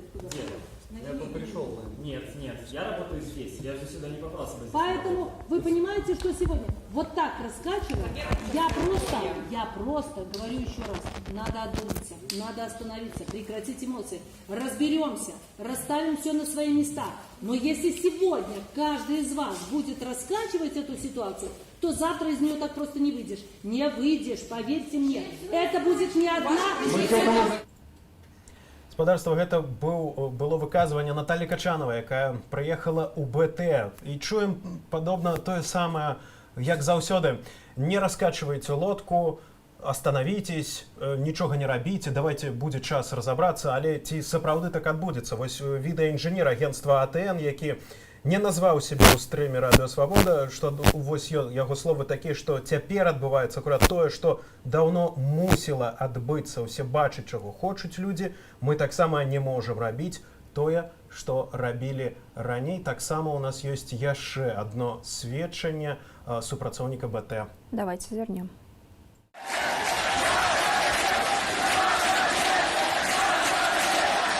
Расскажите, что там было? А что там может быть? Что вам говорили? Кто говорил? Ничего не говорили. Я корреспондент отдела репортеров. Так. Меня зовут Никита Дементьев. И я бы даже хотел бы здесь остаться работать, потому что я люблю свою работу, я люблю журналистику. Но чтобы просто поменялся подход в этой работе. Чтобы БТ не ассоциировался с каким-то, с тем, что о нем пишут в интернете. Вы все это прекрасно знаете. Поэтому просто хочу хорошей, нормальной работы, всесторонней. Не знаю, как, конечно, на мое это высказывание отреагирует мое руководство.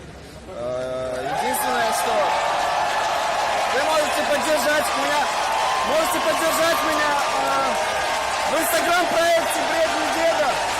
Может быть, это поможет. Что вы? Никита Дементьев. Вы будете продолжать выходить на работу? Пока да, чтобы поменять условия, менять метод работы. Если нет, ну, А ребята... каким образом вы планируете менять метод работы? Показывать журналистику, как она есть, всесторонне. И Окрестина, и молоко, и Что вам поле, сказал знаете? Эйсмонт на это? Вы сможете снимать Я Окрестина? не был на собрании, ну, я чуть задержался, я не был на собрании. Но если не будут показывать правду, вы останетесь с работы? Нет.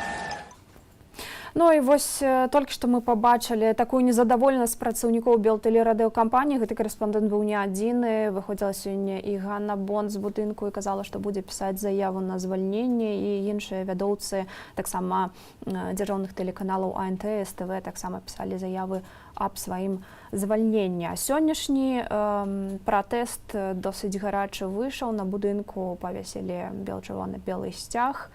І, як стала вядома, пратэстоўцы разбіваюць намёты каля тэлебачання і, магчыма, пабачым, магчыма, працягнуты такі пратэст пачнецца.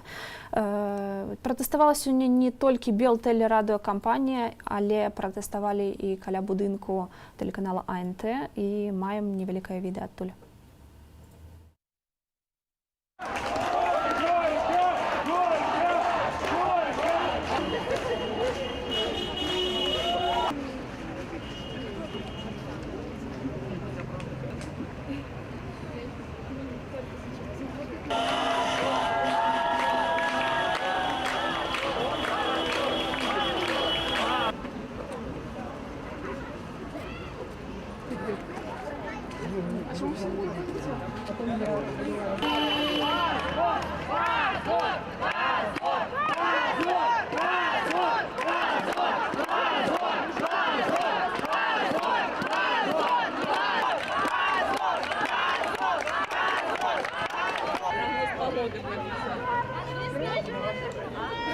Нет, как его зовут в Инстаграме. Привет! Вот это 3 человека вышли. Долучайся! А дропни видео, пожалуйста. Еще.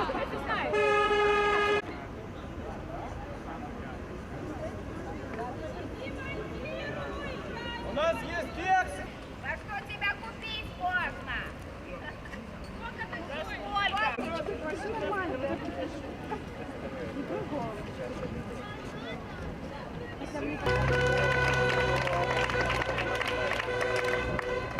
Хватит брать! Хватит брать! Хватит брать! Хватит брать! Хватит брать! Хватит брать! Хватит брать! Хватит брать! Хватит брать! Хватит брать! Хватит брать! Хватит брать! Хватит! Макс, привет! Позор! Позор! Позор! Позор! Позор! Жарко. Можно немножко помыть. Хватит брать!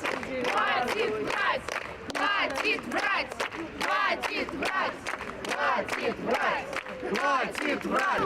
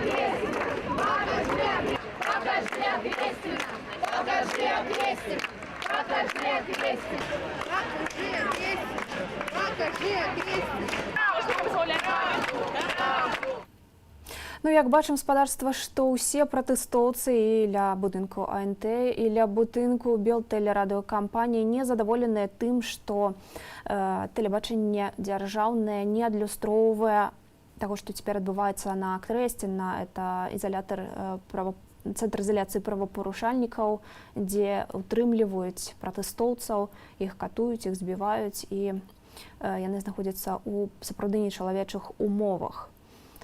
Ну, як цяпер мы чулі, асноўны лозунг, які акурат людзі выкрыквалі, гэта «Пакажы Акрэсціна». Вось яны не могуць паказаць Акрэсціна, а мы зараз на жывой сувязі з Акрэсціна. Марыя Арцывашева. Марыя, што зараз адбываецца каля Акрэсціна? Так, добрый вечер, уважаемая студыя. Каля Акрэсціна зараз пакуль усё спакойна, вельмі шмат людзей, якія арганізаваліся, поставили намёты на медицинскую дапамогу. Таксама тут працуюць на месцы псіхолагі. Адвакатаў вельмі шмат прыехала, якія тут же ж фіксуюць усе скаргі, якія гатовыя людзі тут і зараз падаць. Адзінае, што калі я размаўляла з адвакатамі, яны кажуць, што за Акрэсціна натуральна яшчэ больш людзі ў шоку знаходзяцца. Праўда, сёння прыехала за сутку 25 чалавек, якія, як яны самі выразіліся, так скажем, что отпочили, уже отошли от того, что отбывалось на Акрэсціна, пакуль их не отвезли у Слуцк, и яны уже были готовы идти до конца, подавать скарги, обскарживать это все и кричать про те злочинства, якія з імі адбываліся.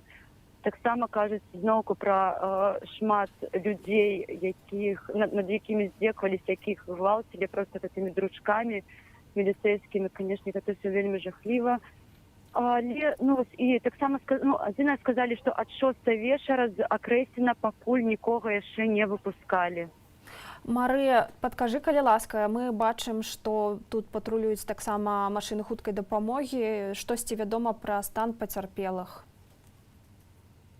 Пра стан пацярпелых, у прынцыпе, я сёння была яшчэ на бальніцу хуткай дапамогі, размаўляла з лекарамі, якія кажуць, што стан зусім розны у розных людзей.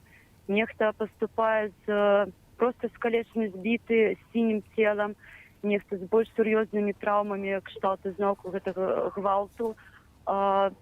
Таксама збіты вельмі шмат праломленых галоваў, шмат пашкоджанняў вушэй у людзей, якім кажуць пра тое, што нават невядома, ці узновіцца ў іх слых, ці, у прынцыпе, там патрэбная аперацыя. Большасці, прычым, кажуць пра тое, што патрэбная аперацыя. Пакалечаны, пачынаючы ад гранатаў і сканчваючы збіццём і гвалтам пасля ўжо за сценамі Акрэсціна. А ці падлічвалі праваабаронцы, колькі на дадзены момант прыблізна чалавек ужо выпусцілі? Колькасць ва ўсіх розная, таму што шмат людзей, якія і збеглі яшчэ ў першую, другую ноч, калі іх выпускалі. Там былі ж пагрозы пра тое, што калі ты не паспееш збегчы, то мы цябе дагонім, і ты ўжо можаш адсюль нікуды не вярнуцца, дадому не даехаць. Таму людзі беглі, хаваліся па кустах, і валанцёры нават іх не маглі злавіць у гэтых кустах. Яны на пераломленых нагах беглі. Таму гэта нейкія прыблізныя лічбы, і ва ўсіх розныя, яны кажуць, мы ўсё яшчэ збіраем інфармацыю.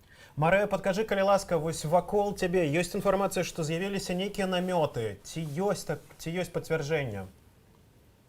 Намёты, так, паставілі намёты для медыцынскай дапамогі. Вялікія намёты. Вельмі шмат медыкаў тут на месцы працуе. Добра, медыкі, а ці ёсць валанцёры, якія развозяць людзей? Колькасць валанцёраў, можа, нейкую скажы? Валанцёраў вельмі шмат, колькасці нават не магу назваць, таму што вельмі шмат людзей у прынцыпе тут знаходзяцца. Валанцёры ходзяць з надпісам, натуральна, што я валанцёр. Самі валанцёры не ведаюць, колькі іх, таму што людзі самі прыязджаюць і ўпісваюцца ў шэраг валанцёрства. Яны гатовыя развозіць, яны тут дзяжураць да самай раніцы. Таксама на дрэвах вісяць надпісы, таблічкі пра тое, што з тэлефонамі, пра тое, што можна пераносіць, калі раптам трэба. Таксама займуся развозам людзей і вось такога кшталту дапамога. Як распавядаюць тыя, хто цяпер выйшаў, ці менш сталі збіваць, улічваючы, што пад Акрэсціна збіраецца вялікая колькасць людзей? Ці гэта неяк паўплывала на ўжыванне катаванняў? цяпер ніхто не выйшаў яшчэ ад 6 гадзіны вечара. А тых, каго выпускалі раней да гэтага, ну, кажуць так, што хіба што пайшла інфармацыя, і вось пасля гэтых цудоўных заяваў ад кіраўніка дзяржавы збіваць пачалі менш. Але яны, у прынцыпе, ўжо ў тым стане знаходзіліся, што там ужо збіваць няма чаго, разумееце?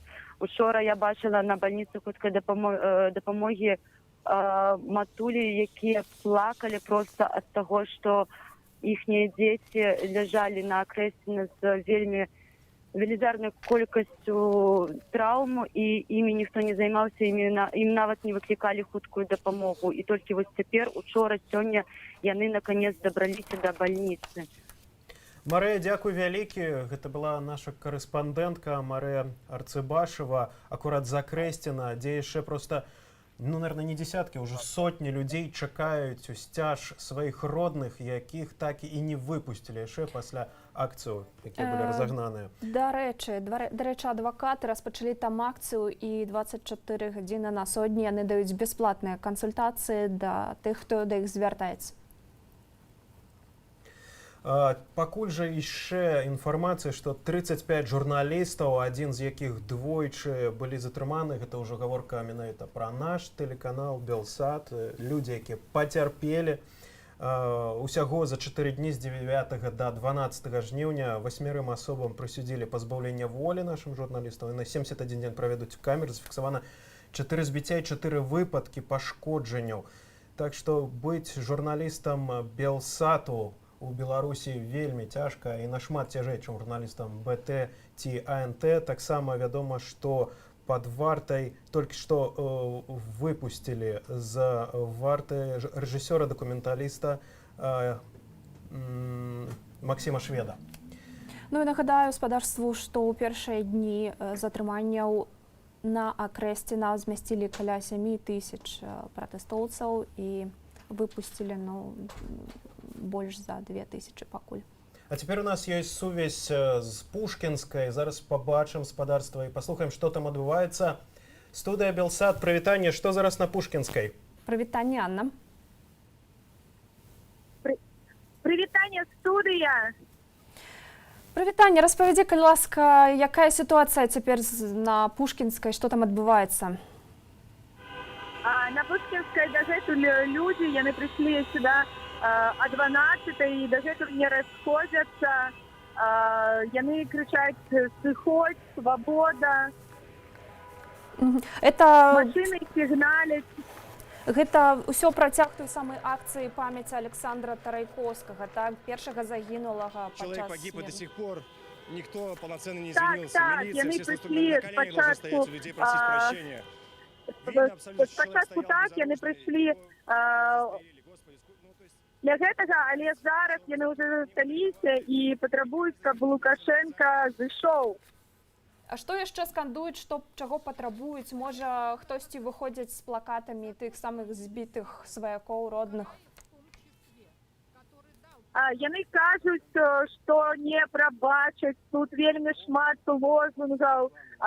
Я бачыла, што лозунги «не прабачым», «не забудзем».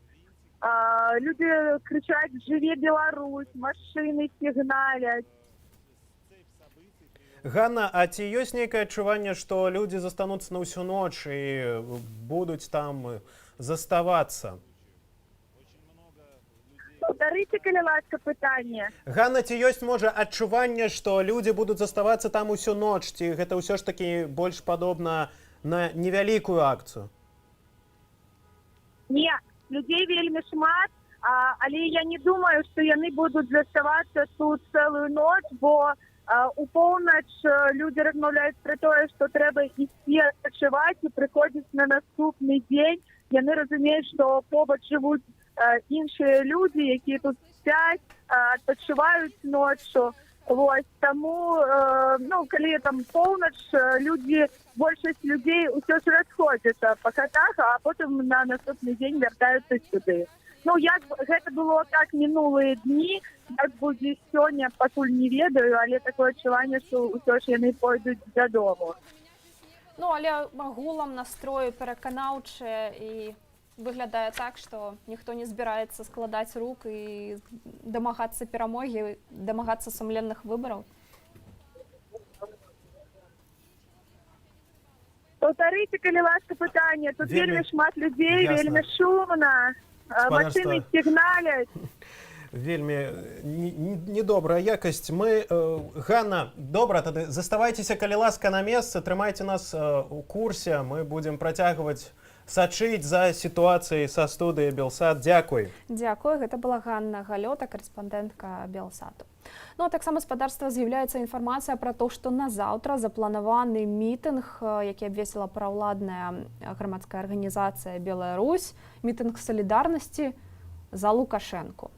Так, на мітынг салідарнасці ўжо з'яўляецца ў інстаграм-каналах, што прымусова збіраюць нейкія аўтобусы, што будуць зноў прыязджаць нейкія дырэктары калхозаў на ўсе гэтыя мерапрыемствы і агітаваць за дзейную ўладу. Прынамсі, нам дасылалі такую інфармацыю, што прымусова збіраюць працаўнікоў Белшыны, інтэграла Магілёўскага мясакамбінату, Бабруйскай славянкі, дзяржслужбоўцаў, вайскоўцаў.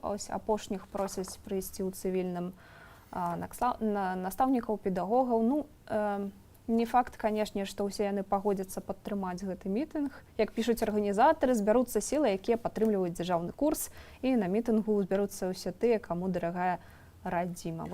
Будзе вельмі заўтра цікава паглядзець на гэты мітынг, бо будзе праходзіць і другі мітынг. Назаўтра пратэстоўцы запланавалі агульнанацыянальны марш за свабоду на цэнтральным праспекце Незалежнасці ў Менску. Ну і вось цікава, як гэтыя два маршы, яны будуць побач ісці, ці што будзе разгортвацца, як будуць падзеі, пакуль жа мы перанесемся ў рэгіёны. У Берасці сёння быў вялікі пратэст, і, наколькі я ведаю, там працаваў наш карэспандэнт Алесь Ляўчук. Алесь, ты з намі на сувязі, ці чуеш ты нас?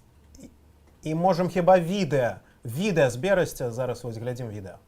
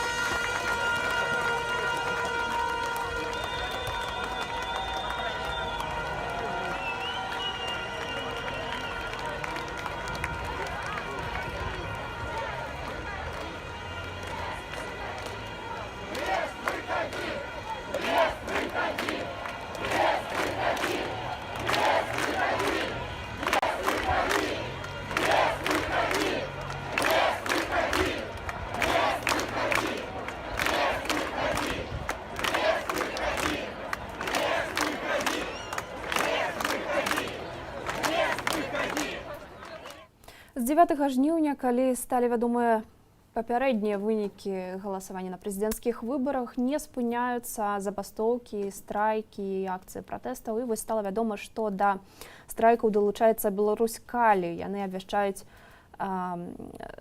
забастоўку ад заўтра з 8 раніцы, і яна будзе заключана ў тым, што ўсе горназдабываючыя і прыродатэхнічныя кампаненты не будуць здабывацца, пакуль не выканаюць патрабаванне. Патрабаванне наступнае: высвободить всех политических заключенных, незамедлительная отставка Александра Лукашенко, проведение честных и прозрачных выборов и проведение открытого независимого расследования относительно пыток и издевательств в отношении мирных граждан со стороны силовиков.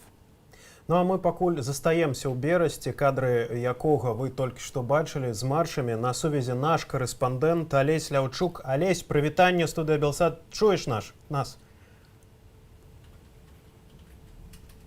Алесь, прывітанне. Прывітанне. Распавядзі, калі ласка, што адбываецца ў Берасці? Сёння ў Берасці на вуліцы выйшла больш чым 20 000 людзей. Яны прайшлі по центральных улицах Московская, проспект Машерова, и потом по паўднёвых микрорайонах города. Вернулись в центр, это шествие было больше за 3 гадзіны. Это было массово, просто ніколі я такого в Берасці не бачил. И с раницы людей просто не пустили на центральную площадь и перекрыли, и тому люди вырашили перекрыть дорогу и одну полову дороги и шли по ёй. Со стягами, з розними плакатами. І саме цікаве, що коли вони бачили нашу здимочну групу, вони кричали «Білсад, дякуй!» Ці выказвалі удзельнікі гэтай акцыі свае патрабаванні, якія яны былі? Вельмі дрэнна чуць. Ці выказвалі нейкія патрабаванні ўдзельнікі гэтага пратэсту? Так, яны патрабавалі честных выборов, яны выкрикивали яшчэ забастоўка. Ну і ці з'яўляецца ў цябе ўражанне, што акцыі становяцца больш масавымі, чым яшчэ некалькі дзён таму? Так, акцыі сапраўды становяцца больш масавымі, все больш і больш берасцейцаў выходит на их с патрабаванню новых выборов. Якія прадпрыемствы, можа быць, у Берасці далучыліся да страйку? Я ведаю, что учора з раніцы на вуліцу вышли працаўнікі такого великого прадпрыемства, як Компа. Учора да працаўніков прадпрыемства Гефест, гэта прадпрыемства, дзе працуе больш за 5 000 чалавек, прыязджала кіраўніцтва гораду і міліцыі, і там вельмі горача было, бо ўсе прадстаўнікі патрабуюць разабрацца з тым, што шмат людзей было збіта, што да сённяшняга моманту не ведаем прозвішча шмат такіх людзей, якія зніклі. І мы сёння былі каля Берасцейскага СІЗА, где сидят затрыманыя, и только 10 человек сегодня было выпущено. І я спадзяюся, што сёння абышлося без затрыманняў і без нейкіх інцыдэнтаў з боку сілавікоў. Так, сёння нічога не чутно пра затрыманне. Самае цікавае, апошнія 3 дні у горадзе просто не бачна міліцыі. Мне ўжо у 3 крыніцах пацвердзілі гэта, што ёсць рэкамендацыя, каб супрацоўнікі міліцыі не хадзілі ў горадзе у форме, каб не было правакацый, бо людзі вельмі злыя на іх. Дзякуй, Алесь вялікі. Будзем надалей сачыць за развіццём падзеяў у Берасці. Ну і нагадаю пра Беларусь-Калі, які абвесціў пра тое, што далучаецца да агульнанацыянальнай забастоўкі ад 17-го, то бок ад панядзелка, ад 17 жніўня. Пакуль гаспадарства прапануе паглядзець, што было ў Берасці яшчэ раз. Гэта вельмі важна, падаецца. Магілёў, прабачце, гаспадарства, гэта цяпер будзе Магілёў.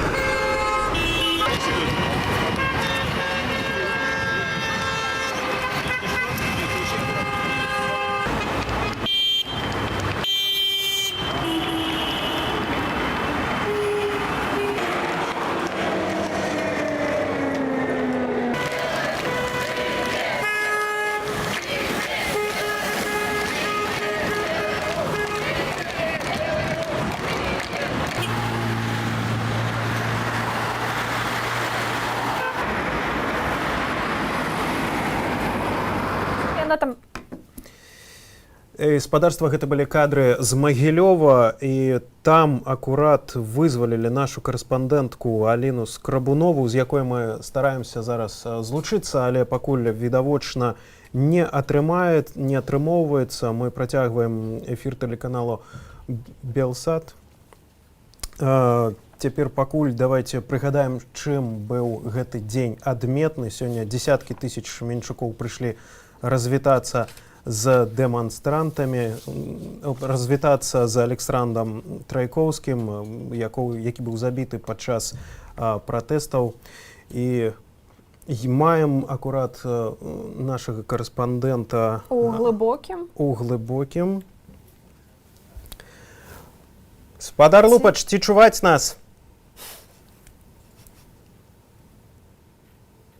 Нешта вельмі.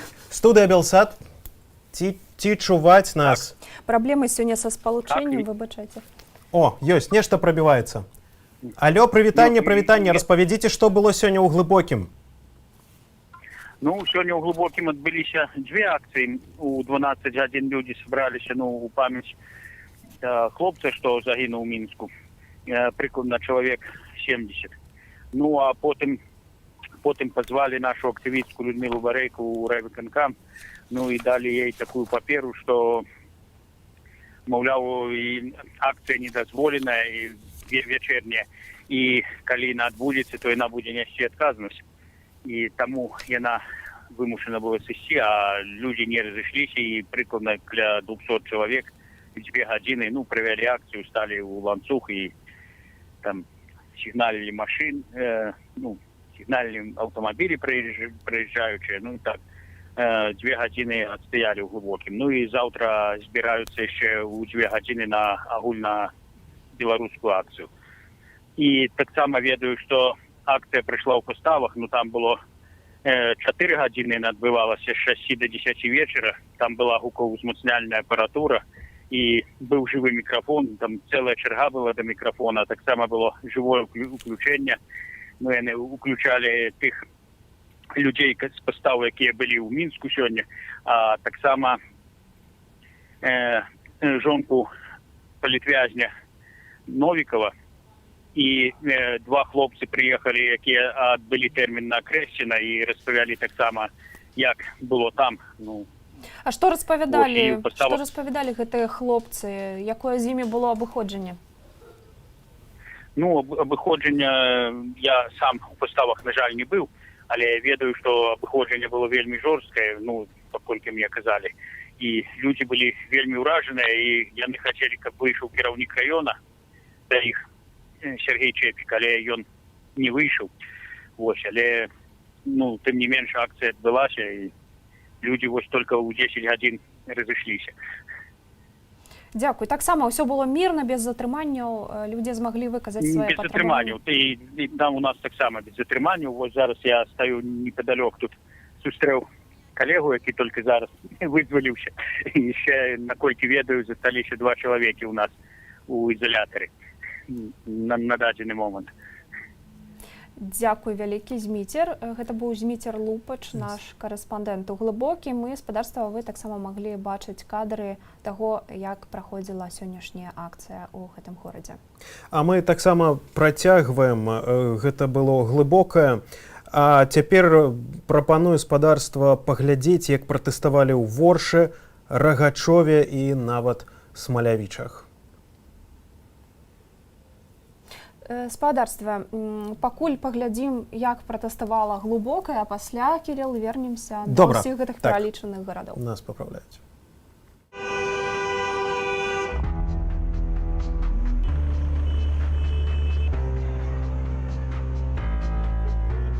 Как все, хотим перемен. Хотим поменять президента. Устали за 26 лет.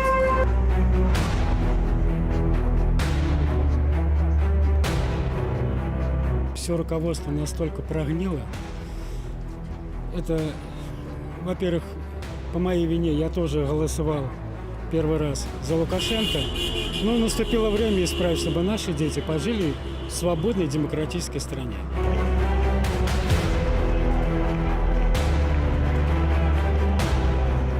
Я сюди прийшов на цю мирну акцію солідарності з метою виказати своє незадоволення як чоловіка, як громадянина усім тим обставинам, які відбувалися під час у нашому громадстві після виборів. Моя мета тим, що я супроть насильственних діянь, які під час недавніх событий були у моїй країні. За свободу, за честные выборы, чтобы наши голоса услышали, нас услышали наконец-таки.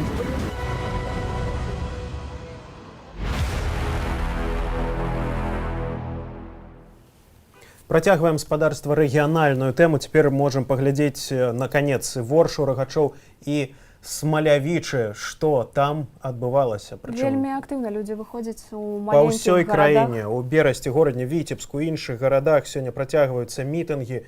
І, калі ласка, вашай увазе Ворша, Рагачоў, Смалявічы.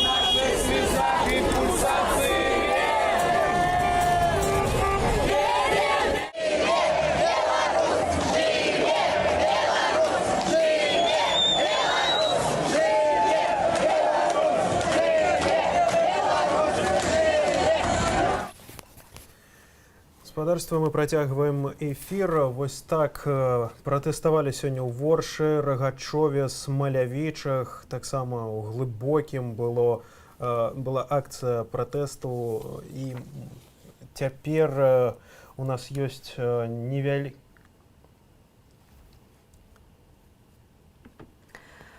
Спадарства, вернемся, напэўна, Кірыл, пакуль да навінаў. Сёння Александр Лукашенко паразмаўляў з Владзімірам Пуцінам па тэлефоне і таксама выказаў такую згадку, што знешні вораг і знешняя пагроза датычна, магчыма, не толькі нашай краіны, але і самой Расіі. І так, звычайную рыторыку Александр Лукашенко сёння пацвердзіў. І вось, но апошняя зусім навіна, перадаюць РЭА-навіны. Лукашенко доручыў перакінуць на заходнюю мяжу Беларусі паветрана-дэсантную брыгаду з Віцебску у горадню. Што б гэта азначала, пакуль не ясна, але відавочна да нечага рыхтуецца, да нейкага кроку, бо акурат сёння такіх яшчэ дзеянняў не адбывалася. І краіны Балтыі таксама заклікалі Беларусь правесці новыя выбары, але Александр Лукашенко адхіліў прапанову аб пасярэдніцтве ў вырашэнні канфлікту ў краіне з боку Літвы, Латвіі і Польшчы.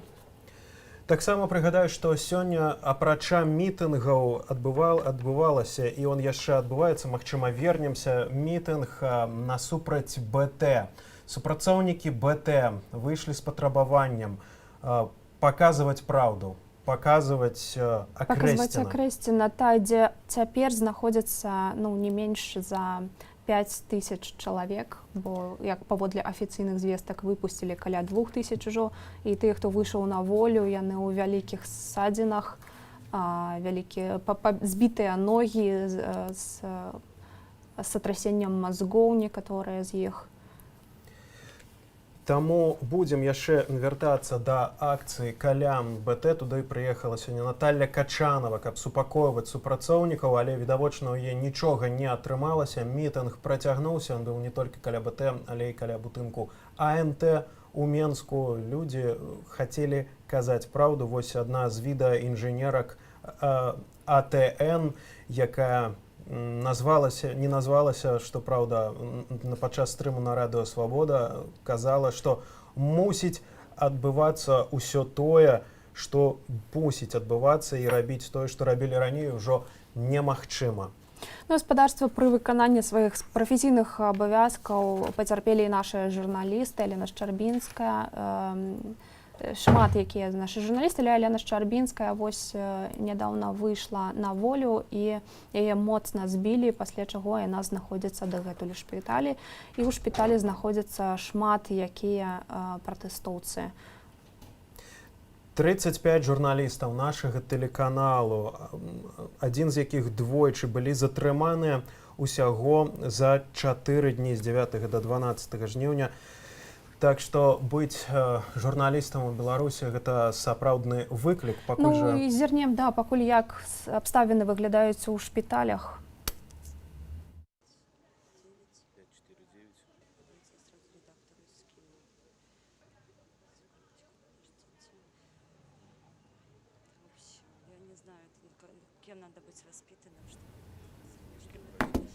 Я не чую зараз.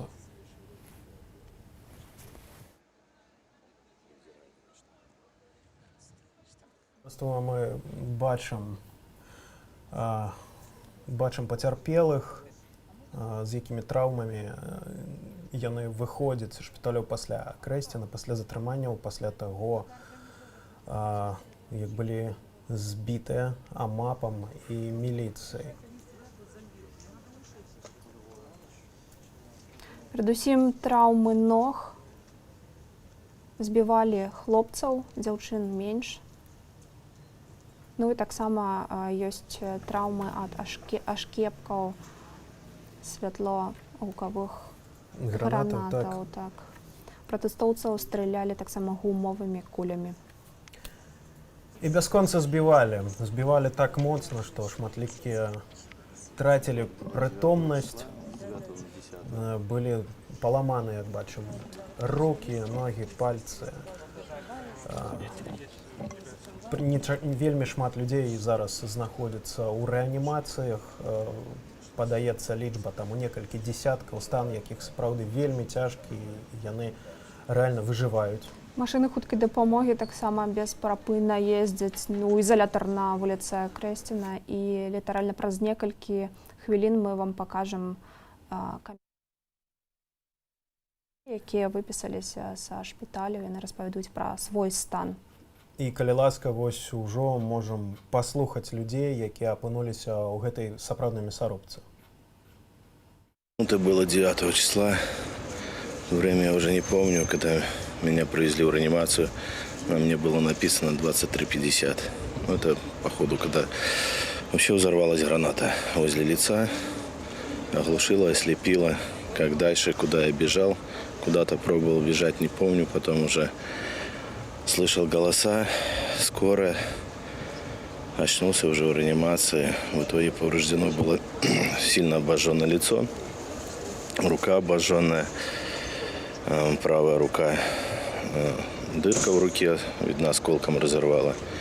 Ну и перебитые 2 перепонки в 2 ушах, разорванные. Что дальше с ушами будет, пока еще неизвестно. Следователи приходили уже, когда перевели с реанимации в отделение. 2 женщины спрашивали, кто бросал. Естественно, как я мог видеть, кто бросал. Но это была 100% шумозвуковая граната, потому что по-другому так ничего не стреляет. Гаспадарства, гэта было... Гэта былі сведчанні тых, хто пацярпеў падчас пратэстаў і выпісаўся ўжо са шпіталяў, са шматлікімі пашкоджаннямі. І цяпер у нас ёсць яшчэ адно сведчанне. Калі ласка, можам паглядзець, як людзі выхадзілі са шпіталяў пасля збіванняў. Задержали меня и мою девушку на проспекте Победителей машину. Вот, задержание было довольно долгим, то есть пока разбили окна, выстрелили в меня 2 раза. Вот. Ну, там уже, знаете, я начал уезжать от них, потому что меня остановили ГАИ. Вот, подбежали ОМОНовцы, начали убивать стекла, стрелять. Я поехал, была погоня, но потом нас вот все-таки нагнали, забрали. Ну и вот катали по РУВД Фрунзенске, Центральный РУВД. и Окрестина. Это вот третья локация была. Вот. Ну, это все ад. То есть то, что говорят, то, что вы видите, это все, конечно, правда. И даже я скажу, и хуже есть. То есть бить это одно, а там пытают. Любят бить по ягодицам, по ногам, по спине. Хомуты, наручники, это же вот, ну, перелом, это меня не ударили, это так затянули хомуты, что раздробили кости. Вот. Стреляют, то есть, ну, я не буду показывать на камеру, вот здесь вот ранение пулевое.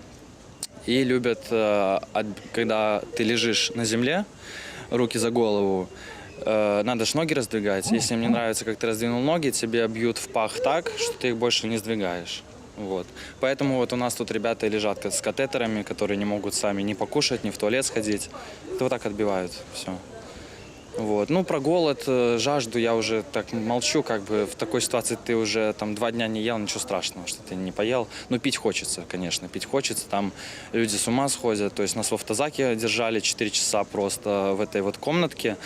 Там какая-то, как вот, я не знаю, может быть, метр на метр, даже меньше. И нас туда запихнули 6 человек, 5 парней и 1 дедушка. За вот эти вот 2 суток эти парни, которые с тобой лежат, они тебе становятся самыми родными братьями, которых ты просто обнимаешь, согреваешь, дышишь, чтобы никто не мерз. И вот стоя так вот мы стояли, спали 4 часа, но через 2 часа мы потом уже проснулись, потому что кислород закончился. То есть голодание было кислородное, нам не давали кислорода, мы начали орать, дедушка начал задыхаться, просили открыть нас. Ну, потом еще вот 40 минут нам не открывали. То есть как мы без кислорода там раз в 30 секунд делал каждый вдох, мы как-то там договорились, то, что вот ты делаешь вдох, через 30 секунд потом другой. Нам принесли, помню, вот в Окрестино нам какое-то вот такое вот ведро черное, какие-то отходы рыбьи, какое-то сырое, что-то, ну, как можно сказать, приготовлено, но протухшее, вонючее. То есть там мужики повскакивали, за 15 секунд было съедено все и вылизано. Господарства шматлікія пратэстоўцы, якія апынуліся на Акрэсціна, цвердзілі пра то, што іх па некалькі сотняў не кармілі, не давалі пітной вады, ці то ежа была 1 бохан хлеба на дзясяткі чалавек. Тут мы пачулі пра некія неякасныя прадукты, то бок здзек гэта не толькі збіццё, гэта не толькі абразы, але людзей катавалі яшчэ вось такім чынам. Канешне, голадам марылі людзей, і вельмі жудасна чуць такія рэчы, што людзі проста становяцца самымі блізкімі ў турме. Гэта сапраўды жах. Пакуль жа мы перанясемся да галоўнай такой падзеі сённяшняга дня, якая адбылася з раніцы, гэта развітанне з Александром Трайкоўскім. І сёння акурат з'явілася відэа, на якім падобна момант яго забойства 10 жніўня. Зараз мы бачым гэта відэа. Вось падобна ідзе Александр. Набліжаецца да сілавікоў, як бачым, ён не трымае нічога ў руках. І у яго ляціць некая ўспышка, ён стаіць і ўжо падае. Даследчая група CIT прыйшла да высновы, што Александра маглі забіць байцы спецназу КДБ «Альфа» або спецназа «Мус Алмаз». На кадрах, якія мы цяпер бачым, відаць, што сілавікі, якія стаялі на скрыжаванні, страляюць у бок людзей са зброяй. Імаверна, гэта драбавік Бенеллі М4. І адзін з дэманстрантаў пасля вось хістаецца, падае і ляжыць пасля гэтага нерухома. Ну, гаспадарства Міністэрства ўнутраных справаў Усцяж не прызнае, што гэтыя да смерці спрычыніліся айчынныя сілавікі. Паводле версіі МУС, той маладзён трымаў нібыта ў руках самадзельную выбухоўку, і з-за таго, што яна падрывалася ў яго ў руцэ, ён загінуў. Але Як бачым на гэтых кадрах, нічога мужчына ў руках не трымаў. Сапраўды, не падобна, што была нейкая выбухоўка, таксама відавочцы смерці Александра зняпраўджваюць афіцыйную версію Міністэрства ўнутраных спраў. Адзін з удзельнікаў тых падзеяў распавёў парталу Тутбай, што не бачыў выбухоўкі ў руках мужчыны, нібыта ён сапраўды замахнуўся, каб нешта кінуць у бок сілавікоў, але нічога гэтак і не кінуў. Выбуху ніякага не адбылося. Ну, а іншы відавочца для тэлеканалу BBC сказаў, што Александр загінуў ад стрэлу. Пакуль жа маем кадры таго, як сёння развітваліся з Александром. Можем паглядзець іх. Сотні людзей прыйшлі на Пушкінскую, і акцыя працягвалася вось да глыбокай начы.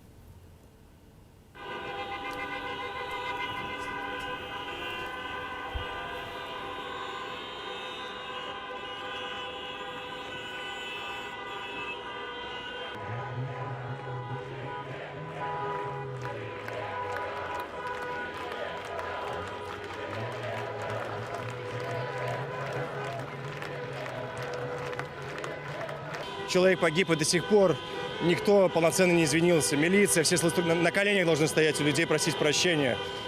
Видно абсолютно, что человек стоял безоружный, и его застрелили. Господи, ну то есть власть, силовые структуры, они в этом виноваты. И каждый из них должен понести наказание.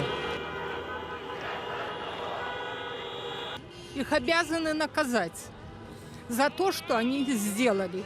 И Караев в том числе, который дал приказ. Лукашенко. Ну, он самый главный виновник. Я считаю, что виновата система. И все винтики, которые участвовали в этой системе, вот цепь событий привела к смерти этого человека. И это только, я так понимаю, один из первых случаев. Очень много людей пострадали. Нету никакого оправдания правового, общечеловеческого для этих поступков.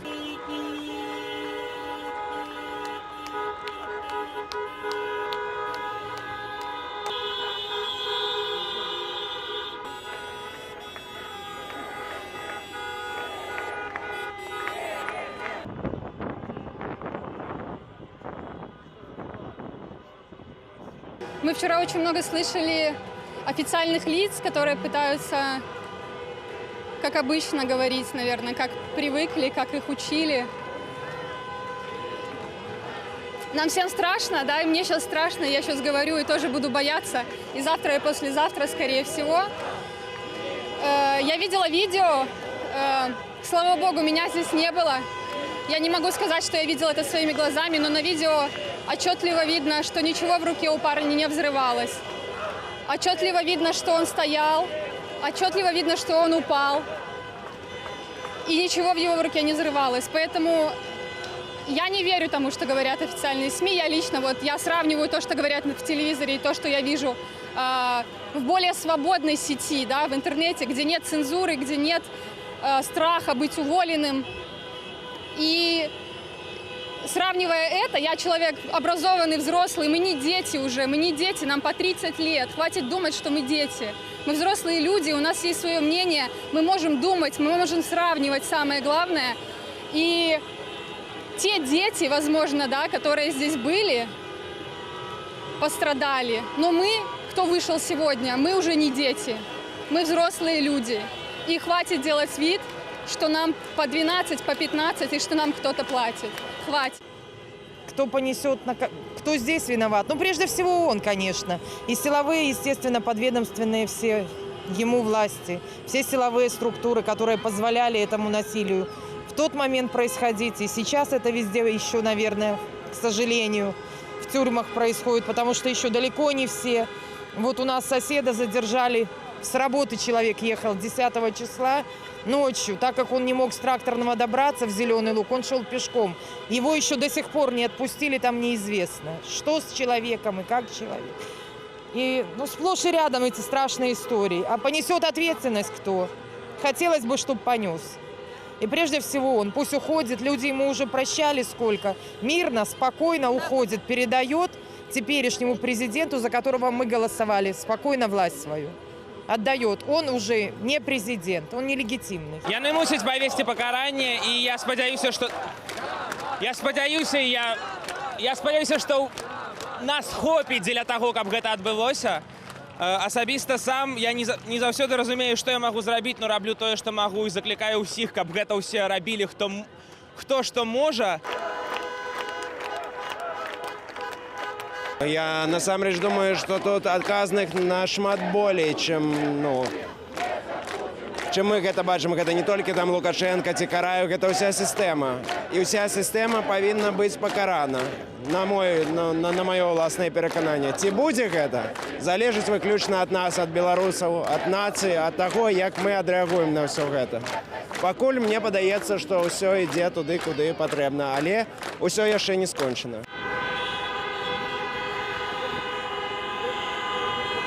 Виноваты все. Те, кто исполнял приказ, те, кто его отдавал, и те, кто молчали на дачах.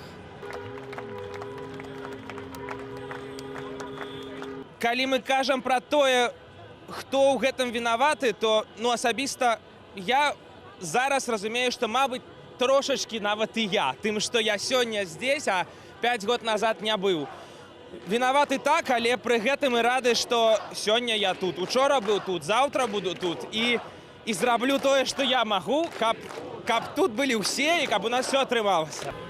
Действующая власть, незаконно занявшая на данный момент пост, виновата, естественно.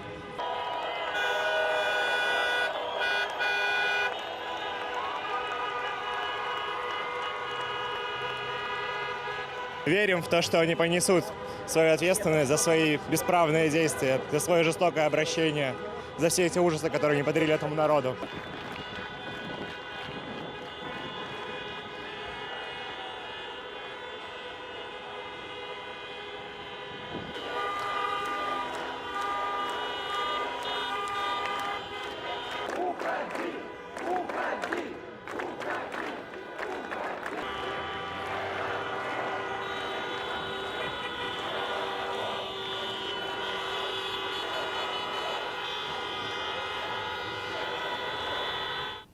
Развітанне з Александром Тарайковскім, чалавекам, якому каштавала жыцця змагання за сумленныя выбары ў Беларусі, адбылося на вуліцы Альшэўскага ў Менску. Давайте паглядзім, як гэта было.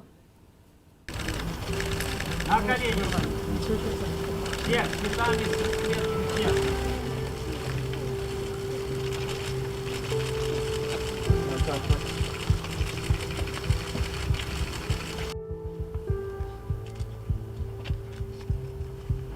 Ён загінуў, як Жизнеўскі наш у Киеве на барыкадах, і яго таксама трэба было пранесці па ўсім горадзе на руках.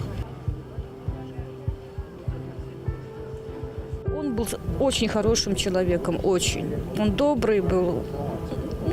Мне просто нет уже слов. Просто нет.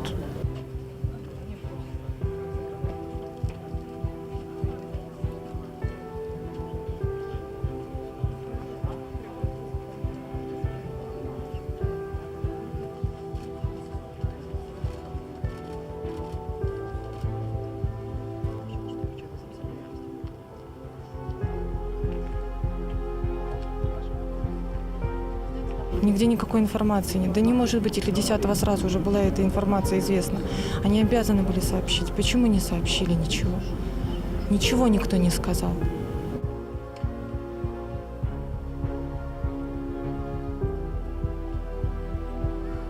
Виноватых, конечно, найдут. И они и сейчас известны, только не всем. А правду скажут, тяжело. Тяжело верить, что правда будет. Частично, да, скажут. Но я боюсь, что всю правду мы не узнаем.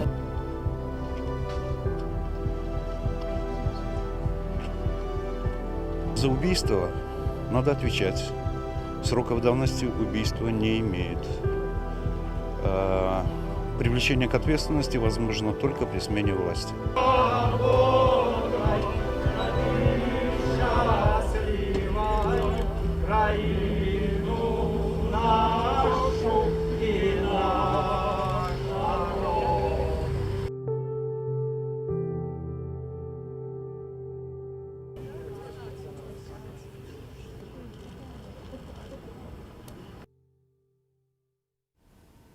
Ну а тым часам жонка Александра Тарайкоўскага цалкам выключае, што ён мог мець пры сабе зброю і ў тое, што мог яе нават вырабіць. І прапаную паслухаць зараз акурат яе.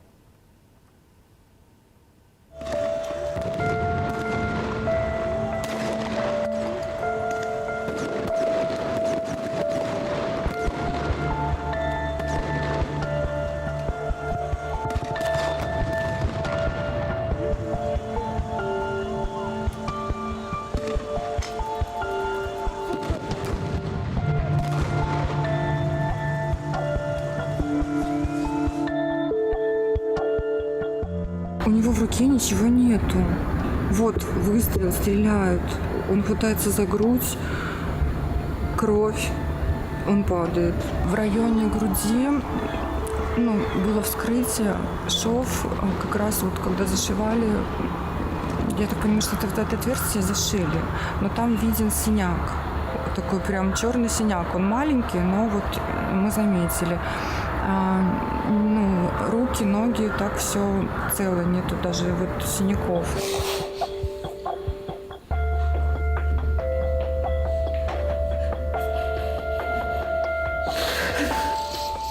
Почему они по ногам не стреляли?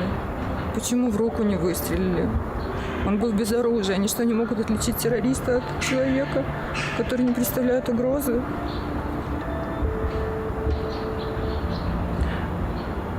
И самое страшное, что кто ответит за его смерть?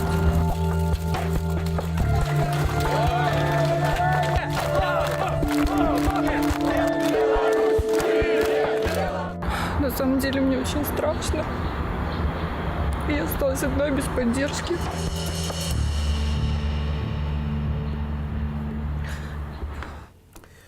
Спадарства, а мы пакуль да міжнародных падзей. Еўрапейскі звяз мае намер увесці санкцыі супраць афіцыйных асобаў Беларусі, адказных за жорсткае здушэнне масавых пратэстаў пасля прэзідэнцкіх выбараў. Дарэчы, Марія Калеснікава, прадстаўніца штабу Светланы Ціханаўскай, выказалася супраць санкцыяў.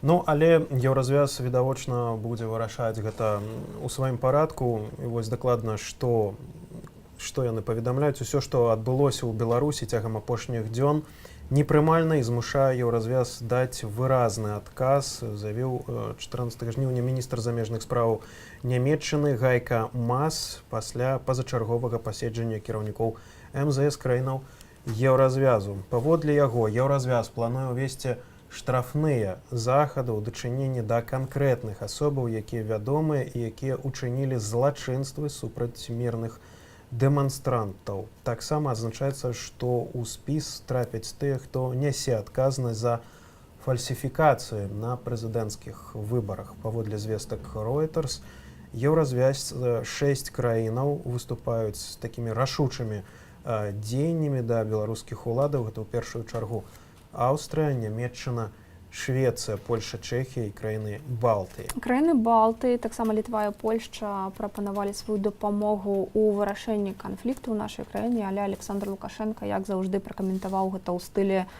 «Вы спачатку разбярыцеся са справамі ў сваіх краінах, са сваімі праблемамі». Александр Лукашенко заўсёды адказвае жорстка на разнастайныя заявы захаду. І вось падобна гэтымі ж вуснамі прагучаў і адказ на гэты заклік ад МЗС. Анатоль Глас пракаментаваў магчымасць увядзення санкцыяў Еўразвязу ў дачыненні да Беларусі. І ён кажа, што санкцыі гэта канец палітыкі. Ці была гэта палітыка раней, таксама вялікае пытанне. Таму далей працягваю цытаваць Анатоля Глаза, таму ключавое пытанне гэта ці ёсць у Еўразвяза палітыка ў дачыненні да Беларусі. У нас ёсць, лічыць Глас. У замежнай палітыцы Беларусі Еўразвяз адзначаецца вялікім прыярытэтам, таму у любых умовах пры любой абстаноўцы мы настроены на захаванне камунікацыі і працяг складанага, але дыялогу. Але з кім будзе весці гэты дыялог Еўразвяз? Гэта, канешне, пакуль вялікае пытанне. Еўразвяз не прызнае вынікі выбараў і мае намер увесці санкцыі супраць афіцыйных асобаў у Беларусі, адказных за жорсткае здушэнне масавых пратэстаў. Зато Александр Лукашенко звярнуўся па дапамогу Расіі, і тая адказала, што па першым запыце акажа дапамогу Арганізацыі бяспекі. ЗША раяць Лукашенко распачаць дыялог, а Польшча абяцае прыняць усіх пацярпелых ад рэпрэсіяў і пра так званую пра ўсе рэакцыі іншых дзяржаваў распавядзе Александр Папко. Пачаць перамовы з народам заклікаў улады Беларусі дзяржаўны сакратар Майк Пампеа падчас свайго візіту ў Варшаву. Гэтыя людзі патрабуюць простых рэчаў, якіх хоча кожны чалавек. Права самім вызначаць, якім будзе іхны ўрад. Мы заклікаем урад Беларусі распачаць перамовы з грамадзянскай супольнасцю, якая цяпер адлюстроўвае патрабаванні беларускага народу. Увесці персанальныя санкцыі супраць асобаў, адказных за фальсіфікацыю беларускіх выбараў і міліцэйскі гвалт. Тым часам пастанавілі міністры замежных справаў Еўразвязу. Наколькі доўгі будзе чорны спіс і якімі менавіта будуць абмежаванні, вызначаць кіраўнікі еўрапейскіх урадаў. Мы дыскутавалі, наколькі маштабнымі маюць быць гэтыя санкцыі, каб не закрануць беларускага грамадства. Ці персанальныя санкцыі прымусяць Лукашэнку адмяніць вынікі сфальсіфікаваных выбараў. Санкцыі з'яўляюцца такім сродкам ціску на беларускі рэжым. Ёсць пэўная сітуацыя, калі яны апасаюцца гэтых санкцый, але санкцыі звычайна маюць доўгатэрміновы эфект. А зараз мы маем крызісную сітуацыю проста зараз. І яе, магчыма, лепей было б вырашаць трошкі іншымі шляхамі. Забарону на ўезд у Еўразвяз і замарожванне рахункаў 200 беларускіх чыноўнікаў Брусэль скасаваў у 2016 годзе. Сёння найлепшым ціскам Андрэй Ягораў лічыць дыпламатычны. Напрыклад, тэлефанаванні заходніх міністраў сваім беларускім калегам. Усе, хто сёння знаходзіцца на пасадах міністраў, вышэйшых чыноўнікаў, яны адказныя, нясуць пэўную адказнасць за тую сітуацыю, якая адбываецца ў краіне. Яны нічога не зрабілі, каб папярэдзіць тое, што сёння адбываецца. І таму яны мусяць аказацца пад гэтым дыпламатычным ціскам. Калі ў Менску хвалю пратэстаў не ўдасца затрымаць, яна пакоціцца ў Расею. С таким посланием Александр Лукашенко праз тэлефон звярнуўся да Владимира Путина. Фактически по сценарию разворачивается агрессия против Беларуси. И надо связаться с Путиным, президентом России, чтобы я мог с ним переговорить сейчас. Потому что это уже угроза не только Беларуси. 10 тысячаў баевікоў, якіх падбухторвае Польшча, Літва і ЗША. Так удзельнікаў пратэстаў у Беларусі ахрысцілі госці ток-шоу дзяржаўнага тэлеканалу «Россия-1». Замежныя сілы абвінаваціла ў пратэстах у Беларусі прэс-сакратар расійскага міністэрства замежных справаў Мария Захарова. Чым абернецца расійская братняя дапамога Лукашэнку? Выступленне Москвы на баку Лукашенко фактычна скансалідуе грамадства супраць Расіі. Расія ўжо не будзе ўспрымацца як брат, як сябра, а наадварот як рэпрэсіўны орган, як вораг. Аднак з дэмакратычнымі пераменамі ў Беларусі аўтарытарны кіраўнік Расіі ніколі не пагодзіцца, перакананы Павел Усаў. Калі Расія прыйдзе з ініцыятывай далейшай інтэграцыі, я сумняюся, што нейкія палітычныя сілы, акрамя нацыянальных, патрыятычных, будзе супрацьстаяць гэтым памкненнем інтэграцыі. Тым больш, што у Беларусі будзе цяжкі пераходны перыяд, і менавіта з гэтага цяжкага пераходнага перыяду Расія можа скарыстацца дзеля таго, каб прасоўваць там свае інтарэсы. Ад якіх краінаў і якой дапамогі чакаюць самі беларусы? Пора санкции вводить давно уже. Евросоюз, Америка пусть вводят однозначно. Но это беспредел полный. Комитет создать, то, что Тихановская хочет. Передача власти в Беларуси, да. Президент же Литвы поддержал ее все-таки. Если бы другие государства поддержали, мне кажется, было бы уже поинтереснее. Россия нас сейчас не поддерживает. Я смотрю российские каналы, смотрю, как нас тоже обзывают, что мы хотим, чтобы нас присоединила Литва. Мы ничего не хотим. Мы хотим мирно, добро жить. Кроме нас никто этого не сделает. Наверное, скорее всего, что мы сами должны это сделать. Дапамога тым, хто пацярпеў ад збіцця і пазбавіўся працы, стыпендыі для студэнтаў і навукоўцаў, якіх выгналі з універсітэтаў, спрошчанае атрыманне візаў, фінансаванне незалежных СМІ і грамадскіх арганізацыяў. Такое падтрыманне для беларусаў запрапанаваў прэм'ер Польшчы. На гэта Варшава вылучыць 11 мільёнаў еўраў. Александр Папко, Белсат. На гаспадарства Александр Лукашенко заявіў, што Расія акажа дапамогу ў выпадку звароту Беларусі для арганізацыі бяспекі ў выпадку вонкавых вайсковых пагрозаў. Падчас нарады ў Цэнтры стратэгічнага кіравання ў Міністэрстве абароны Александр Лукашенко распавёў пра дамоўленасць з Владзімірам Пуціным, з якім ён сёння таксама размаўляў па тэлефоне, пра аказанне вайсковай дапамогі Беларусі ў выпадку неабходнасці. Лукашенко таксама дадаў, што пры першым жа звароце з боку Мінску Расія гатова аказаць усебаковую дапамогу па забеспячэнні бяспекі Беларусі. Ён лічыць, што ў краіне ёсць створаны згодна Канстытуцыі ўрад, і гэта ўсё, што адбываецца цяпер унутраная справа Беларусі, то бок збівання, арышты і здзек над сваім народам, лічыць, што гэта абсалютна ўнутраная справа, і ніякія замежныя ці еўрапейскія палітыкі не павінны ўмешвацца ў тое, што адбываецца цяпер у Беларусі. Затое так не лічаць беларускі з усяго свету. Яны кажуць, што яны не будуць маўчаць, яны галасавалі за перамены, але іх галасы скралі.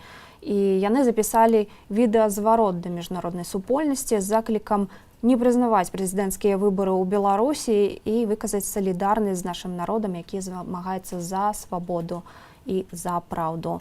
І цяпер вашай увазе гэты ролік са зваротамі нашых суайчынніц. I'm a Belarusian woman. Ich bin Belarusin. Sono bielorussa. Aš esu Baltarusė. Я белоруска. Albaida walla uridu an asmut. И не będę milczyć. Und ich werde nicht schweigen. Не буду мовчати. Ik heb voor veranderingen gestemd, zoals de meerderheid van de Wit-Russen. אנחנו בלרוסיות במדינה ומחוצה לה הצבענו בעד שינויים. Я голосовала за перемены, як і більшість білорусів. Pero nuestras voces fueron robadas. Але наші голоси украдли. Belarussische Behörden haben das Internet ausgeschaltet. Les autorités ont coupé l'internet. Влади Білорусі вилучили інтернет. Влади відключили інтернет. Щоб ви не бачили. El ejército golpean brutalmente a manifestantes pacíficos. Myndigheterna i Sverige. Але ми не хочемо війни. Vi ønsker forandringer. We call upon the international community À ne pas reconnaître les résultats des élections. Please provide assistance and support to all those who have suffered. Oraz wszystkim tym, którzy walczą o prawdę. Pomóżcie oswobodzić Białorusku. Бо світ не буде вольним, покуль не вольная Білорусь. Вось такім чынам беларускі з усяго свету звяртаюцца да палітыкаў міжнароднай супольнасці на моваў тых краінаў, у якіх яны жывуць. Ідэяй гэтага праекта выступіла Вераніка Лапуцька, каардынавала праект Аліна Коўшак, наша журналістка. І цяпер дамо слову аўтару ідэі праекту Веранікі Лапуцька. Я побачила, што адбылося ў першую-другую ноч. Пасля выбараў я зразумела, што трэба штосьці з гэтым рабіць, і на мой погляд найлепшае выйсце гэта звярнуцца, конечно, да сусвету, да міжнароднай супольнасці праз сацыяльныя сеткі. Я подумала про тое, што у мяне багата сваіх сябровак, якія жывуць у розных краінах, валодаюць рознымі мовамі, і што мы можам аб'яднацца, запісаць ролик, дзе кожны з нас будзе размаўляць на тых мовах, якія мы ведаем, і звяртацца да ўрада тых краінах, дзе мы жывем. Дзяўчыны вельмі хутка адгукнуліся, пачалі запрашаць сваіх сябровак. У выніку у нас вырасла група да 50 чалавек у чаце. Все падтрымалі ідэю, за што вельмі дзяўчынам удзячна. І потым мы ўжо пачалі каардынаваць і мовы, і гэтак далей. У выніку у нас там безліч моваў атрымалася ад фінскай да арабскай. Я думаю, што гэты год паказаў дзяўчынам і падарыў нам нашу моц, і падарыў нам вось гэтую пачуццё салідарнасці. Ёсць, зараз мы не будзем размаўляць пра розныя версіі, хто стаіць за аб'яднаным штабам, за гэтымі жанчынамі, таму што мы ведаем, што ў СМІ былі самыя розныя версіі таго, што адбываецца, але, на мой погляд, гэта вельмі моцна скалыхнула нашых жанчын жанчын. Яны адчулі сваю моц, яны адчулі, што яны паўнапраўна могуць удзельнічаць у працэсе. Канешне, усіх жанчын разгарачыў той факт, што нашы ўлады наўпрост сказалі, што жанчына не створана для таго, каб кіраваць дзяржавай, што канстытуцыя наша не напісаная пра жанчыну. З боку ўладаў мы чулі абразу боку жанчын, пачынаючы з таго, што яны свінаматкі, сканчваючы тым, што яны бедалагі. І я думаю, што гэта ўсё распаліла такую энергію, якая ўжо не спыняецца і якая у тым ліку прывяла да вось гэтых масавых ланцугоў салідарнасці жанчын па ўсёй краіне зараз. Спадарства, мы вяртаемся ў студыю тэлеканала Белсат і прапаную сцяж працягваць тэму таго, што адбывалася пасля выбараў і міжнародных рэакцыяў. Зараз маем выказванне украінскага журналіста. Так. Дмітрыя Гордона, які напярэдадні выбараў, яму атрымалася ўзяць інтэрв'ю у Александра Лукашенка, і оно цяпер дасяжнае на Ютубе. Дарэчы, там дызлайкаў нашмат больш, чым лайкаў. Можна яго таксама паглядзець. У гэтым інтэрв'ю ён так з усмешкай вельмі сказаў пра тое, што ён ведае, хто стане чарговым прэзідэнтам Беларусі, ведае, але не скажа. Але вось цяпер сітуацыя трошачкі іншая. Давайте паслухаем, што Дмітрый Гордон расскажа нам цяпер. Мне очень прискорбно сознавать, что Александр Лукашенко и белорусская власть в целом пошли по самому страшному сценарию, который только мог быть, по сценарию избиений собственного народа, людей, которые вышли на мирный протест, и даже убийств. Потому что сегодня я видел кадры убийства молодого человека, убийства, о котором сначала говорили, что у него в руках разорвалась граната или что-то еще. Нет, это было убийство, и сегодня эти кадры обнародованы. Белорусы, которые вышли защищать свой выбор, совершенно правы. Я абсолютно уверен в том, что белорусы победят. Я абсолютно уверен в том, что Александр Лукашенко не сможет удержаться у власти. И я, пользуясь случаем, хочу обратиться к Александру Григорьевичу с призывом минимизировать репутационные и прочие потери и добровольно уйти.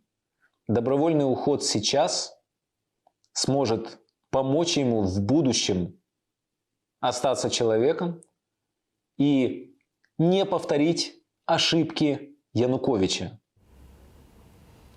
Спадарства, гэта быў Дмітрый Гордон, вядомы украінскі журналіст і хутчэй такі відэаблогер, які таксама ось такім чынам звярнуўся да беларусаў і асабіста Александру Лукашэнкі, у якога напярэдадні браў інтэрв'ю, і вось як бачылі, як слышалі яго выказванне, ён асудзіў тое, што зрабіў Лукашенка, які пайшоў па самым крывавым шляхам пасля выбараў. Дарэчы, у часе гэтага інтэрв'ю он запытваў Александра Лукашенко, ці будзе ён страляць і пойдзе на такія захады. Александр Лукашенко сказаў, што не, гэта самы скрайні метад. Ну а тым часам штаб Святланы Ціханаўскай пачынае фармаванне каардынацыйнай рады. Гэта такая будзе пашыраная працоўная група вельмі паважаных разнастайных прадстаўнікоў грамадства, якая павінна абмеркаваць і выпрацаваць бяспечныя і стабільныя механізмы для забеспячэння перадачы ці такога трансферу уладаў. Прынамсі, пра гэта ўжо агучана, і вось як будзе выглядаць гэтыя людзі, якія ўваходзяць у раду, пра гэта распавяла Ціханаўская прадстаўніца Ціханаўскай Ганна Красуліна.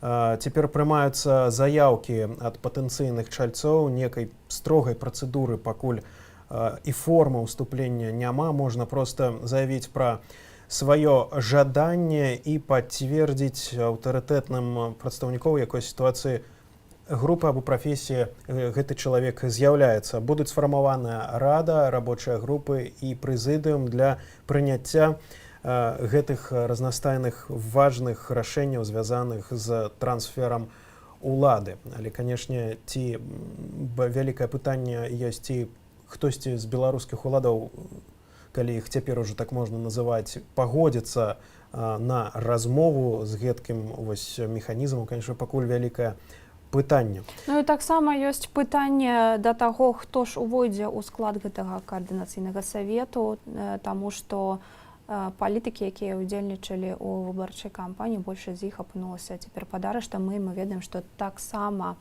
завялі крымінальную справу на Валерыя Цапкала, прэтэндэнта на кандыдата ў прэзідэнцтва. Не толькі на Валера Цапкала завялі крымінальную справу, таксама учора крымінальная справа датычыла вядомага відэаблогера нехты Сцяпана Пуцелы, які цяпер мае і каардынуе асноўную проста крыніцу ведаў і відэа пра Беларусь. Гэта канал, тэлеграм-канал Нехта, яшчэ яго ёсць другі канал Нехта Лайф. Відэа з гэтага канала расходзяцца проста па ўсім свеце. Так вось Сцяпану цяпер пагражае 15 гадоў зняволення. Заведзеная крымінальная справа, і атрымоўваецца, што ў нашай краіне 20-гадовы відэаблогер самы страшны тэрарыст, бо проста паказвае часам праўду. Ну і паказвае, дарэчы, пратэсты, якія цяпер адбываюцца па ўсёй Беларусі, ад самых малых мястэчак да вялікіх гарадоў.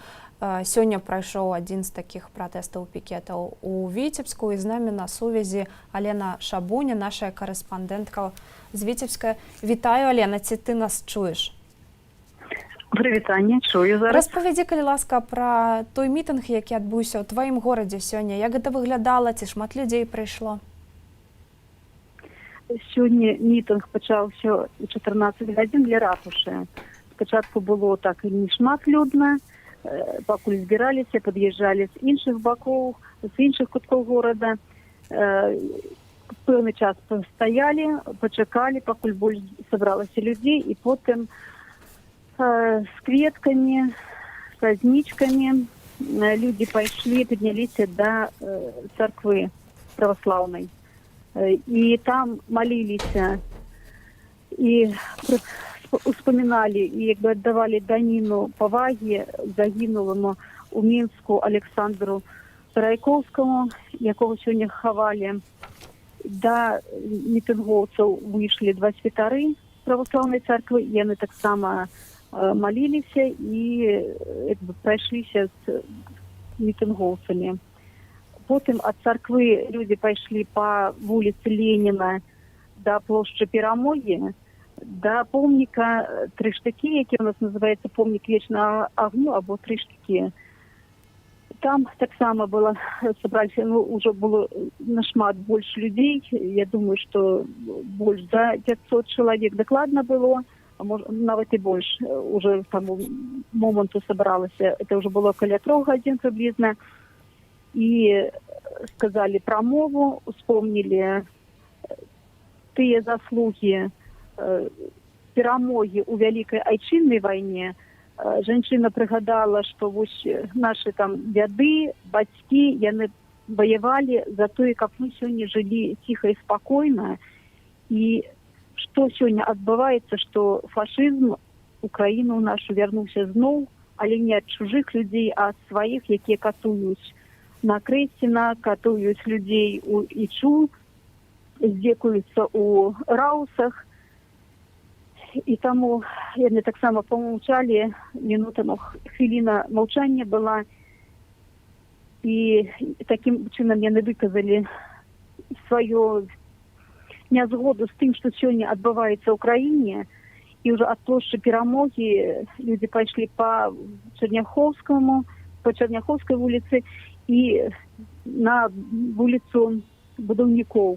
І ўжо той момант людзі яшчэ больш і больш падыходзілі, пад'язджалі, далучаліся, і ў выніку ўжо па праспекту Будаўнікоў людзей было значна сёння больш, чым было ўчора. То ўчора, калі па прыблізным падлікам там ад 1500 до 2 было людзей, то сёння было значна больш. Затым калі яны прайшлі па праспекце будаўнікоў, яны пайшлі па вуліцы Петруся Броўкі і зноў падышлі, як і ўчора, падышлі да Ічу.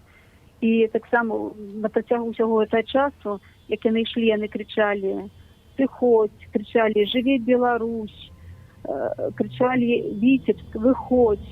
І больш і больш людзей далучалася. А ўжо каля ІЧУ таксама яны стаялі, «Выпускай», крычалі. І я думаю, што тыя, якія яшчэ засталіся там людзі, яны чулі, як крычаць, і чулі гэту падтрымку. І я думаю, што іх все ж таки гэта натхняе, што яны там не забытыя. І затым уже учора частка толькі людзей прыйшла ў мікрараён Білева, і яны прайшлі толькі па адной вуліцы па Караткевіча уздоўж камбіната Віцеба і вярнуліся учора зноў на праспект Маскоўскі. А сёння яны ўжо пайшлі вот каля камбіната Віцеба і пайшлі, можна так сказаць, цэнтральная вуліца ў мікрараёне Білева, это вуліца Багатырова. І людзі прайшлі амаль да канца вуліцы, потым завярнулі па вуліцы акцёраў Яроненка. І это, конечно, для Білева, это такі спальны мікрараён, шмат людзей у гэтым мікрараёне жыве, каля 40 000, то гэта было такое натхняльнае, я так думаю, бо людзі выглядалі з вакон, машыны на працягу ўсёй гэтай працэсіі ад самага пачатку кіроўцы ехалі, сігналілі, ехалі кіроўцы некаторыя са сцяганню на машыне, былі чырвона-белыя сцягі, балонікі былі бела-чырвоныя. І зноў потым людзі вярнуліся ўздоўж Маскоўскага праспекта, і это ўжо з аднаго боку это дамы пабудаваныя жылыя, а з другого боку была траса. І таксама людзі чулі падтрымку і бачылі падтрымку і кіроўцаў. І таксама людзі ішлі, ну, у асноўным, вот, людзі, якія ішлі, яны, хаця яны не ішлі ў гэтай працэсе, а сустракаліся. Яны стаялі, глядзелі, махалі рукамі і таксама у адказ крычалі, што «Жыве Беларусь». І потым зноў прайшліся па Маскоўскаму праспекце ўжо да плошчы Перамогі. Алена, падкажы, калі ласка, а калі апошнім часам ты бачыла такія маштабныя, такія вялікія акцыі салідарнасці, увогуле акцыі, магчыма, пратэстаў? Ніколі не было. На маёй памяці, пры маім жыцці, за 26 гадоў, скажем так, это осознанного, можна сказаць, жыцця, такого ніколі не было. І я думаю, што вось гэтыя, ну, моладзь, якая пачала от гэтыя працэсі, выходзілі дзяўчаты, якія у тым ліку і пацярпелі, і былі затрыманы, і сидзелі ў ІЧУ, былі пазбаўлены волі, хто на колькі гадзін, хто на суткі. Вот яно абудзіла, ўсё ж такі людзі прачнуліся. І калі, напрыклад, былі людзі абураныя учора, калі падышлі да аблвыканкама і прыйшлі ў працоўны дзень, яшчэ была цэлая гадзіна працоўнага часу, і хацелі, каб ўсё ж такі да іх выйшаў кіраўнік вобласці. Яны спачатку паабяцалі, што зараз хто-небудзь выйдзе, і ўрэшце рэшт у 5 гадзін аб'явілі учора, што працоўны дзень скончаны і ўсе ўжо разышліся, і нікога няма, то гэта, ну, я лічу, што проста ганебнае такое стаўленне кіраўніцтва вобласці да людзей. Ну, я не ведаю, як это можна вот дажыць да такога, давесці сябе да такога стану, што просто вот ты і баішся гэтых людзей, і я не ведаю, які ў іх пачуцці. То сёння, ну, уже сэнсу ісці да такіх устаноў не было, бо яны ўсе закрытыя, калі ўжо учора яны закрыліся ў 4 гадзіны, палохаўшыся, відаць, калі такі натоўп, ну, учора было каля 800 чалавек, вот, якія падышлі літаральна вот да аблвыканкама. Потым яшчэ больш прыбаўляліся людзей. Далучыліся учора і чыгуначнікі, далучыліся дактары яшчэ, ну і сёння таксама там далучаліся. Дзякуй і вялікі. Дактары далучаліся. Дзякуй вялікі, Алена. Алло? Ну так, дзякуй вялікі, Алена. Так відавочна, што не ўсе ўлады адважваюцца на дыялог з мірнымі пратэстанцамі, з грамадзянамі. Мы будзем сачыць за развіццём падзеяў у Віцебску таксама. Дзякуй табе вялікі і да сустрэчы. Ну а пакуль СМС, нумар, дарэчы, які вы бачыце, можете дасылаць да нас таксама свае паведамленні. Завтра в 16:08 Лукашенко собирает митинг в свою поддержку. Это СМС с Беларуси. Для этого формируются автобусы со всех точек Беларуси, в которых будут ехать председатели колхозов, директора школ, председатели райисполкомов, облисполкомов и другие номенклатурные работники. Вось такие СМС пришел до нас, что завтра так само будет акция. Ну а сёння адбылася вялікая забастоўка ля Белтэлерадыёкампаніі. На ўваходзе павесілі чырвона-белы сцяг. Грамадзяне прыйшлі патрабаваць сумленных навінаў, аб'ектыўных навінаў, каб паказвалі тое, што цяпер адбываецца на акрэсце, на тое, як катуюць затрыманых на акцыях пратэстаў людзей.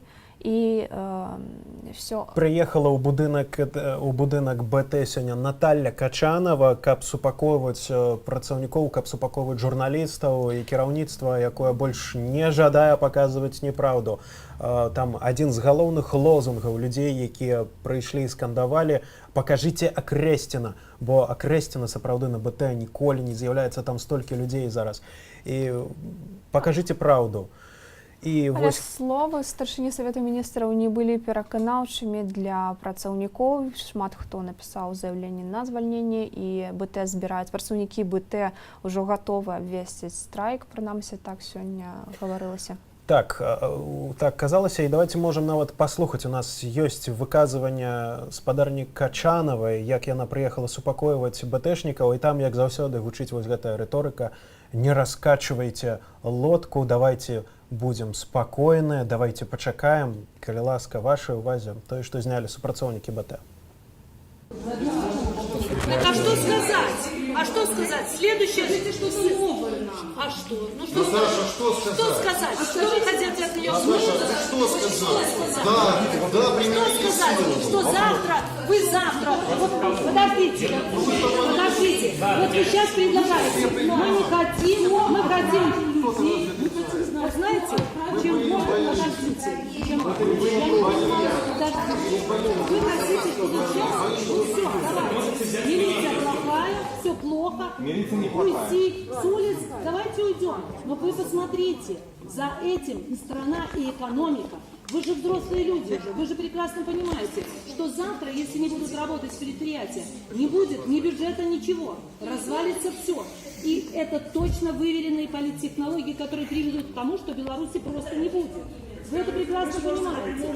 А к этому все идет. Потому что правильно вы говорите. Сначала вышли на незаконные митинги, хотя людей предупреждали. Президент трижды по телевизору говорил: как не вы это знаете лучше всех? Вы показывали. Незаконно ночью гулять или что? Вы это лично показывали, когда президент на выборах сказал: скажите своим детям, пусть не ходят на эти выборы. Ну вот это, может быть, Павел попал, потому что он там работал, наверное. Ну так, вы работали? Я тут пришел. Нет, я работаю здесь. Я же сюда не попался. Поэтому вы понимаете, что сегодня вот так раскачивать, я просто говорю еще раз, надо одуматься, надо остановиться, прекратить эмоции, разберемся, расставим все на свои места. Но если сегодня каждый из вас будет раскачивать эту ситуацию, то завтра из нее так просто не выйдешь. Не выйдешь, поверьте мне. Это будет не одна... Ну, спадарства, вось так выглядала сустрэча працаўнікоў Белтэлерадыёкампаніі з Натальяй Качанавай. Пакуль жа яшчэ ёсць такая інфармацыя з апошніх. Унутры будынку БТ стаяць сілавікі са шчытамі, іх бачна з вуліцы. Так што яшчэ падобна там не скончылася. Так, і за агароджай таксама дзяжурылі бойцы ўнутраных войскаў з аўтаматамі, але яны не ўмешваліся ў падзеі. Ну і пратэстоўцаў сабралася ажно так шмат, якія патрабавалі сумленных выбараў, што перакрылі пад'езд да будынка Белтэлерадыёкампаніі, да і перакрыла. Ну а мы маем выказванне тых, хто удзельнічаў сёння ў гэтым пратэсце, і вашай увазе. Мы думаем, что яны убивают наше насельніцтва так само, як і тыя мапаўцы, якія здзекаваліся над людзьмі на Крэсціны і так далее. Але ж яны гэта робяць словамі хлусні. Та дезинформация, которую получают люди через телевидение и не получают разных мнений, а получают как бы одно единое мнение, выданное им как правду, это очень-очень-очень-очень плохо. Дезинформирование людей, ложь и клевета, и то, как втаптывают в грязь репутацию людей, а люди никак не могут на это ответить. Люди, находящиеся сейчас в тюрьме, такие как Виктор Бабарико, его сын Сергей Тихановский и все политзаключенные. Я, наверное, скажу непосредственно о своей, например, бабушке, которая воспринимает информацию, которая есть на БТ и ОНТ, как единственно верную. И все, что даже я показываю ей альтернативное, для нее это неправда.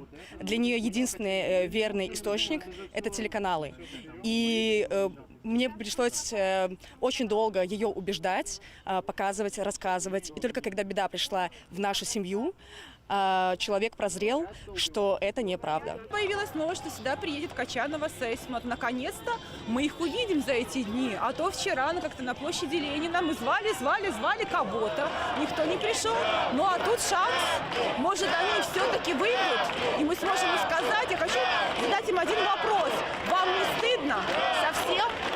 Ну, я не думаю, что получу ответ, но я на это надеюсь. Дорогие мои, теперь час. Ідзіце наш бок, будьце з намі, кажыце праўду, калі нават гэта цяжка. Мы вас падтрымаем. Я разумею, што гэта цяжка. І нават калі вы хлусілі гэты час, усё роўна ідзіце з намі, бастуйце, даражэнькія, бастуйце. Мы хотим видеть телевидение с больших 2 букв ТВ, настоящее телевидение, которое доносит новости, которое рассказывает честно. Почему они не рассказывают? Почему мои бывшие и нынешние коллеги не рассказывают, что сейчас происходит на Крестино? Почему они не берут интервью у этих людей, у пострадавших? Почему они вечером не выходят на улицы города? Почему они не снимают женщин в белом, женщин в черном, женщин в синем, красном, серо-буро-малиновом? Почему они у них не берут интервью? Почему они называют нас наркоманами, проплаченными проститутками, я не знаю?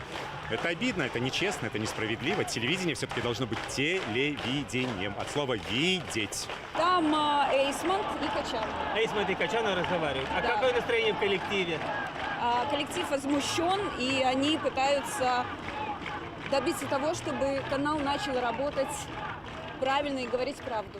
Спасибо большое. Говорить правду, это показывает Крестина или что? Вот что такое Да, говорить правду? да. 9, 10, 11 числа пострадали мои друзья, мои родственники.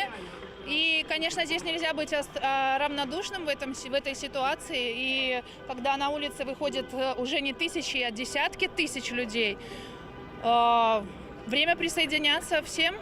Почему важно именно ДБТ привести?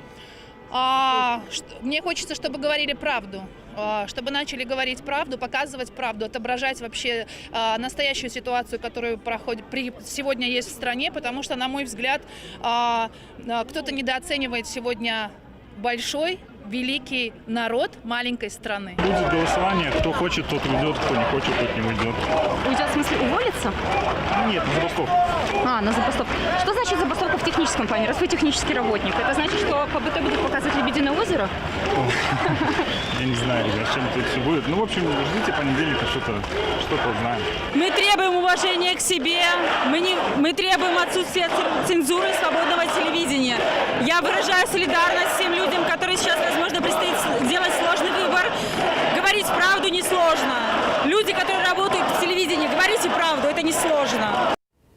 Сапраўды, казаць праўду не складана. Міністэрства ўнутраных справаў Расіі абвесціла ў вышук стваральніка тэлеграм-канала, ютуб-канала таксама нехта Сцяпана Пуцілу. У Беларусі на яго завялі справу аб арганізацыі масавых беспарадкаў. Сцяпан зараз з намі на тэлефоннай сувязі. Сцяпан, прывітанне, ці чуеш нас? Добрый вечер, чую так. Сцяпан, распавядзі, калі ласка, як так атрымалася, што на цябе завялі... Гэта ўжо чарговая крымінальная справа, падаецца? Ну, першая была 2 гады таму за абразу так званага прэзідэнта, 368 артыкул крымінальнага кодексу, але тая справа нібыта нічым не скончылася, і вось зараз мы бачым, што ўсё ж таки новую справу завялі за арганізацыю масавых беспарадкаў так званых, больш за тое за нібыта тое, што мы вучылі гэтым беспарадкам, то бок за падрыхтоўку. Не ведаю, гэта да чаго можна было дачапіцца, але так сапраўды мы перад гэтым дзесь два тыдні таму лічылі, якія артыкулы нам можна прыпісаць з беларускага крымінальнага кодексу і налічылі больш за 15 артыкулаў. Таму я не дзіўлюся, што гэтая справа ўзнікла. Вядома, што калі б я паехаў у Беларусь, калі б хтосьці з каманды паехаў у Беларусь, то адразу на мяжы б зачынілі, а потым ужо разбіраліся. Прынамсі, зараз ведаем, што гэта ўсё афіцыйна і паводле якога артыкулу. Степана, чаму, так бы мовіць, вучылі? За якія, магчыма, публікацыі да вас магла быць прэтэнзія? Я не ведаю, за якую публікацыю можна было дачапіцца. Адзінае, магчыма, гэта тое, што мы публікавалі відэа так званых шчэпак, калі людзі становяцца побач адзін з адным і не аддаюць сваіх у рукі міліцыянтаў, якія здзекуюцца пазней над затрыманымі. То бок мы просто паказвалі, як не аддаваць сваіх людзей бандітам у чорным, і, магчыма, вось менавіта праз гэтыя шчэпкі яны гэта палічылі як шкаленне, як падрыхтоўка, як навучанне беспарадкам. Сцяпан, а што гэта за супрацоўнік Міністэрства ўнутраных справаў, які цяпер займаецца тваёй справай? Я бачыў, ты ў канале, падаецца, рэпосціў гэта. Так, гэта падпалкоўнік міліцыі, здаецца, але ён толькі падпісаў менавіта вось гэты розшук, то бок вышук. То бок ён часова выконвае абавязкі некага там начальніка, гэта палкоўнік Свірыт. Мы адразу ж знайшлі яго нумар мабільны і хатні, шмат людзей яму тэлефанавалі, пыталіся, правда, пакуль не ведаю, чым гэта скончылася. Ён па сутнасці проста падпісаў вось гэтую пастанову на вышук. Вядома, што загады ідуць ад самага верху, і гэта не ягоная ініцыятыва. Сцяпан, цяпер, падаецца, нешта новае з'яўляецца, прынамсі, у гэтай справе, бо нават і ў Расіі цяпер цябе будуць шукаць. Як ты да гэтага ставішся? Што, можа, кажуць твае расійскія сябры? Ну, у прынцыпе, даволі чакана было, што калі вышук у Беларусі, то ён будзе і ў Расіі, таму што так званая саюзная дзяржава, адзіныя прынцыпы бяспекі у СНД. Зараз па усім СНД я не змагу ездзіць. Таксама не здзіўлюся і буду прабіваць гэту інфармацыю, калі моя асоба будзе ў спісе Інтэрполу, таму што гэта вельмі верагодна, і буду прабіваць гэту інфармацыю, буду даводзіць, канешне ж, да адпаведных структураў, што гэта палітычны пераслед. Я думаю, што усе гэта разумеюць. Добра, давай тады да іншай нагоды. 2 мільёны на тваім тэлеграм-канале. За колькі дзён ты назбіраў мільён? Сапраўды, яшчэ тыдзень таму, да пачатку ўсіх гэтых масавых пратэстаў, наш тэлеграм-канал налічваў 340 тысяч падпісантаў. Ён быў найбуйнейшым у Беларусі, і мы калісьці лічылі, што толя для беларускага сегменту гэта 500 тысяч падпісантаў. Як апынулася, вельмі хуткі рост. Зараз мы маем, адзначылі 2 мільёны сёння падпісантаў. Гэта, вядома ж, людзі не толькі з Беларусі, але гэта сведчыць пра зацікаўленасць да падзеяў у Беларусі. Нам пішуць розныя людзі з Украіны, з Расіі, з Казахстану, з іншых дзяржаваў. Усе вельмі падтрымліваюць, 95-97% людзей падтрымлівае, зычыць нам поспехаў, перамогі. І гэта сведчыць пра тое, што сапраўды зараз за Беларусю назірае ўвесь свет і здавацца ўжо нельга.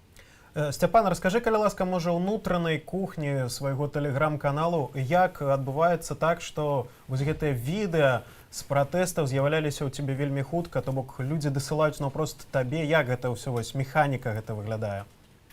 Так, паколькі ўлады Беларусі заблакавалі ўсе парталы найбуйнейшыя, і ўвогуле часамі інтэрнэт не працаваў, то тэлеграм заставаўся такой адзінай пляцоўкай распаўсюду інфармацыі. Паколькі мы ўжо былі на той момант найбуйнейшым каналам, то, вядома ж, усю інфармацыю, усе відэо відэа дасылалі нам, хоць і з цяжкасцямі, але мы атрымлівалі гэтую інфармацыю, ну і адразу ж публікавалі. То бок гэта такі народны канал, нехта, ў прынцыпе, як і ад самага пачатку, то бок хтосьці, кожны з беларусаў, гэта і ёсць усе беларусы.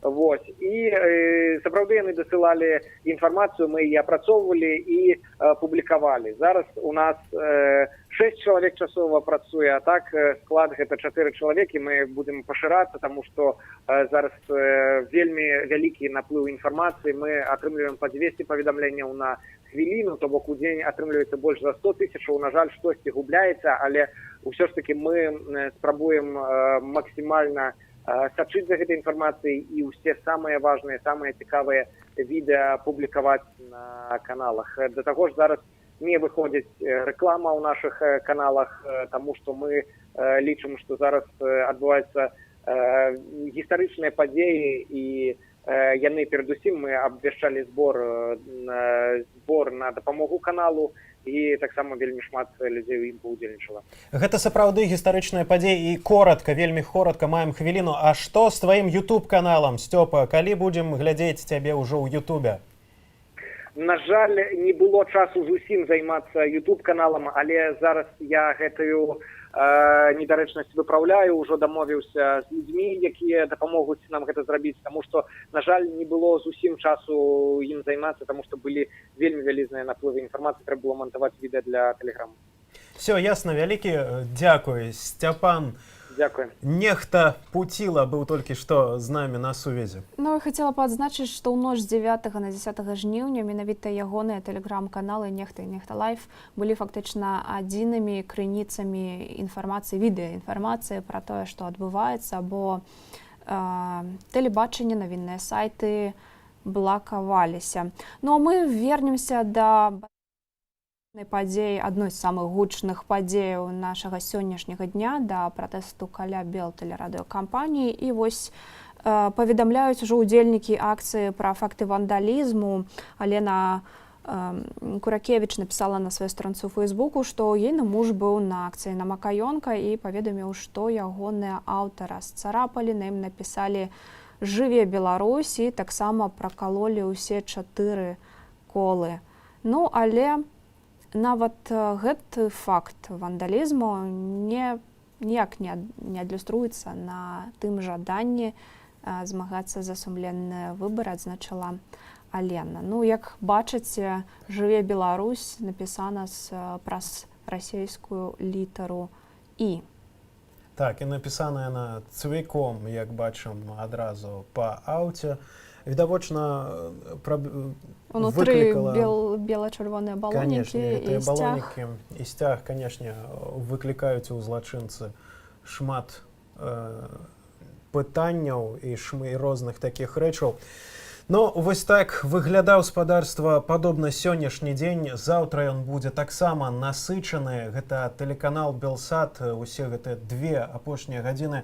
З вами у студыі была Юлія Лабанова і Кірыл Смеглікаў. Мы развітваемся з вами. Тэлеканал «Белсат» працягвае сваё вяшчанне, і з раніцы ўжо заўтра таксама ўключайцеся. Мы будзем сачыць за ўсімі падзеямі, якія разгортваюцца вакол Беларусі і беларускіх выбараў. Дабранач, заставайцеся разам з намі.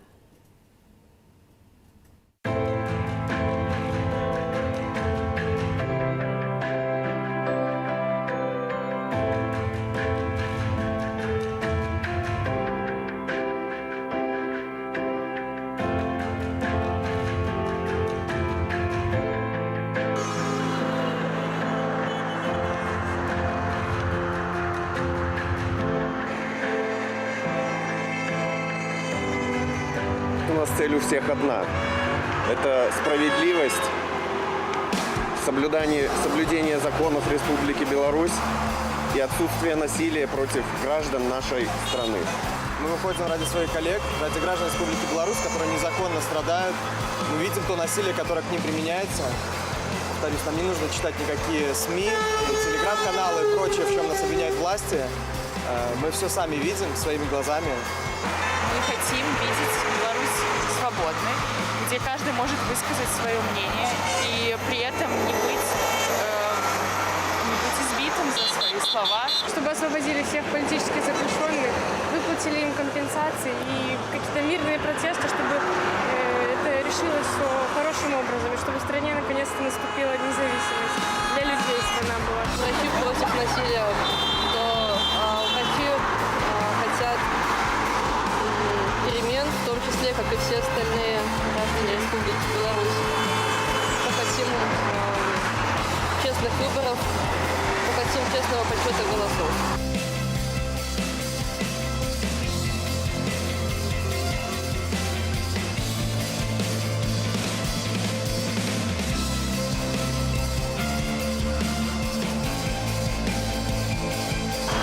Чтобы всем молодежи было счастливо, дети наши все.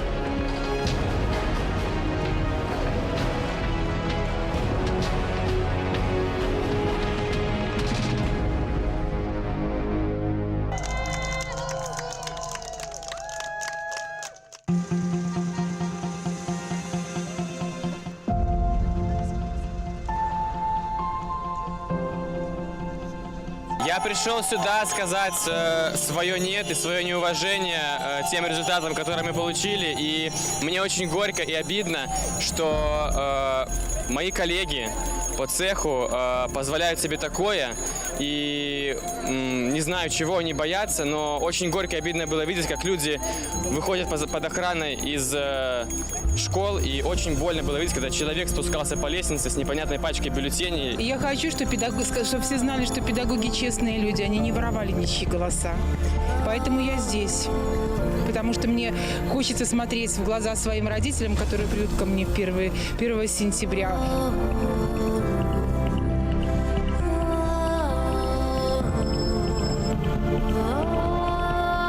Я за чесні вибори. Все бачно, супраць гвалту, по-перше, по-друге, щоб наставників все ж таки поважали. Ми такі громадяни Республіки Білорусь, так само хотим, чтобы в этой краине было мир, счастье, и наши дети, наших детей учили сапраўдные громадяне Республики Беларусь сапраўдному и сапраўдной истории, тем лику. Беларусь больше не будет молчать, и Беларусь запомнила это все, ну, мне кажется, на всю жизнь. Все те унижения, все то хамство, неуважение к своим собственным людям, вся эта несправедливость, это уже не что-то единичное, это не какое-то разовое оскорбление твоей личности, это уже на века. Это уже отпечаталось в людях настолько, что больше никто не будет молчать.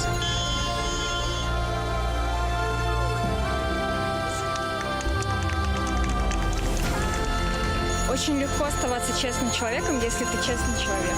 И мне не стыдно будет прийти, посмотреть в глаза своим ученикам, их родителям. И просто слезы на глазах от того, что творится в стране, слезы горя и слезы радости, потому что все эти мирные акции, они просто заставляют стоять ком в горле от счастья, от того, что мы все вместе, что мы не одни, и, как видите, не все учителя плохие.